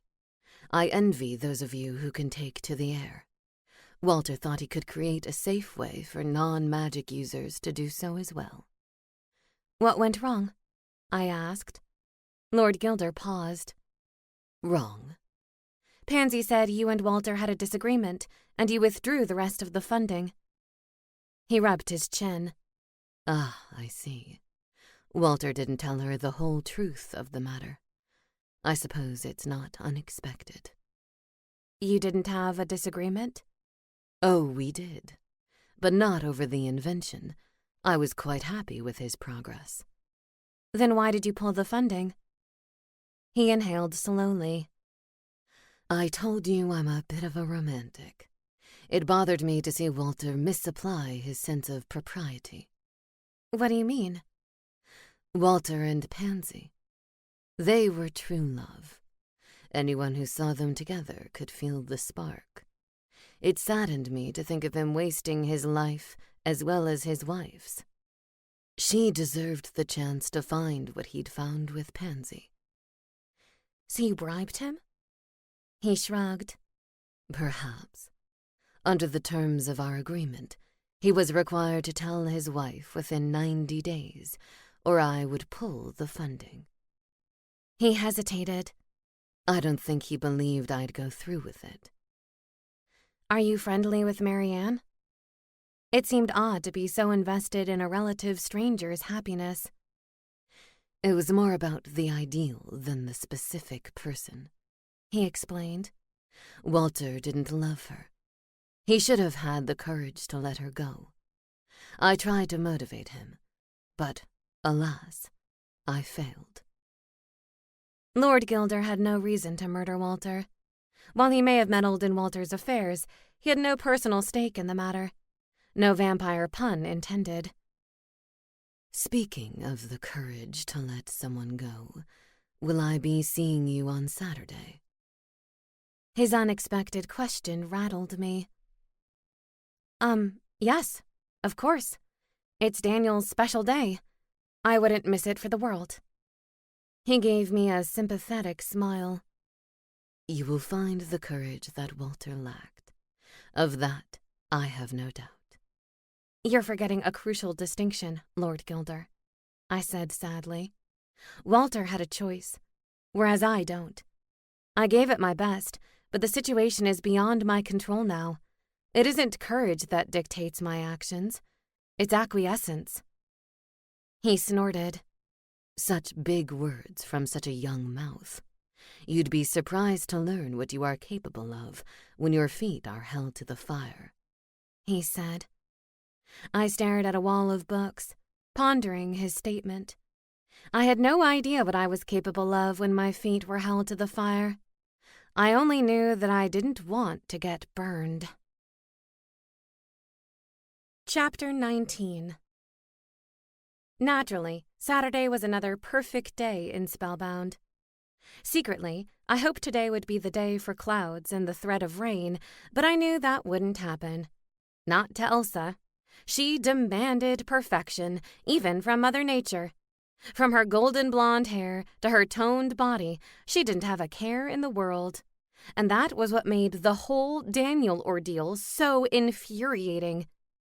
Elsa Knightsbridge had every advantage in life.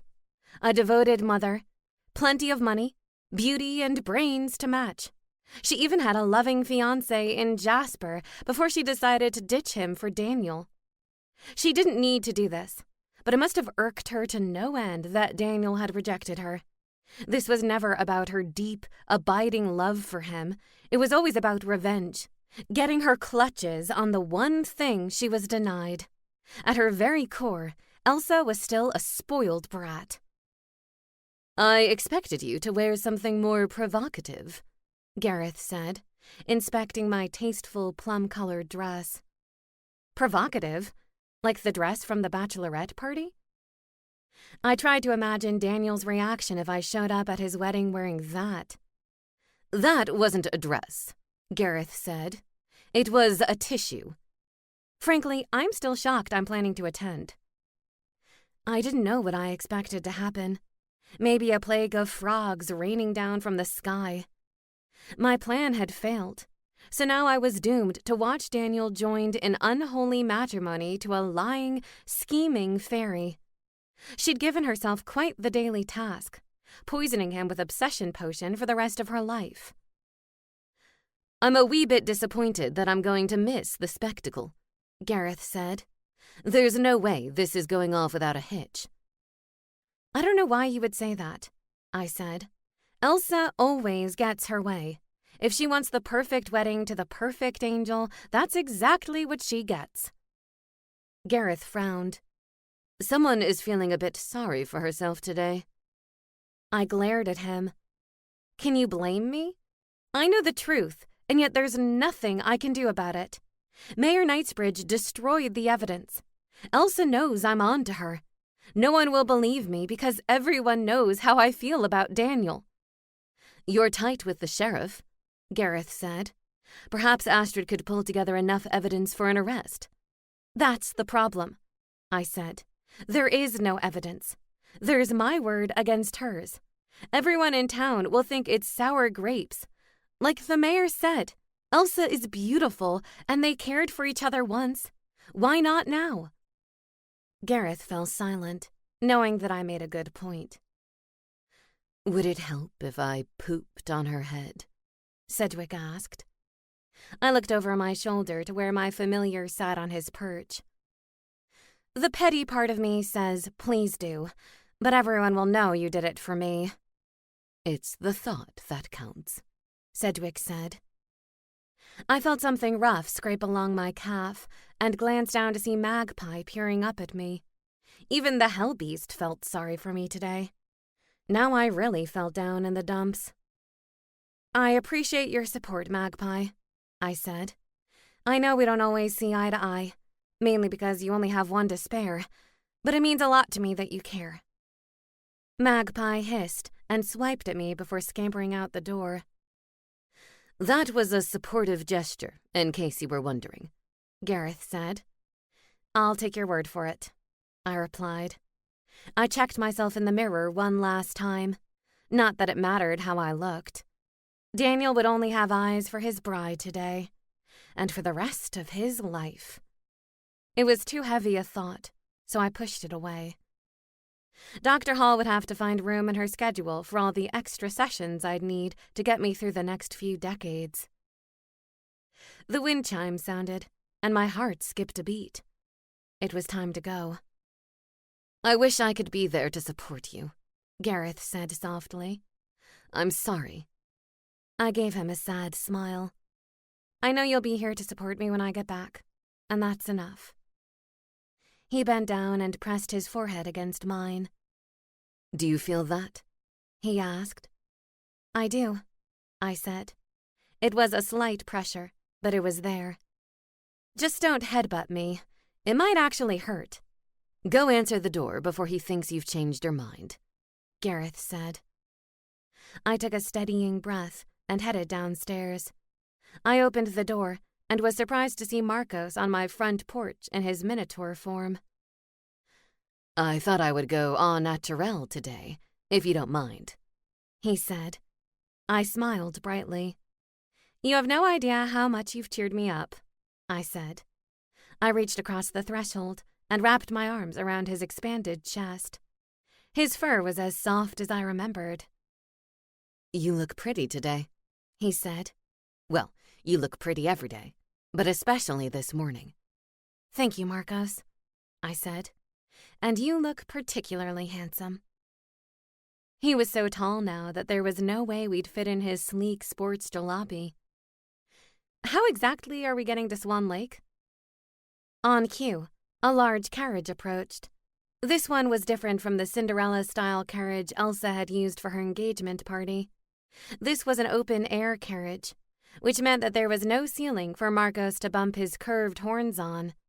It also meant that everyone in town could see that Marcos and I were attending the wedding together. That was sure to set tongues wagging. After you, Miss Hart, he said, gesturing me forward. The elf footman helped me into the carriage first, and Marcos settled across from me. I suppose Gareth is feeling left out, Marcos said. At this point, FOMO is a chronic condition for him, I said. But if his progress continues, he'll be attending social events in no time. Marcos's brows furrowed. What's FOMO? Fear of missing out. The carriage streaked across town to the eastern border of Spellbound. In fact, half of Swan Lake was within the town border, and half was outside of it. I learned this the hard way when I ran toward the water to escape a runaway Sigmund. Daniel swooped down from the cliff and saved me from a watery death. But in doing so, he brought me inside the border of the cursed town. The blue water of the lake glistened in the distance, and I saw a floating platform adorned with white streamers and a ceremonial arch. I guess they're going to perform their vows on the floating platform, Marcos observed. Looks that way, I said. There were already hundreds of guests gathered on the shore of the lake. I spotted most of the town council members, including Lady Weatherby. The twisted antlers of her headdress were adorned with tiny white flowers. She actually looked quite festive. We alighted from the carriage and joined the other guests on the shoreline. Lucy buzzed over to me, her pink wings in a tizzy. There you are, Lucy said. I was wondering if you'd changed your mind. I was wondering whether Mayor Knightsbridge was going to change her mind about allowing me to be here, I said, glancing over Lucy's shoulder to where the mayor was greeting guests. Her large blue wings were lined with crystals in honor of the special day. You know the mayor, Lucy whispered. She would never risk the scene on her daughter's big day. Banning you would draw attention away from the bride. Marcos wrapped a large arm around me and squeezed. No matter what happens today, it's going to be okay. We're here, Begonia said, pushing through the throng of bodies. You won't go through this alone. This is my first wedding, Laurel said. Because I'm the youngest, I always end up getting cut from the guest list. Sophie patted Laurel on the head. Don't measure all weddings by this one. I have the sense it will be loud and proud. I leaned over and whispered to Laurel, "Don't worry, this is my first wedding, too." "I think everyone in Spellbound is here," Millie said, "except maybe the Grey sisters." "Not everyone is invited to the reception, though," I said. "I'd have to endure that spectacle without my friends." "I didn't think you'd want to witness this farce," a voice said. I turned to see Jasper, Elsa's spurned fiancé. "I could say the same to you." Jasper smiled grimly. "I wanted to see it happen for myself. Otherwise, I would never believe it was real." I could wholly relate to that. "Some might say you dodged a bullet." His brow creased. "I guess that's a human world expression." He shielded his eyes from the sun and scanned the area. "I haven't seen the bride or groom yet. Knowing Elsa, she has some grand entrance planned." "That sounds about right," I said. At that moment, a group of white doves flew into the air together and formed the shape of a heart above our heads. The crowd oohed and awed. Then the birds exploded in a display of white flowers. The petals drifted to the ground, scattering beneath our feet. The blow of a trumpet alerted us to the groom's arrival. Daniel arrived on a magic carpet, which struck me as silly given his beautiful set of wings. Elsa's idea, most likely. The magic carpet landed directly on the floating platform, and Daniel rose to his feet with a cat-like grace. He looked elegant in his white suit, his ivory wings spread wide and proud behind him. I stared at him, overwhelmed with emotion. I'd often heard the phrase that someone is a vision, but I never truly understood it until this moment. A lump formed in my throat, and I struggled to breathe. Daniel was getting married. To someone else. I couldn't believe this moment was actually happening. He gazed at the crowd, appearing pleased with the turnout. The spell was likely strong at this hour. I imagined Elsa gave him an extra dose today to be on the safe side. A trumpet sounded again, signaling the arrival of the bride. I heard the appreciative noises before I glimpsed her. I followed the crowd's gaze skyward, where Elsa flew on the back of a winged white horse. A freakin' Pegasus. "Spells bells," Begonia whispered. Spells bells indeed. Where on earth did she find a Pegasus? The magnificent beast glided onto the shore and splashed through the shallow waters, depositing Elsa with her groom on the floating platform. "Mayor Knightsbridge spared no expense," I heard a voice say behind me. The Pegasus flew away, leaving me with a clear view of the bride and groom. Elsa looked as beautiful as one would expect. Her golden hair was pulled up in a soft bun with loose tendrils caressing her angular cheekbones. She was a stunning bride. Even I couldn't argue with that. "Who's performing the ceremony?" I asked. Although I'd never actually been to a wedding, I knew that non-religious ceremonies sometimes involved justice of the peace. It seemed odd to me, though, that the mother of the bride would officiate the ceremony. Then again, I didn't put anything past Mayor Knightsbridge. She'd shown herself to be a cold and calculating fairy, same as her daughter. "There is no officiant," Marcos said. "I've seen them a few times during a wedding ceremony, but most residents of Spellbound choose to officiate themselves. It's more of a declaration of love than a formal ceremony." Looking around, it was hard to see this as anything but a formal ceremony. The crowd hushed as Elsa's voice was carried by the breeze.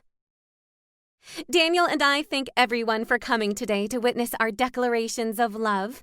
Today, we begin a new chapter in our lives, one that has been written in the stars from the very beginning. No two beings were ever more of a match than we are, as I'm sure anyone who has ever seen us together can attest." I bristled at her words. "No," I wanted to scream. "You were not written in the stars. You were written in crayon on a Denny's menu." "She seems to have the stars confused with magical drugs," Begonia whispered. "No kidding," I said quietly. "If it's any consolation," Marcos said. I don't think anyone here believes a word she says. If no one believes her, then why doesn't someone stop the wedding? I asked. Marcos shrugged. Daniel is a grown angel. He's also somewhat unpopular here, depending on the demographic. Either way, without hard evidence, I don't think anyone really knows what to do. I returned my attention to the ceremony where Elsa was still reciting her vows. It has been said that if at first you don't succeed, try again. Today marks the day our efforts have paid off. There is no try, only do, I mumbled. Who said that? Shakespeare? Marcos asked. Yoda, I replied. I declare my love for you, Daniel Starr. I declare it in front of all those assembled in Spellbound. May our union be blessed with the fruits of our love, and may we be bound together by our everlasting affection for each other. I wanted to hurl. The sentiment would have been beautiful if he actually loved her. Daniel cleared his throat. Apparently it was his turn to speak. My pulse raced. He clasped her hands in his and gazed into her eyes. I fought another urge to vomit. Elsa May Knightsbridge, I wronged you many years ago, and for that I am eternally sorry. You didn't deserve such treatment, and I only hope to make it up to you now every day for the rest of our lives. My chest ached. The rest of their lives. Daniel was an angel. He was immortal. The idea sickened me. He was imprisoning himself and he didn't even know it. I gazed out at the lake, my jaw tightening when I saw the wooden pier on the other side of the water. An image flashed in my mind of me running the length of it, my feet pounding on the wooden boards until I reached the edge. My car had been barreling down behind me, threatening to crush me to death. The only alternative had been to jump, even though I couldn't swim, and my mother had drowned. Still, I had jumped, and Daniel had saved me. I'd never believed in angels until that moment. I'd never believed in any type of paranormal creature, not ghosts or vampires or witches. That single moment changed my life forever. Instinctively, I twisted my neck to find the spot on the cliff top where I'd first spotted Daniel from my car. He'd been perched there, ready to jump. If seeing him there wasn't fate, then I didn't know the meaning of the word. Elsa could talk about the alignment of the stars all she liked, but I knew in my heart that Daniel and I were meant for each other. I'd never believed in fate before, but I'd warmed to the idea slowly over time. What were the odds that a human girl from Lemon Grove, Pennsylvania, would turn out to be a paranormal trapped by the curse? There was no other explanation. Too many coincidences. It was fate, pure and simple. Daniel's words rang out, clear and strong, and I immediately recognized the quote from one of the Winnie the Pooh books I'd given to him from the library. My heart swelled. Somewhere in there was my Daniel, struggling to get out. There was no way Elsa would have written Winnie the Pooh quotes for him to recite. This part was all angel.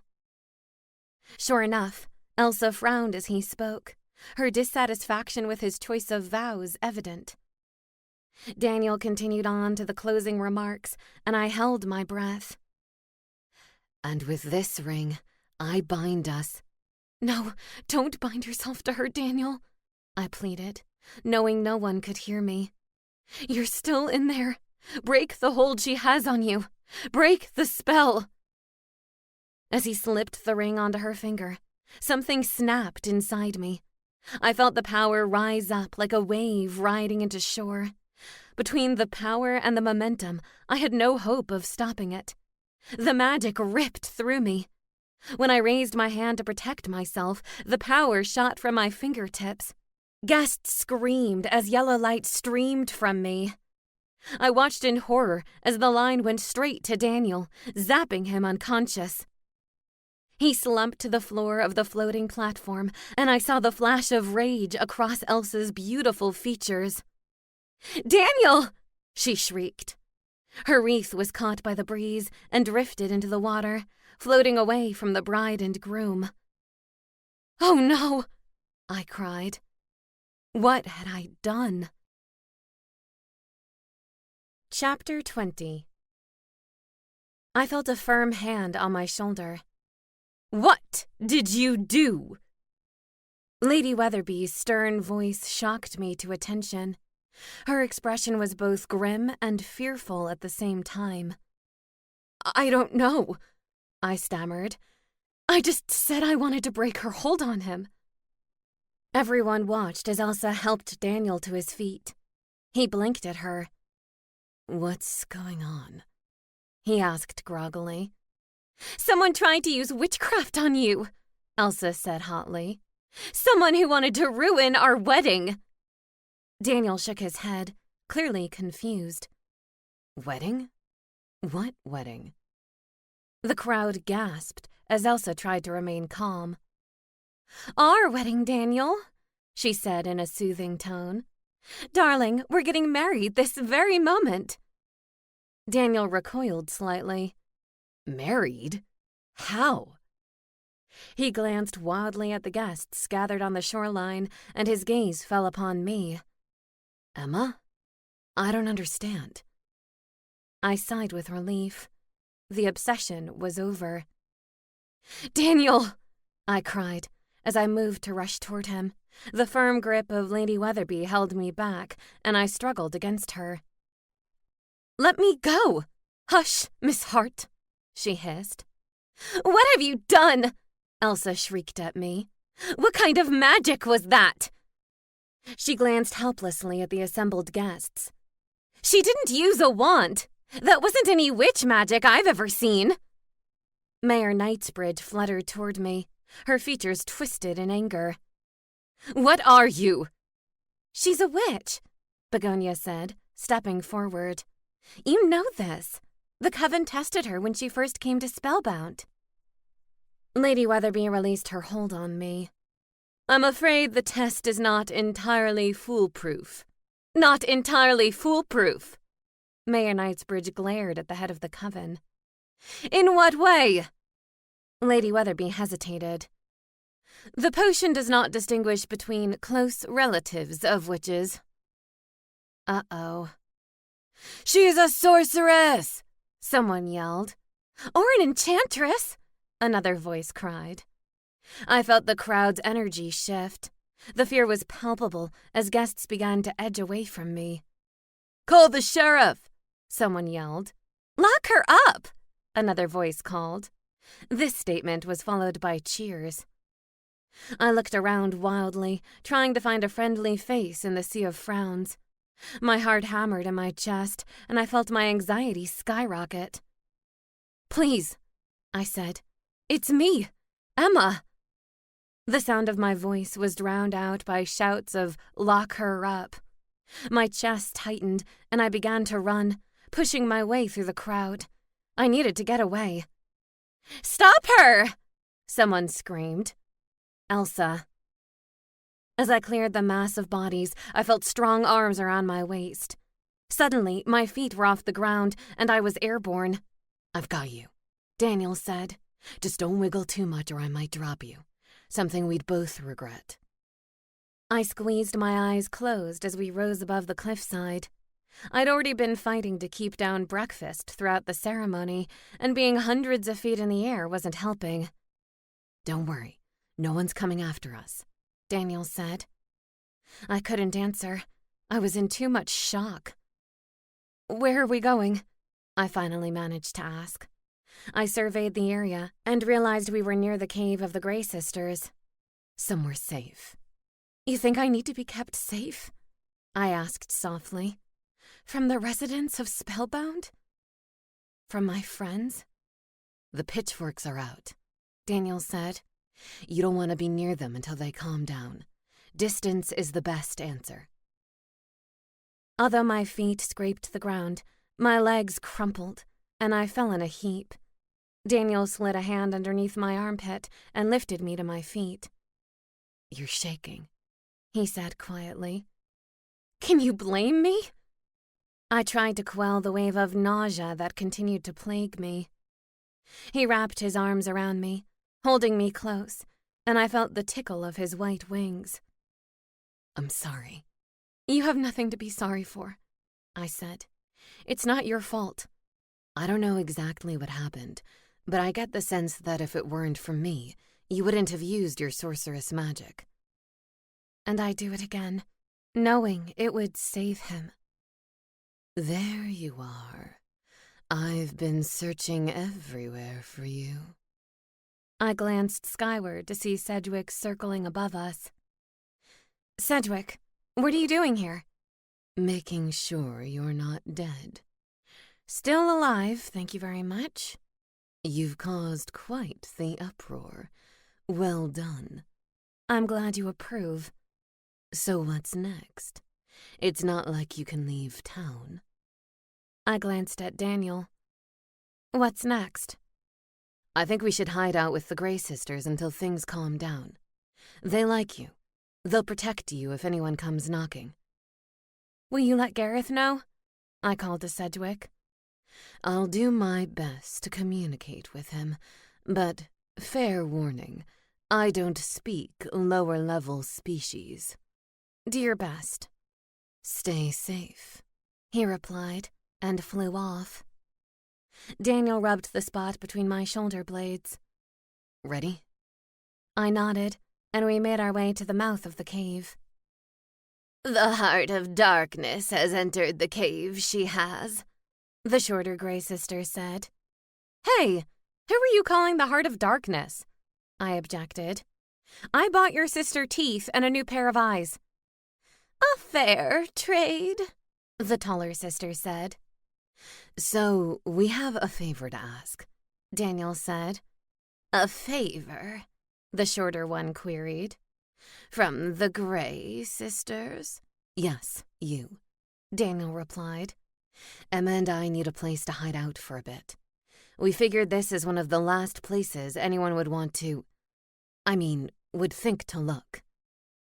"You are most welcome here, you are," Lyra said. "Your secret has been discovered, I take it?" Tears stung my eyes. "It has." "And they have turned on you, they have," the shorter one said. "No surprise to us," the taller one chimed in. "The curse serves as no reminder. Too far gone, they have all forgotten," Lyra said. "You think the curse was to punish them all?" I asked. "I thought it was because of..." I halted and cast a furtive glance at Daniel. "I told you my story," he said matter-of-factly. "I can't say for certain the curse wasn't because of me, but I don't think it was." "Some of the residents weren't even born when the curse took hold," I said. "It isn't fair to the innocent ones." "And what have they learned, my pet?" Lyra asked. "Did anyone speak up for you?" "Some tried," I said, thinking of Begonia's effort. "And Daniel." Lyra clucked her tongue. "They learn nothing, they do." We made our way further into the cave, and I tried to ignore the gloomy and depressing interior. I was lucky to be here. Criticizing the lack of decor and modern amenities was ungrateful, to say the least. The sisters circled Daniel. "You act upon your own free will, you do," Lyra said. "I do, thanks to Emma," he said. "I don't know what I did," I admitted. "Some kind of sorcery." "My mind is beginning to clear," Daniel said. "When I first snapped out of it, I felt confused." "You didn't seem to know where you were," I said. "Do you remember everything now?" He rubbed his chin, thinking. "I remember, but it feels like an out-of-body experience. Like it happened to someone else and I watched it." Panic crept through my veins.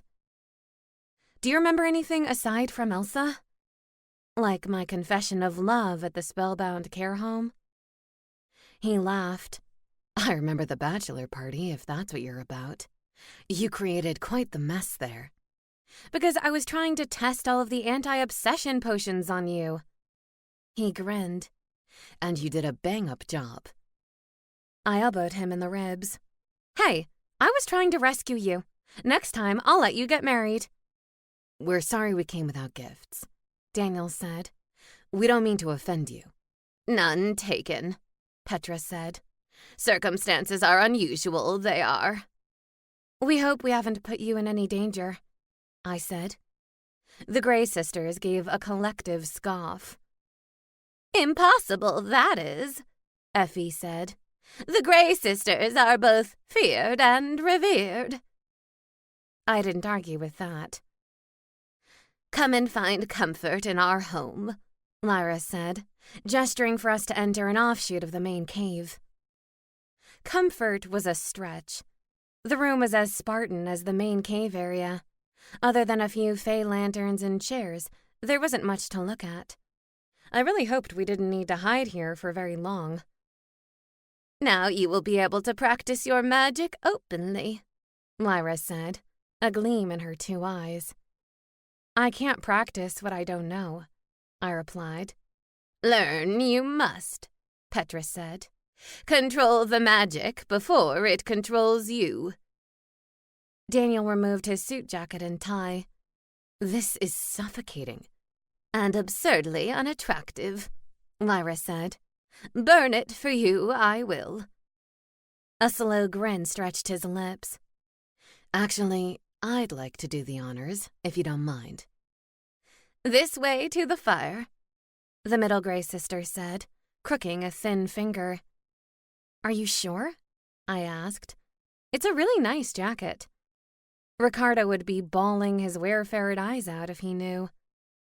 I'd burn the whole suit right now if I had something else to wear, Daniel said. Overrated clothing is, Lyra said with a crude smile. I shot her a quizzical look before turning to Daniel. Start with the jacket and tie. The rest can go later. We followed Lyra back to the main area of the cave, where a fire burned low. I noticed holes in the stone above for ventilation. Daniel tossed the jacket and tie into the flames, and together, we watched them burn. I'm sorry for what she did to you, I said. Why are you sorry, Emma? You're not responsible for her actions. He continued to stare at the flames as they licked the remnants of fabric. I just wish I could have done more to help you, so that things didn't go as far as they did. I made so many attempts to make things right. Emotions bubbled up in my throat. All of the feelings I'd been repressing began pushing their way to the surface. I know you did, he said softly, and I would have done the same for you. Despite the massive size, the cave was beginning to feel claustrophobic. As if sensing my distress, Daniel extended his hand. Why don't we go for a walk? Fresh air might do us both some good. Bring back a rabbit, you will, Lyra said from beside the crackling fire. I cast a sidelong glance at Daniel. That one's all you. We walked in companionable silence until I recognized the path to Curse Cliff. We should probably turn back before it gets dark, I said. Although I didn't share the fear that some residents had about the cliff, I didn't love the idea of wandering around out here in the pitch black. In a minute, Daniel said. There's something I need to say first. Okay. I slowed my walk. I lied to you, he said.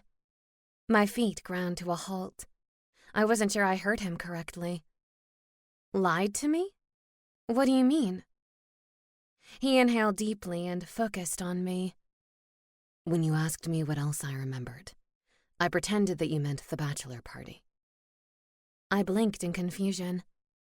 Why? Are you embarrassed about your time with Elsa? Because you don't need to be. Everyone knows it was a magic potion. I'm not talking about Elsa. Ever again. He took my hand. I mean my time with you. At the Spellbound care home. Oh, no. He remembered. My heart thundered in my chest. You mean when I told you? Spells, bells. When I told him that you loved me. My throat became dry, and I couldn't swallow. Did I? His features softened. You did. Maybe it was the potion. He shook his head slowly. Not a potion. My body was on fire. I couldn't tell whether it was from desire or embarrassment or both. Daniel, Before I could finish, he lowered his lips to mine and kissed me.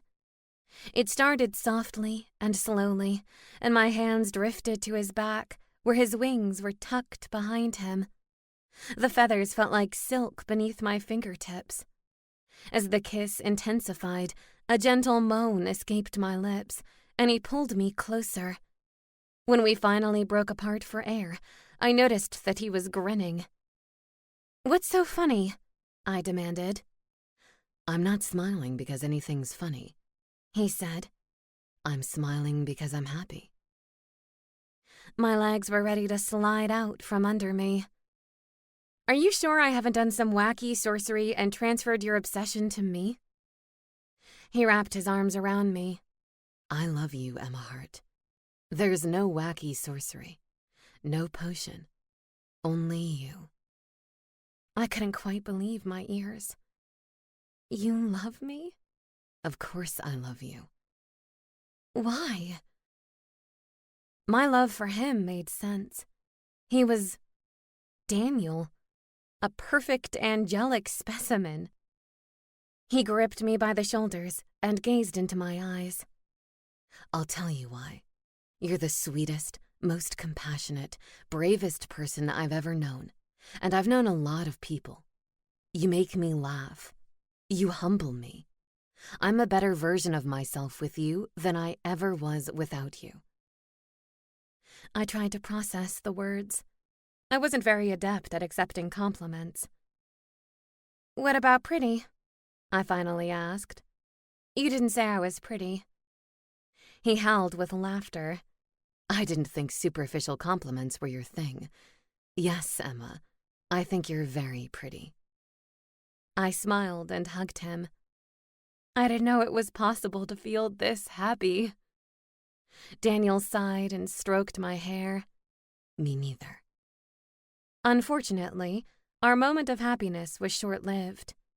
I heard a dull roar in the distance.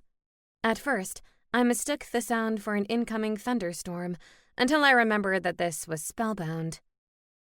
"What is that?" I asked. Beside me, Daniel straightened. "I hear hoofbeats." He paused to listen. "And feet. Many feet. I think our location has been discovered." Uh-oh. An angry mob was headed our way, and we had nowhere to run. Daniel placed a protective arm around my waist. "We can fly somewhere else. Just say the word." I drew a deep breath. Let's give them a chance. Maybe they've come to apologize. Chapter 21. They didn't come to apologize. I sensed their anger and frustration as they approached. A giant, fast-moving cloud of frowns and fists. "There she is!" a voice shouted. A wave of nausea slammed into me as they moved closer, shouting and gesticulating angrily. All of this over magic I didn't even understand. I clasped Daniel's hand in mine, and he glanced down at me, a question in his turquoise eyes. They asked me if I wanted to flee. I wasn't sure. The crowd pressed toward us, and Daniel and I backed slowly onto Curse Cliff. I glanced behind me to see the steep drop below. Were they really going to run me off the side and into oblivion like the wicked stepmother in Disney's Snow White? For some reason, Daniel's wings were a small consolation. It was the betrayal that hurt the most. These residents had become my friends, my family. But now I was a known sorceress, and they looked at me with only fear in their eyes. Fear. My heart thawed a little. I understood fear, empathized with it, even when misdirected at me. "Grab them!" a woman's voice cried out. Myra, the church administrator, pushed her way to the front of the group. "We can't let them get away!" "Get away?" I queried. "We're all trapped here. Where do you think we're going to go, except to plunge to our deaths?" "He won't," Myra said, jerking a thumb toward Daniel. "It's whether he's with us or against us. If he flies off and carries you with him, then he's against us." "This is ridiculous." Laurel appeared next to Myra. "Many of us know Emma. She's not evil. Far from it. She's done nothing but help people since she got here." "Maybe that's part of her master plan," Myra said. "Lull us into a false sense of security." "She didn't know she was a witch or a sorceress before she came," Begonia objected, joining Laurel at the front of the crowd. "But when she found out she was a sorceress, she didn't tell anyone," Hugo said. "If that doesn't smack of guilt, then I don't know what does." Daniel stepped in front of me, putting himself between the angry mob and me. "It was my idea to keep it secret," he admitted, "because this was exactly what I feared would happen." "Hand her over!" a voice shouted. "So you can do what?" Daniel replied. "Throw her in Swan Lake and see if she floats? We already know what she is. More importantly, we already know who she is." "Do we?" Myra asked. "Or has it been an act? I always thought her sweet nature was suspicious. Nobody is that nice." "Maybe in your mirror that's true," Begonia snapped. "Emma is genuine. She has been from the moment she stepped inside Spellbound." "She wants the criminals to run free," Hugo said, loudly enough for everyone to hear. "She's been begging for this committee to revise the sentencing guidelines so that she can make sure proven criminals get off without serving their time." "That's not true," I said. "Sentencing in Spellbound is draconian. Dracula had nothing to do with drafting laws here," someone interjected. I resisted the urge to smack my forehead. The shape of an enormous minotaur moving through the crowd caught everyone's attention, including mine. Marcos moved to the front to address the mob. "I cannot believe we are standing on Curse Cliff, trying to persecute one of our own." His deep voice reverberated across the desolate landscape. Even the ground seemed to shake beneath my feet. "She's not one of our own," Myra cried. "That's the point. She'll kill us all before we ever have a chance to break the curse." "The fact that she's standing on Curse Cliff speaks volumes." Fabio, the were-lion, stepped forward. "That ground is as evil as the woman who created the curse." Daniel turned back to me. "Your date with him really did not go well, did it?" I shrugged. I recognized the twisted antlers of Lady Weatherby's headdress as she maneuvered through the crowd. Residents moved aside to make a path for her. Her stony features gave nothing away. She raised her wand in the air and signaled for the mob's attention. "Residents of Spellbound, hear me now!" The crowd fell silent. When I realized I was holding my breath, I gently exhaled. "I assume I need no introduction. As the head of the coven that agreed to take custody of Miss Hart, I take full responsibility for her presence here. The spell we used to determine her true nature would not have made a distinction between witch, sorceress, and enchantress. As you already know, these three are closely aligned. It would be like trying to identify whether someone is of Norwegian ancestry versus that of a Swede using only DNA." "What's a Swede?" someone called. "I think it's a type of potato," someone else replied. "No one blames you, Lady Weatherby," Hugo said, ever the butt-kisser. "I'm not asking for absolution," she said coolly, and I bit back a smile. Take that, grumpy centaur. "What's your solution?" Myra asked, What do we do with her? I do not understand the need to do anything, Lady Weatherby replied. My witches are correct. Miss Hart has proven herself time and time again to be a productive member of our community. Am I pleased with this turn of events? No, I am most certainly not. But a sorceress with unchecked and unmastered power is far more dangerous. I propose that we continue as before. The Coven accepts responsibility for the continued training of Miss Hart. A gasp rippled through the crowd. Train her, Fabio repeated. so that she can curse us worse than the enchantress one day? Continue to treat her with such hostility, and maybe she will, Lady Weatherby said. And maybe I will approve of her actions. Mike, the wereweasel I spent an unlucky evening with at Shamrock Casino, raised his hand. What makes you think you can control her? What if she grows more powerful than even you? Lady Weatherby turned to give me an appraising look. If she does, then perhaps she can break the curse that has long kept us prisoner here. Why do we not look past the fear and see the value in her potential power? Her mention of breaking the curse got their attention. Break the curse? Someone echoed. Do you think she can? Lady Weatherby lowered her head slightly. That I cannot say for certain, but the Coven has made efforts for years to no avail. Perhaps a sorceress would be better equipped. Me? Break the curse? I couldn't even do a simple defensive spell without screwing it up. That seemed like an awfully bold statement. Lady Weatherby? I dared to say. Do not think it all right now, child, she said. I have the mob's attention. Now is a time to move. She lowered her voice. To safety, if possible. Wait a second. Lady Weatherby was on my side? To say I was stunned was an understatement. Where do I take her? Daniel asked quietly. Where's safe? We can't go back to the Grey Sisters now that we've been discovered. Nor did I want to. That cave was more depressing than a vampire without fangs. A thought occurred to me. I know where we can go that no one will follow. Where?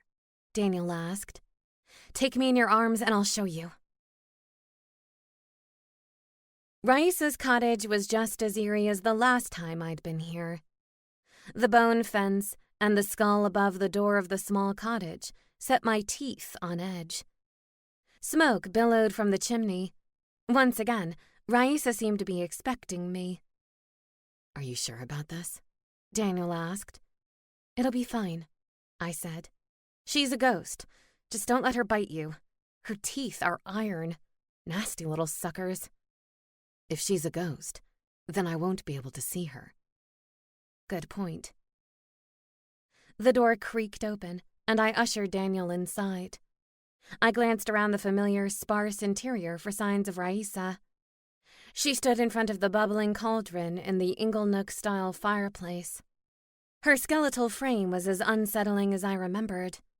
Her legs were like 2 knitting needles, and her skin was covered in brown spots. With her bald patches and stringy gray and white hair, Raisa wasn't going to win any beauty competitions.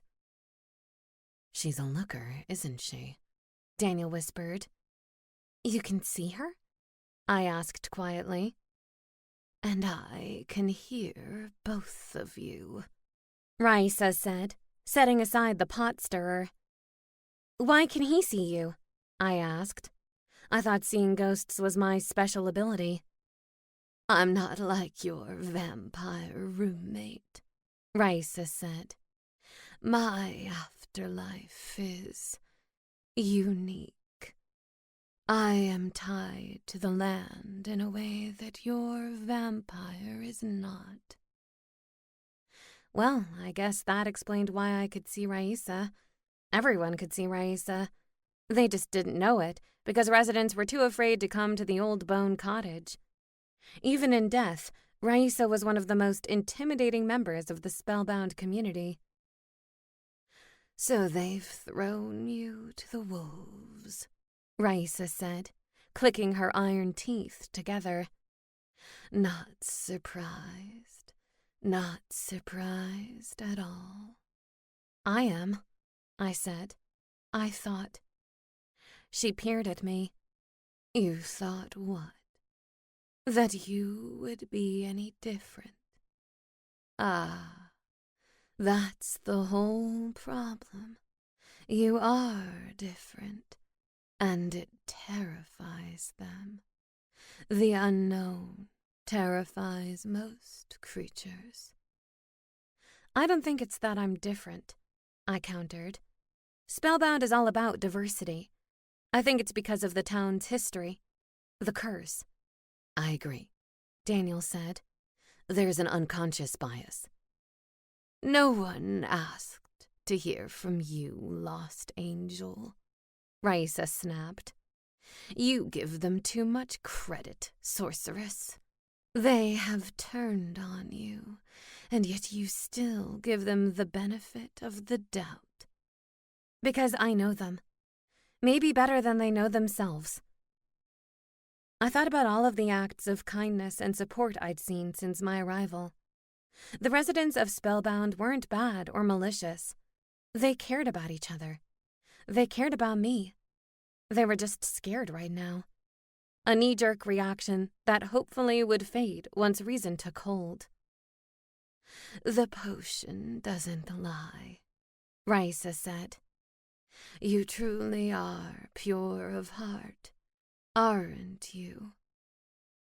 Daniel snaked an arm around my waist and squeezed. "She really is. I would be lost without her." Raisa glared at him. "You are lost. She has only found herself." "We thought maybe we could stay here until everyone calmed down," I said. She cackled. "Because no one would dare come here in search of you. Is that it?" "Pretty much. We tried to stay with the Grey sisters." Raisa flicked a dismissive, bony finger. "The Grey sisters. Those cave dwellers are useless. You'll stay with me until you're ready to return." She gave me a pointed look. "If you're ever ready to return." "I'll be ready," I said. I certainly wasn't making plans to redecorate the Bone Cottage. Talk about lipstick on a pig. "Now who's ready for a nice cup of tea?" she asked. "I would love one," I said. "But no secret potions this time. Promise?" Raisa cackled. "Where's the fun in that? You need to give an old witch her chance for amusement." Somehow I knew Raisa and I differed on what constituted amusement. A knock on the door startled everyone, including Raisa.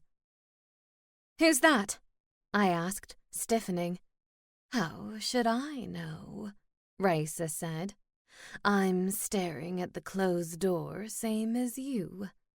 "But you know things," I said. "You can see beyond the veil." Raisa suppressed a smile. "You learn well, pet. Open the door and let us see our surprise guest." Insistent tapping continued on the door. Finally, a familiar voice rang out. "Let me in, you foolish nincompoops! I'm freezing my butt off out here. This gown doesn't close in the back." Spells bells. Agnes? I raced to the door and yanked it open. Sure enough, Agnes stood on the doorstep, wearing nothing except what appeared to be a black hospital gown that tied in the back. Stars and stones. Was her butt exposed to the elements all the way from the Spellbound care home? "Invite me in," Agnes insisted. "Get in here," I said. "You're not a vampire." And I knew that wasn't even true for vampires. Agnes stepped over the threshold, and her gaze went straight to Raisa. Raisa, as I live and breathe. Unlike you. Agnes of the Coven, we meet again. I moved to stand between them. You two be nice. Agnes, how did you get here? Agnes flashed me a mischievous smile. I heard all about the kerfuffle. I waited until my afternoon appointment. Boyd came to give me my monthly exam. The room they use is right by the entrance, so I knew it was my best shot of getting out. The Spellbound care home is all the way across town, I said. You couldn't possibly have walked all the way here. Agnes shrugged her bony shoulders. I may have commandeered a jalopy and left it somewhere near the Oaks to throw people off the trail. I knew you'd come here. How? I asked. She smiled. Because that's exactly what I would have done. She glanced at Raisa. No one in their right mind would come here willingly. Would you like a cup of tea, Agnes? Raisa asked in her most polite tone. Tea? Do I look like a harpy to you? Don't you have anything stronger? There was the Agnes I knew. Of course. I thought you'd never ask. Raisa went over to the shelf and pulled down a bottle of rattle rum. She poured a small glass for Agnes. Anyone else? Go on, sorceress, Agnes teased. I think it'll do you good under the circumstances. Loosen up that knot that you mistakenly call a body. I wasn't sure about this. The last time I dared to drink with Agnes, I found myself cradling the toilet of her care home bathroom. I wasn't keen to repeat the experience in Raisa's bone-infested cottage. I'll have one, Daniel said. My head jerked toward him. Really? It seems like the thing to do at the moment, he said, with a trace of amusement. Peer pressure, I mused. Okay, fine. Me too. Raisa clapped her hands together. Excellent. She poured 3 more glasses and distributed them. Bottoms up, Agnes quipped. Or out, as the case may be. She shook her exposed butt, and I winced. Raisa, do we have any clothes for Agnes to wear? The 2 women stared at me. It's called magic, Agnes said. Lend me your wand, nincompoop. I placed my hands on my hips. I will if you ask nicely, I said firmly. Stop calling me names.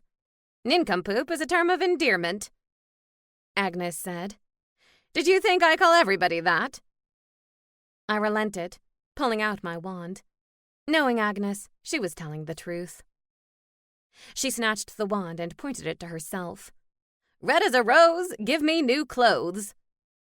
I watched as her black hospital gown stretched into a black tracksuit. All that was missing was the white Adidas logo. Agnes glanced down at her attire. Comfy and cool. Nice work for an old witch. May I make a toast? Daniel asked. By all means, Agnes said. Then I get to have another drink. She held out her empty glass for Raisa to refill. I looked up at Daniel. A toast to what? Our banishment? He raised his glass. I'd like to make a toast to Emma. For believing in me. For seeing what was in my heart when no one else did. For seeing the good in everyone, even in the face of doubt. Raisa and Agnes raised their glasses. To Emma, they said in unison. Well, Agnes, I think this might be the first time we have ever agreed on something, Raisa said.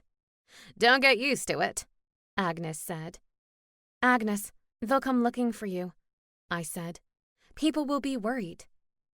She blew a raspberry. Worry about me? Are you serious? Trust me, they're more worried about the damage I can do out of the care home than they are about what might happen to me. I didn't doubt that. Agnes was capable of much mayhem when she set her mind to it. I'd seen it firsthand when she'd stolen my wand and wreaked havoc in the cafeteria. On that note, I retrieved my wand from her grasp. You can't keep my wand, I said, tucking it back into my waistband. You know you don't need that thing, Agnes said. You're a sorceress. Your magic is different. I know, I said, but it doesn't mean I can't use the wand. There are still spells I can do that I learned at the academy. Agnes frowned. Yes, the academy. They will be struggling to know what to do with you. They've already decided what to do with her, Raisa said. They want her cast out, like me. I wouldn't be so sure about that, Daniel said. Lady Weatherby is the one who bought us time to come here. She's appealing to the citizens to let her continue to train Emma. Raisa's eyes rounded at the news, and I worried that one of them would pop out of the socket like it did the last time I was here. I wasn't in the mood to play catch the eyeball. Agnes of the Coven, did I really just hear that your replacement made a reasonable decision? Times surely have changed. Raisa clucked her tongue. Jacinda Ruth may be uptight and rigid, but she is my daughter, and I know her well. It doesn't surprise me in the least that she is one of the first to come around. Like she was with you, Daniel challenged her. I haven't seen her glued to your bedside. Agnes lowered her head. We will take time. I recognize this, but it will happen. She's already been to see me since the youth spell. Some relationships require more care than others. You, of all people, should know that. She gave him a pointed look. I polished off the rest of the alcohol in my glass and tried to ignore the burn in my throat. I couldn't understand the appeal of the stuff. It was vile. How long do you plan to hide out here? Agnes asked. Daniel and I exchanged looks. We hadn't gotten that far in the conversation. Until Spellbound calms down and Emma is safe, Daniel said. It only takes one resident to do something stupid. The idea unnerved me. I'd investigated enough murder cases since my arrival to worry that he was right. You are welcome to seek refuge here for as long as it's needed, pet, Raisa said. You can always put a glamour on the cottage so that no one can see it. Even if they came looking, they wouldn't find you. I could do that? I queried. It's a basic spell for a sorceress, Raisa said. It would be more complicated for a garden-variety coven witch. Agnes nodded. She speaks the truth. You have untapped, raw power, Emma. I don't really want to hide for any length of time, I said, hating the idea of leaving Gareth and Magpie alone for too long. Cedric could fend for himself. I'd only like to give everyone a chance to process the news and be rational. Raisa snorted. You may overestimate them, then. I gave my head an adamant shake. No, I don't think so. They're good-hearted, every single one of them. Even the ones I didn't particularly like. Jemima, Hugo. I believed they'd come around in the end. I want to help you, Agnes said. Tell me what I can do. I may be old and tucked away in a home, but I can still be of use, whether my coven believes it or not. I believe in you, Agnes, I said. And I believed in me, too. You know what? I'm not going to hide here at all. Daniel flinched. What do you mean? I mean, I'm going home. Daniel glared at Raisa. What did you put in the alcohol?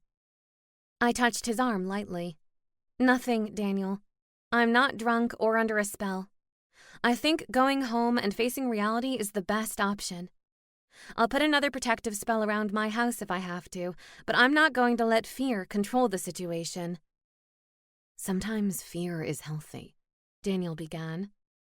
I stopped him with a look. I'm going home, Daniel. If I stay here, it feels like giving up.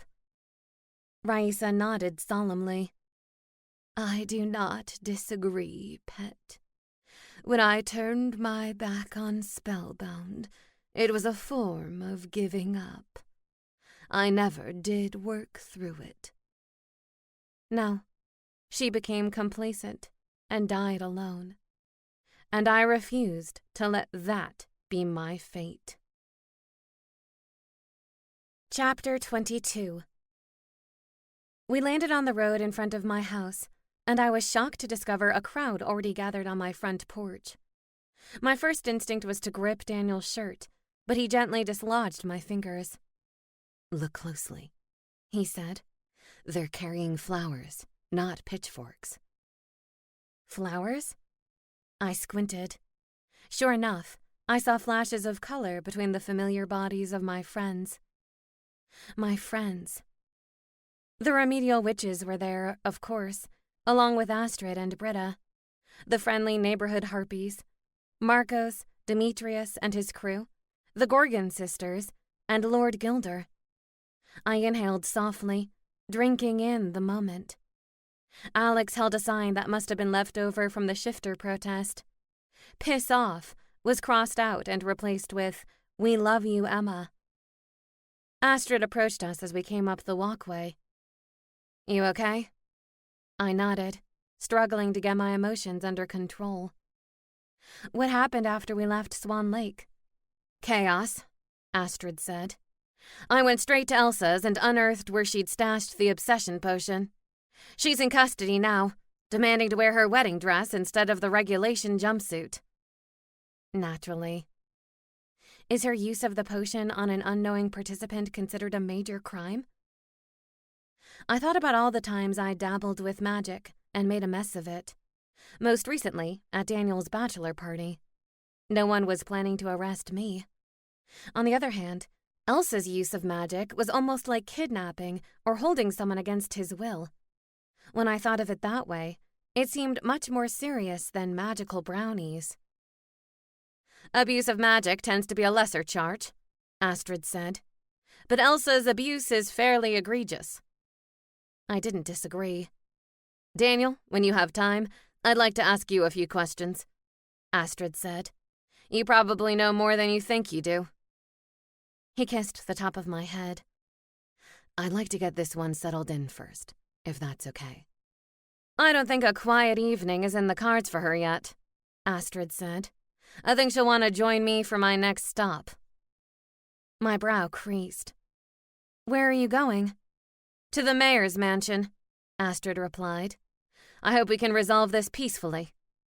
I blinked. Peacefully? Wait, what?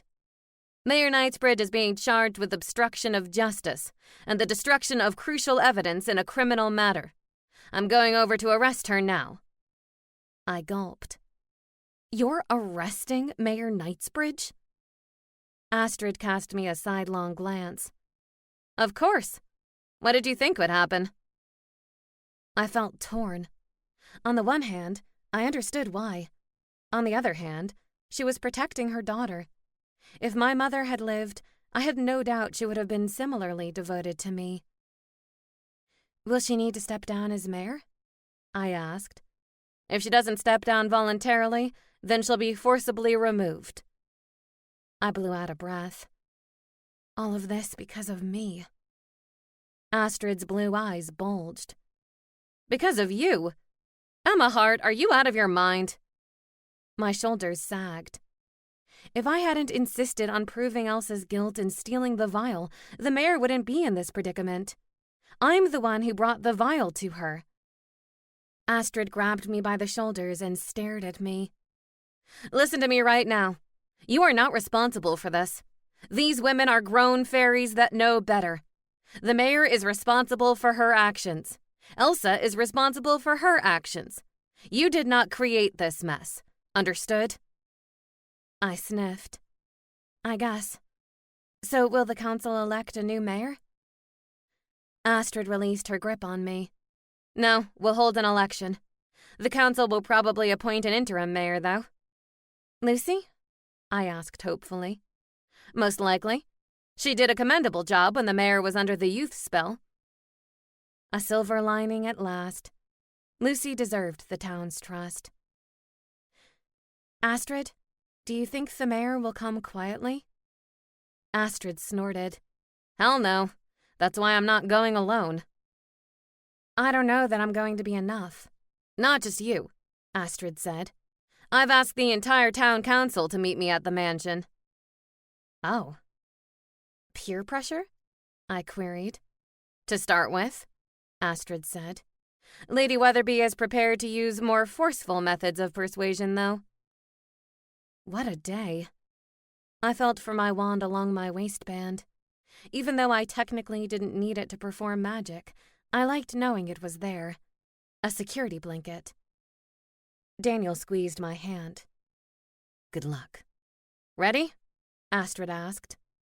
Never. But that doesn't seem to stop me from moving forward.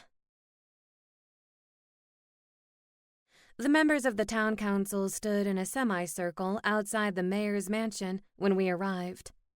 No one looked pleased by the turn of events. My knee-jerk reaction was to apologize. Years of training by my tough grandmother. Why are you sorry? Lady Weatherby snapped.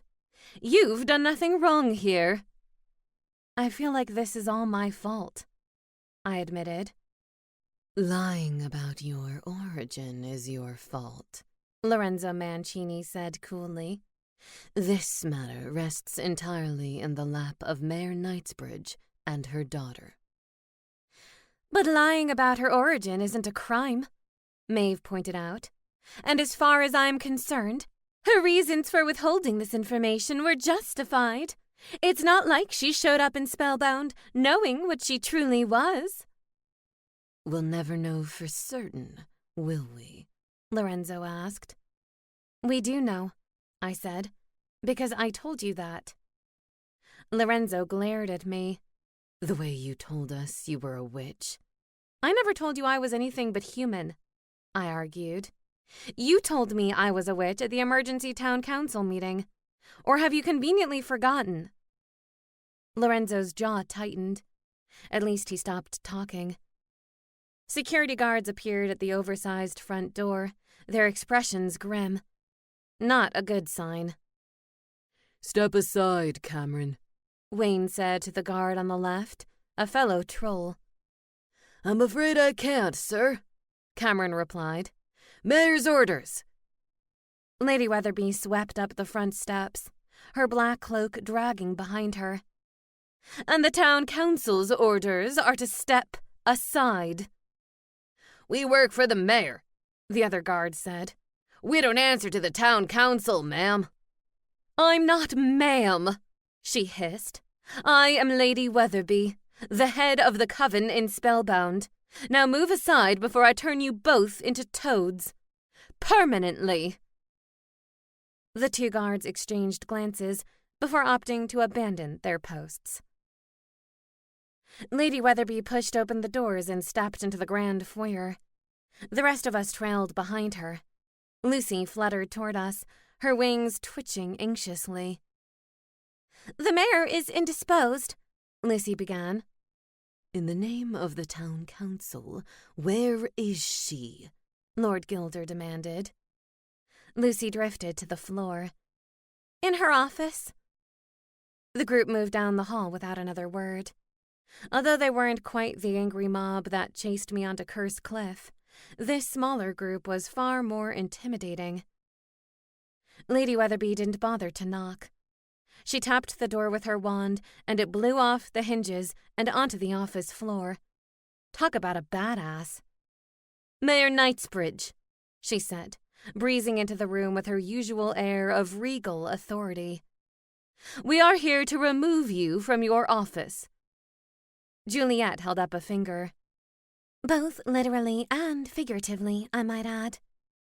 Mayor Knightsbridge remained behind her desk, clutching her wand. You don't have the authority. The vote needs to be unanimous, and I disagree. Your vote doesn't count under the circumstances, Maeve said. You're loving this, aren't you? The mayor spat at her. You've always been competitive with me.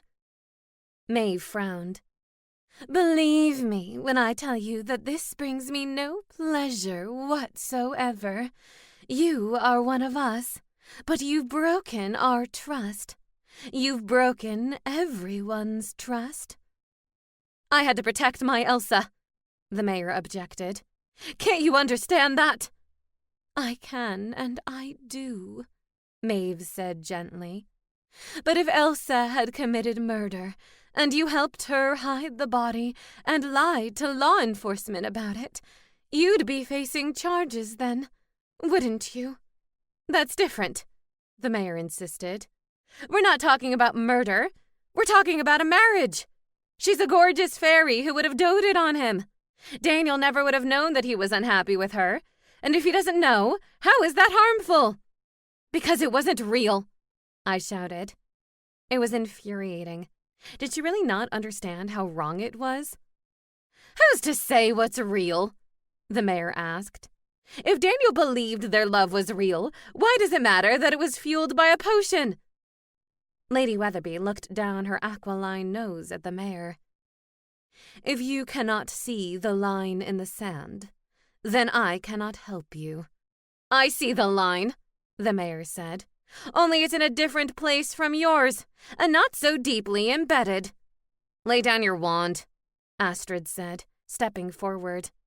We'd like to do this peacefully and without magic. Mayor Knightsbridge surveyed the group assembled in front of her, that included some of the most powerful figures in Spellbound. By herself, she didn't stand a chance, and she knew it.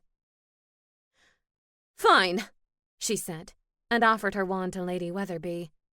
I'll go without a fight, but I am telling you now, I will not spend a single night in a prison cell.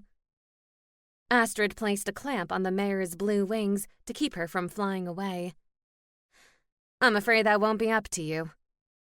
Mayor Knightsbridge, we hereby relieve you of your duties as mayor of Spellbound, Lord Gilder said. We appoint Lucy Langtree as interim mayor, Juliet added.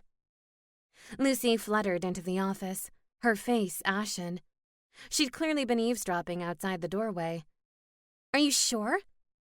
We can think of no better replacement until the election can be held, Lorenzo said. Lucy broke into a bright smile. Oh my goodness! Thank you! I promise to do my best to serve this town.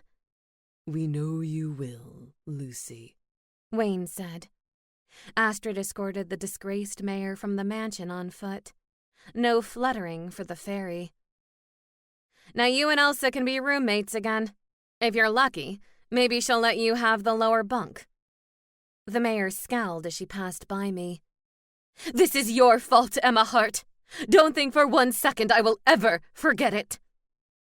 My stomach churned. A mortal enemy. That was all I needed in Spellbound.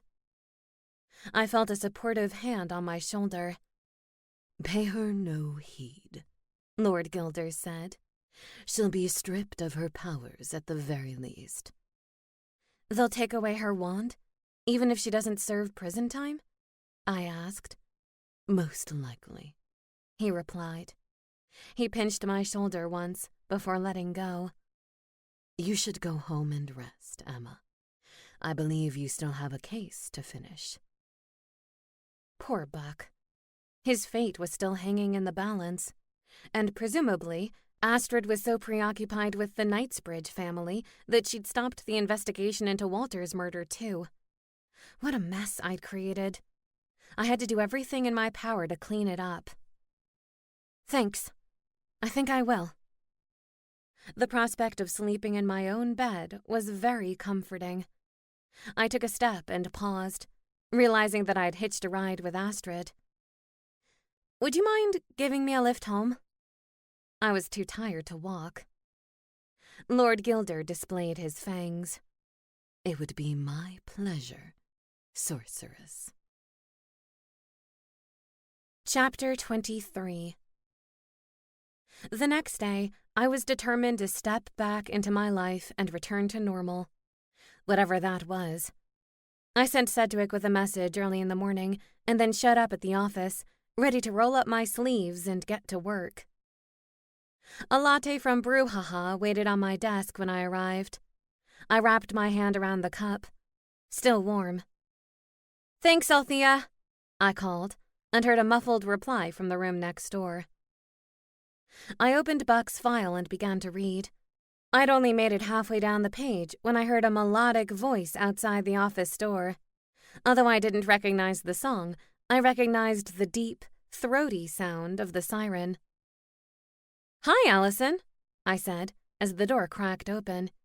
"Thank you for coming." The siren breezed into the room and drifted into the chair in front of my desk. "I got your message. Your owl has a real attitude, you know."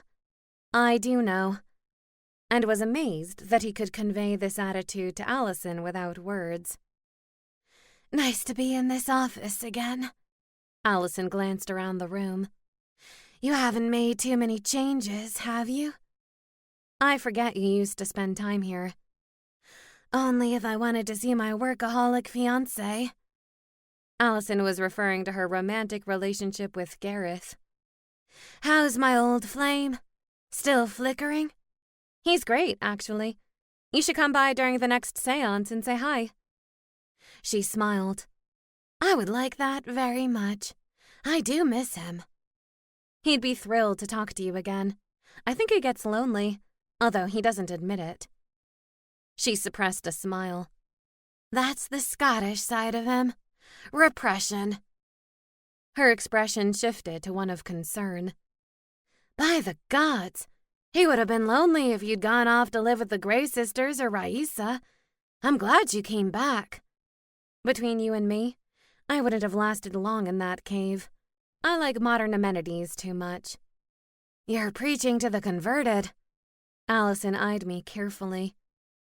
"I take it you didn't ask me here to talk about the perils of cave life, though." "Nope. I asked you here today to talk about the case against Buck." Allison grimaced. "Ugh, don't remind me about that. What do you want from me? You know as well as I do that I can't drop the charges, since I'm not the one who brings them. It's the town." "Oh, I know that," I said. "But you're also the prosecution's only witness. Without your testimony, they don't really have a case." Allison cocked her head. "And why wouldn't they have my testimony? He peed all over my lawn and saw me half naked." "And you saw him fully naked," I said. Allison nodded emphatically. "Exactly. That's sexual harassment." "You do realize that he only shifted back to human form because you startled him. He wasn't intending to flash you." "It doesn't matter," Allison said firmly. "He broke the rules. He should be punished." I sighed. This was going to be more difficult than I hoped. "Do you know why he was drawn to your yard in the first place?" I asked. "I've got a bed of peonies along the border. The werewolves seem to like the smell." "Not peonies. He heard you singing through the open window. You were singing, weren't you?" A dreamy smile touched her lips. "I'm always singing. It's my favorite thing to do, and I'm damn good at it."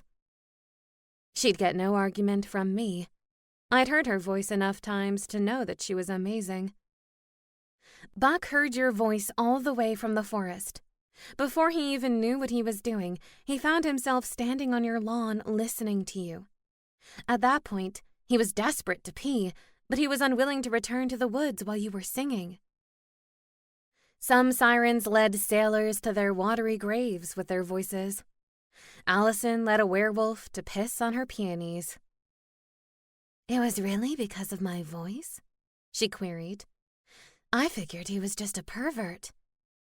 I laughed.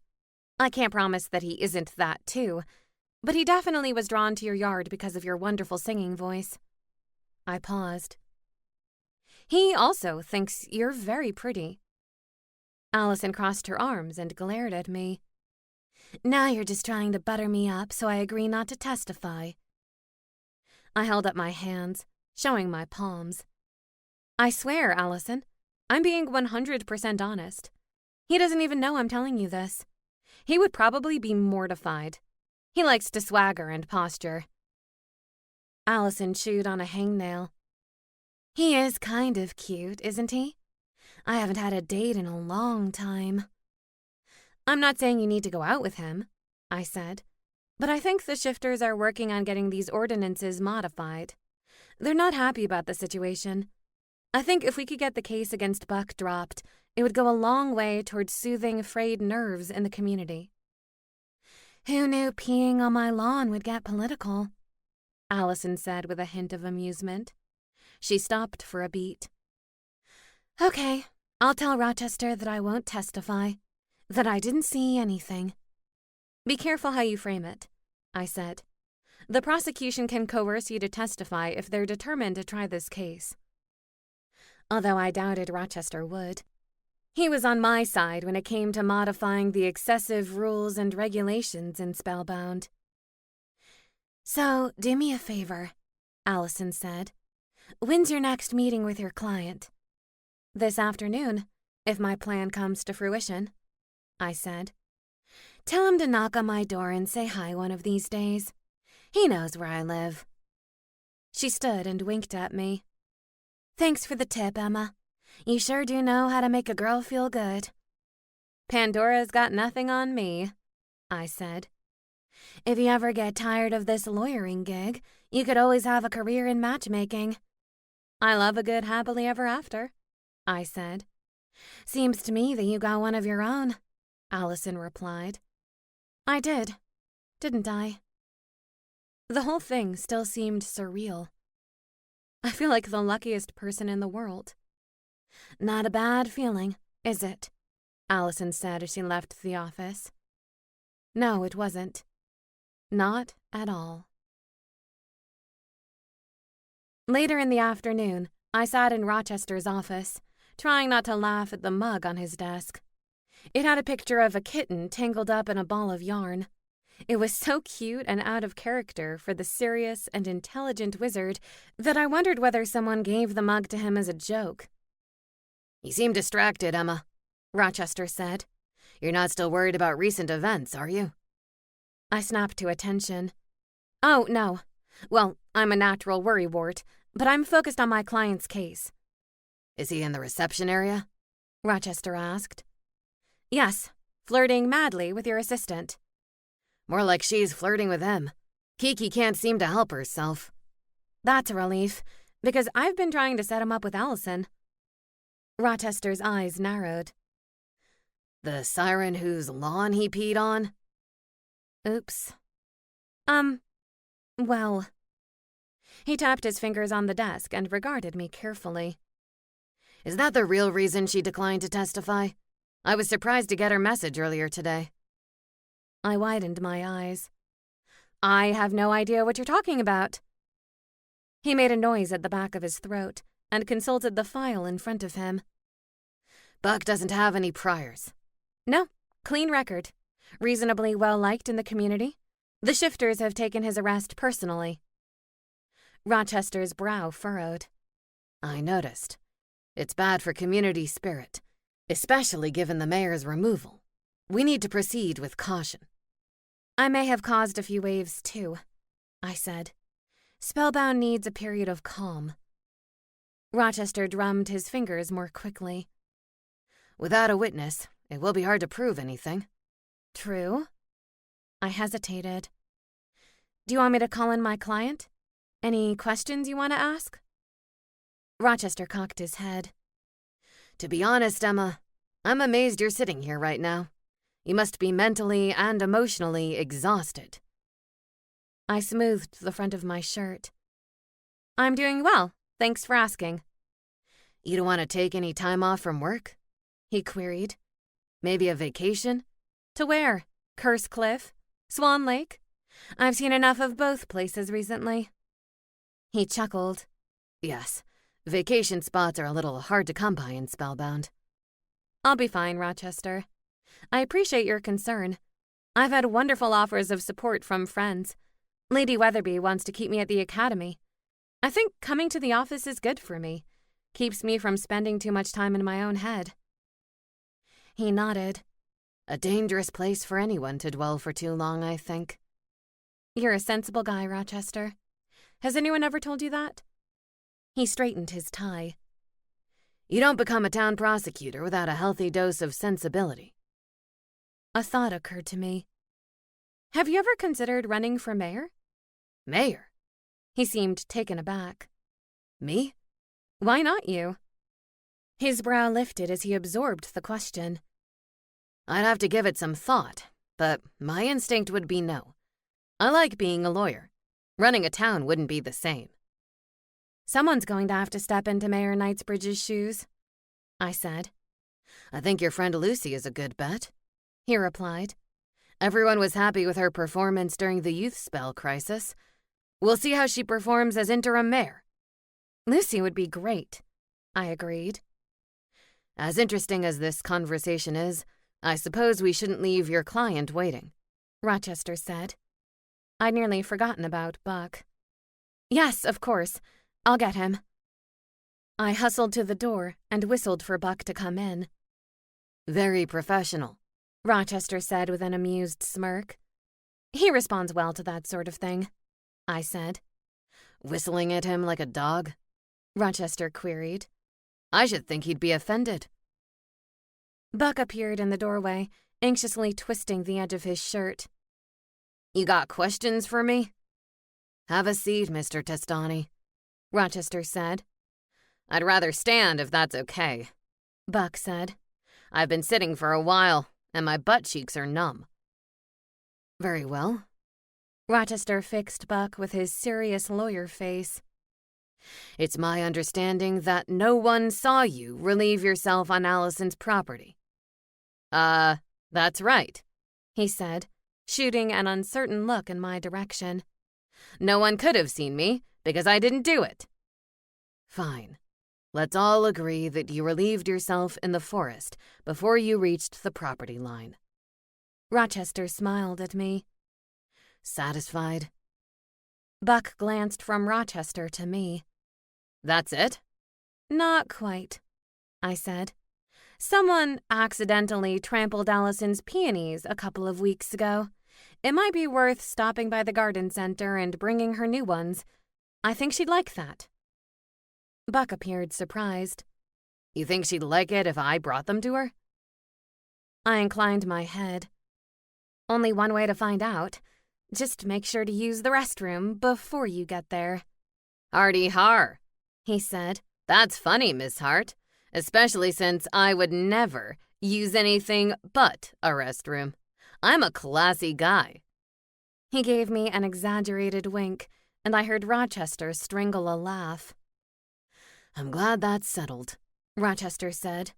Now, if you'll both excuse me, I have another meeting, and I imagine Miss Hart is anxious to get home, where a special someone might be waiting for her. Truer words were never spoken. Chapter 24. Lady Weatherby's dark eyes bore into mine. There is no room for laziness in this classroom. Your power is too volatile, Miss Hart. Too dark. We were alone in the classroom at the academy, my first of many private lessons with the head of the coven. Why does everyone assume that? I asked. That's not been my experience. I don't feel like this is negative energy in any way. In fact, it seemed exactly the opposite. Do not underestimate the power of dark magic, Lady Weatherby said. It has a mind of its own. It can disguise itself, fool an innocent. I felt the missing words at the end of her sentence. Like you. I'm not here to argue with you, I said. I'm here to learn how to control the magic, so that the entire town didn't cower in my presence. Tell me what to do, and I'll do it. Lady Weatherby's mouth quirked. Very well, then. Why don't we try a manifestation spell? What's that? A basic sorceress trick, Lady Weatherby explained. It allows you to create something out of nothing. You mean like imagining my quill from home and bringing it here? But we learned that in remedial witch class. Lady Weatherby shook her head, and her headdress shifted slightly. No, I'm not talking about an existing item within the town limits. I'm talking about anything. Anything? I echoed. Like an ugly yellow Hummer? Or a machine gun? Anything from the human world? I believe starting small is the best way to learn, Lady Weatherby said. We must be careful not to let the magic overtake you. So how do I do it? Do I just imagine it and hold out my hands? You focus your will, same as in witchcraft. You draw from the magic deep inside yourself and envision the very thing you intend to pull here. I knew exactly what I wanted to pull here.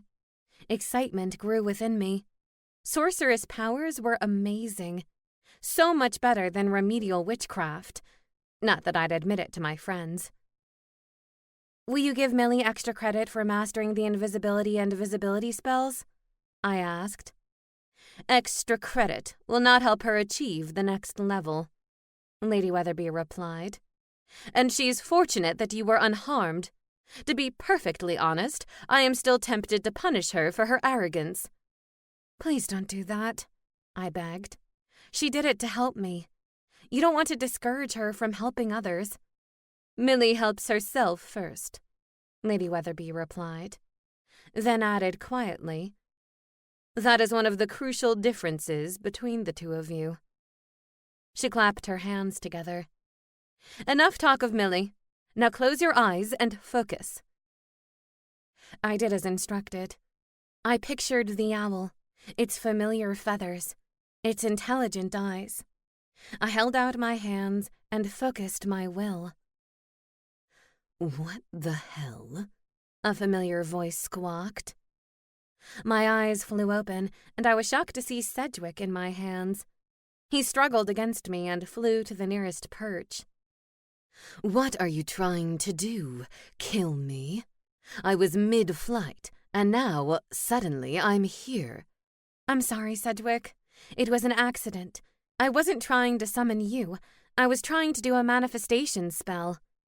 Well, try harder. You suck. Gee, thanks for the encouragement.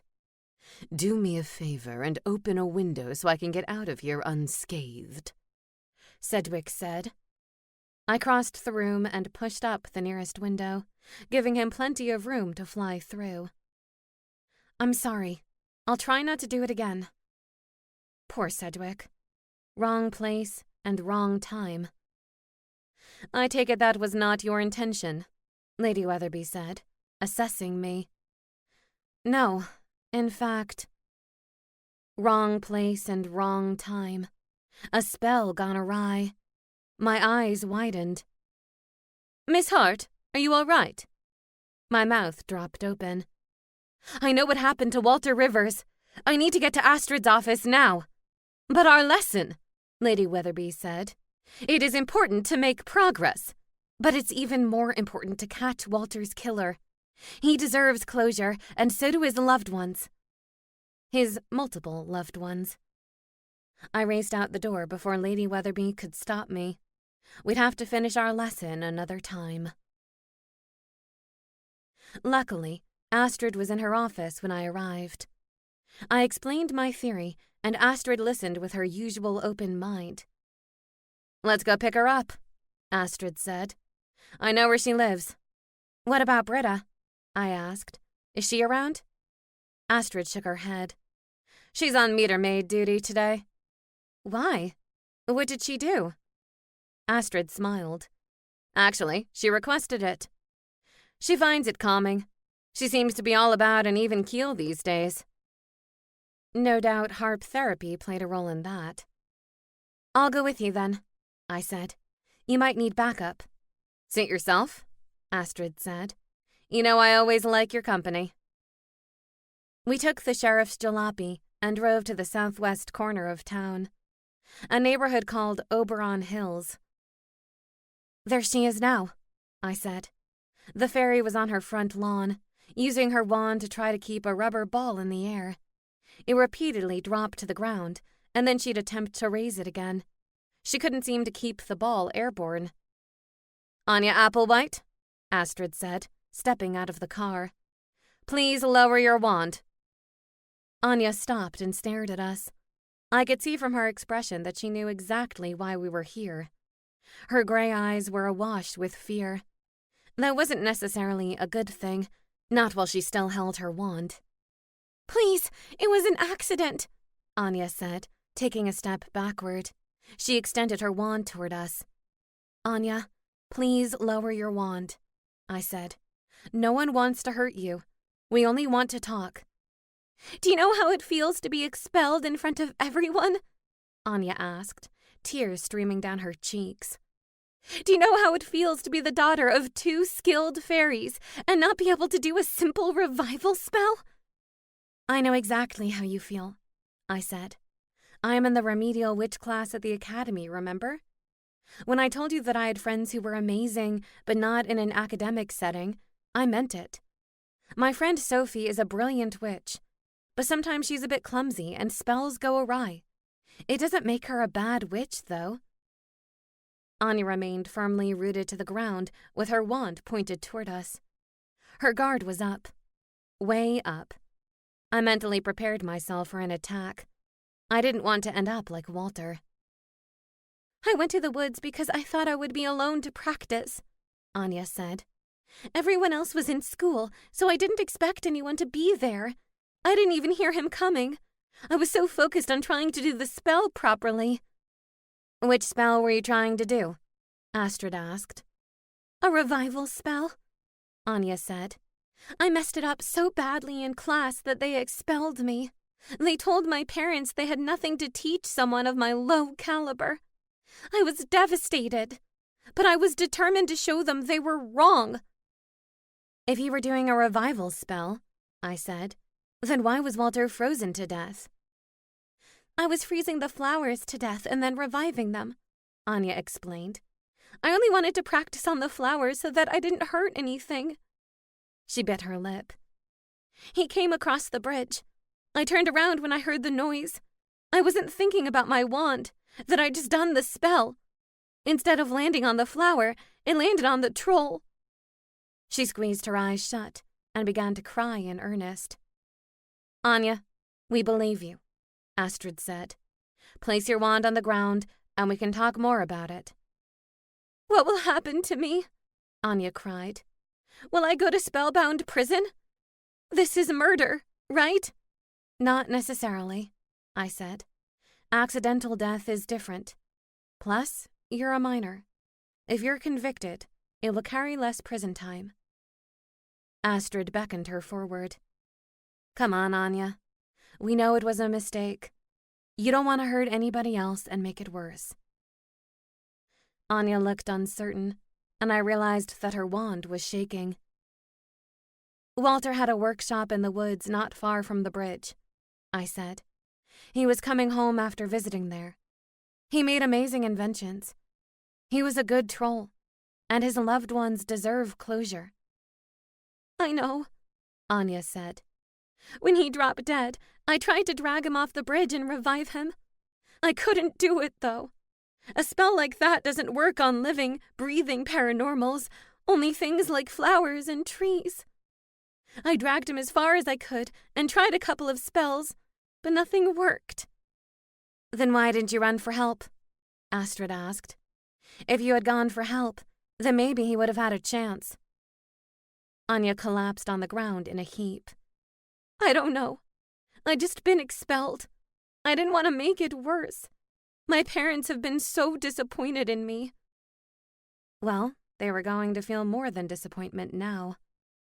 Still, I found myself feeling sorry for Anya. She'd been subjected to so much pressure to achieve. It was no wonder she cracked.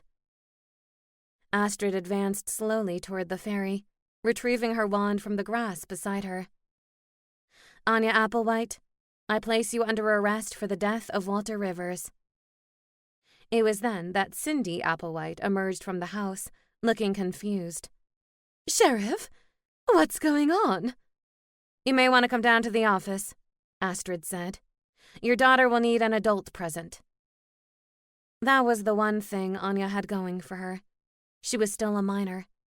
The sentencing guidelines would take that into account, even the existing tougher ones.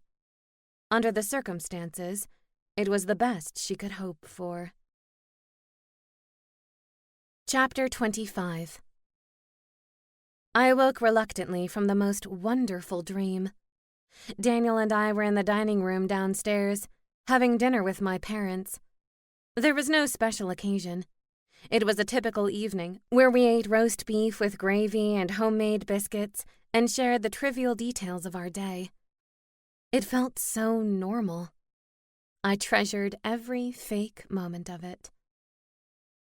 I stretched my legs and arms before flipping back the covers and padding across the floor to the bathroom. Sometimes I didn't even make it through the night without a bladder break. I completely sympathized with Buck's urinary needs. "Someone's in a good mood," Gareth said.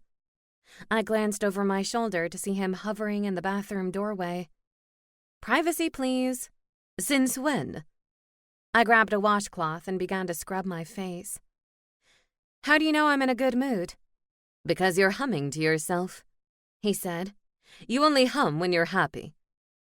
I stared at myself in the mirror. Do I? I'd never noticed. "You get to know a lot about a person when you live together," Gareth said. Why do I feel like that statement is laced with meaning? I went back to the business of washing my face. Gareth shrugged. "Only an observation. Nothing to do at all with your budding romance of heavenly proportions." I rounded on him. It has everything to do with my budding romance. Gareth, are you worried that I'm going to move in with Daniel and leave you here alone? Gareth fixated on the floorboards. "No." He paused. "But I might be worried that Daniel will move in here. It would completely change the dynamic. This house is only large enough for one incredibly handsome male." From out of nowhere, Magpie hissed his disapproval. Gareth smiled. "Apologies. 2 incredibly handsome males." I barked a short laugh. Let's not get ahead of ourselves. We've only gotten to the stage where we've admitted our feelings for each other. I don't think he'll be showing up on the front porch with his bags anytime soon. The wind chimes jingled, and Gareth and I exchanged an uneasy look. "I'll suss it out," Gareth said, and disappeared. I hurriedly brushed my hair and tried to make myself presentable. Why would anyone turn up so early and so unexpectedly? "Just as I feared," Gareth said, returning to my bedroom. "Daniel is here." Presumably without his suitcase. "Aye." I glanced down at my fuzzy pajama set. Not remotely sexy, but it would have to do. "You're not going to open the door like that, are you?" Gareth asked. I headed for the stairs, unconcerned. He loves me, Gareth. Old lady pajamas and all. "It must be love," Gareth muttered. "There's no other excuse for that kind of tolerance." I hustled down the steps and yanked open the front door. Sure enough, Daniel stood there, looking as handsome as ever in a pair of charcoal jeans and a body-hugging turquoise t-shirt that matched his eyes. His gossamer wings fanned out behind him. Seeing him again let loose a butterfly frenzy in my stomach. I couldn't imagine a day when my body didn't react to the sight of him. "Good morning," Daniel said, grinning widely. "I'm so glad you're up. I didn't want to have to wake you, but I was willing." Do we have plans? I asked. There was no way I would have forgotten making plans with Daniel. "I was hoping we could spend the day together," he said. "I know it's short notice, but I feel like we've missed so much time together recently. I don't want to make that mistake again. Time is precious." Says the immortal, I quipped. He took my hand.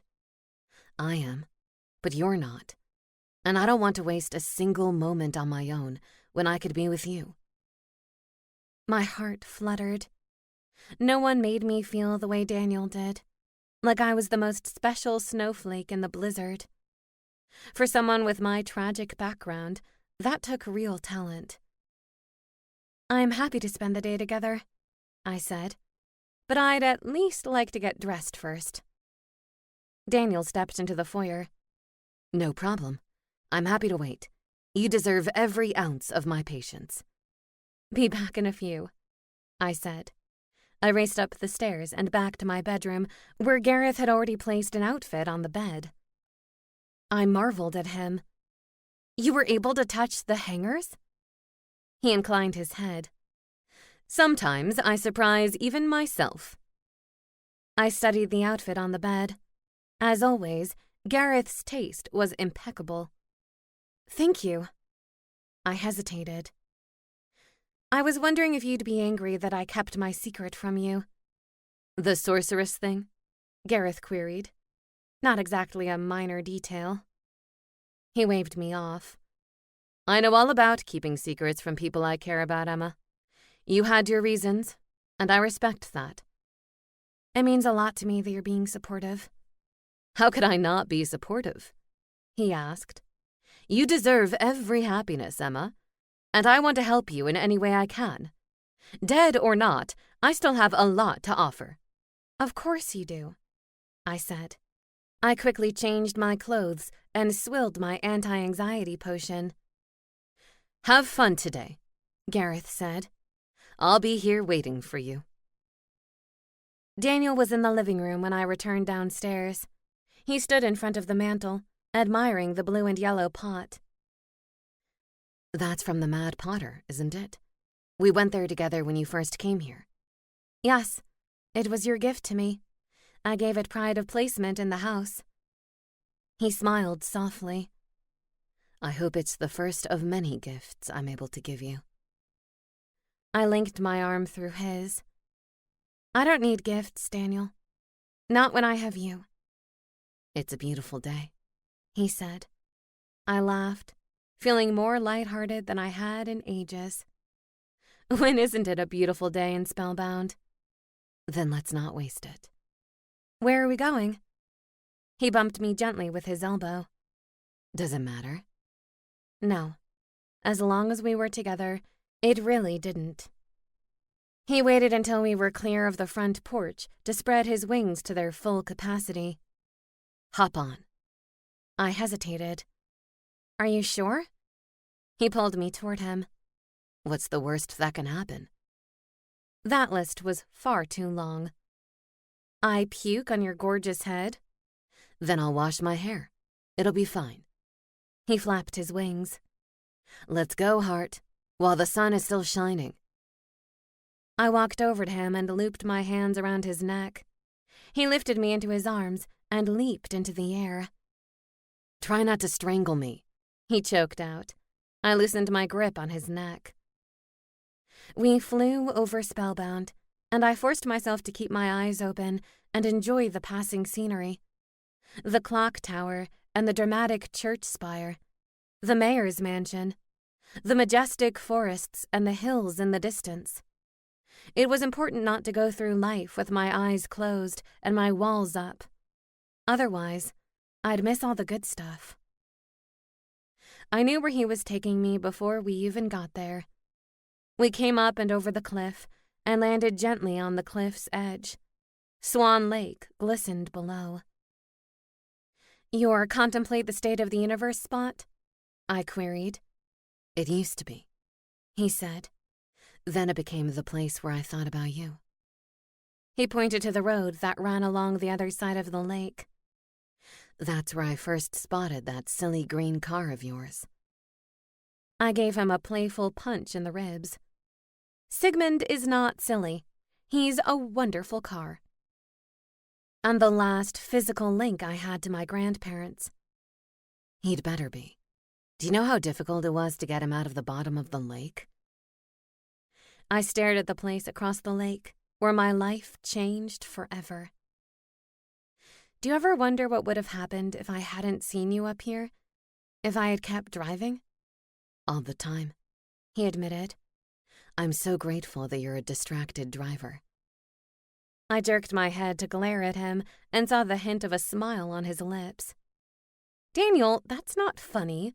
I am not a distracted driver. I saw someone in need and I reacted. He wrapped his strong arms around me and pulled me against his chest. I felt the soft, steady thump of his heartbeat reverberate between us. I was someone in need, he said. He tipped my chin upward. I just didn't realize that what I needed was you.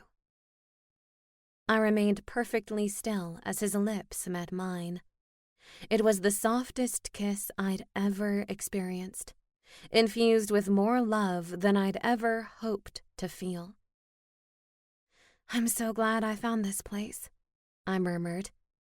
He leaned down and pressed his forehead against mine. Me too. It doesn't feel cursed anymore. Not since the day you showed up and turned this town upside down. I pinched his waist, and he laughed. "What if the curse was broken tomorrow? Would you leave?" That depends," he said, kissing me again. His fingers danced through strands of my hair. "On what?" My whole body warmed, responding to his touch. "On whether you wanted to stay or go." "You'd leave your home to be with me?" Although I felt the same way, it was nice to know we were on the same page. I'd follow Daniel to the heavens, with or without wings and a shiny halo. "No, I wouldn't have to leave home," he replied. I frowned. "Because you think I'd stay?" Daniel smiled and cupped my cheeks with his hands. "No, because home is wherever you are."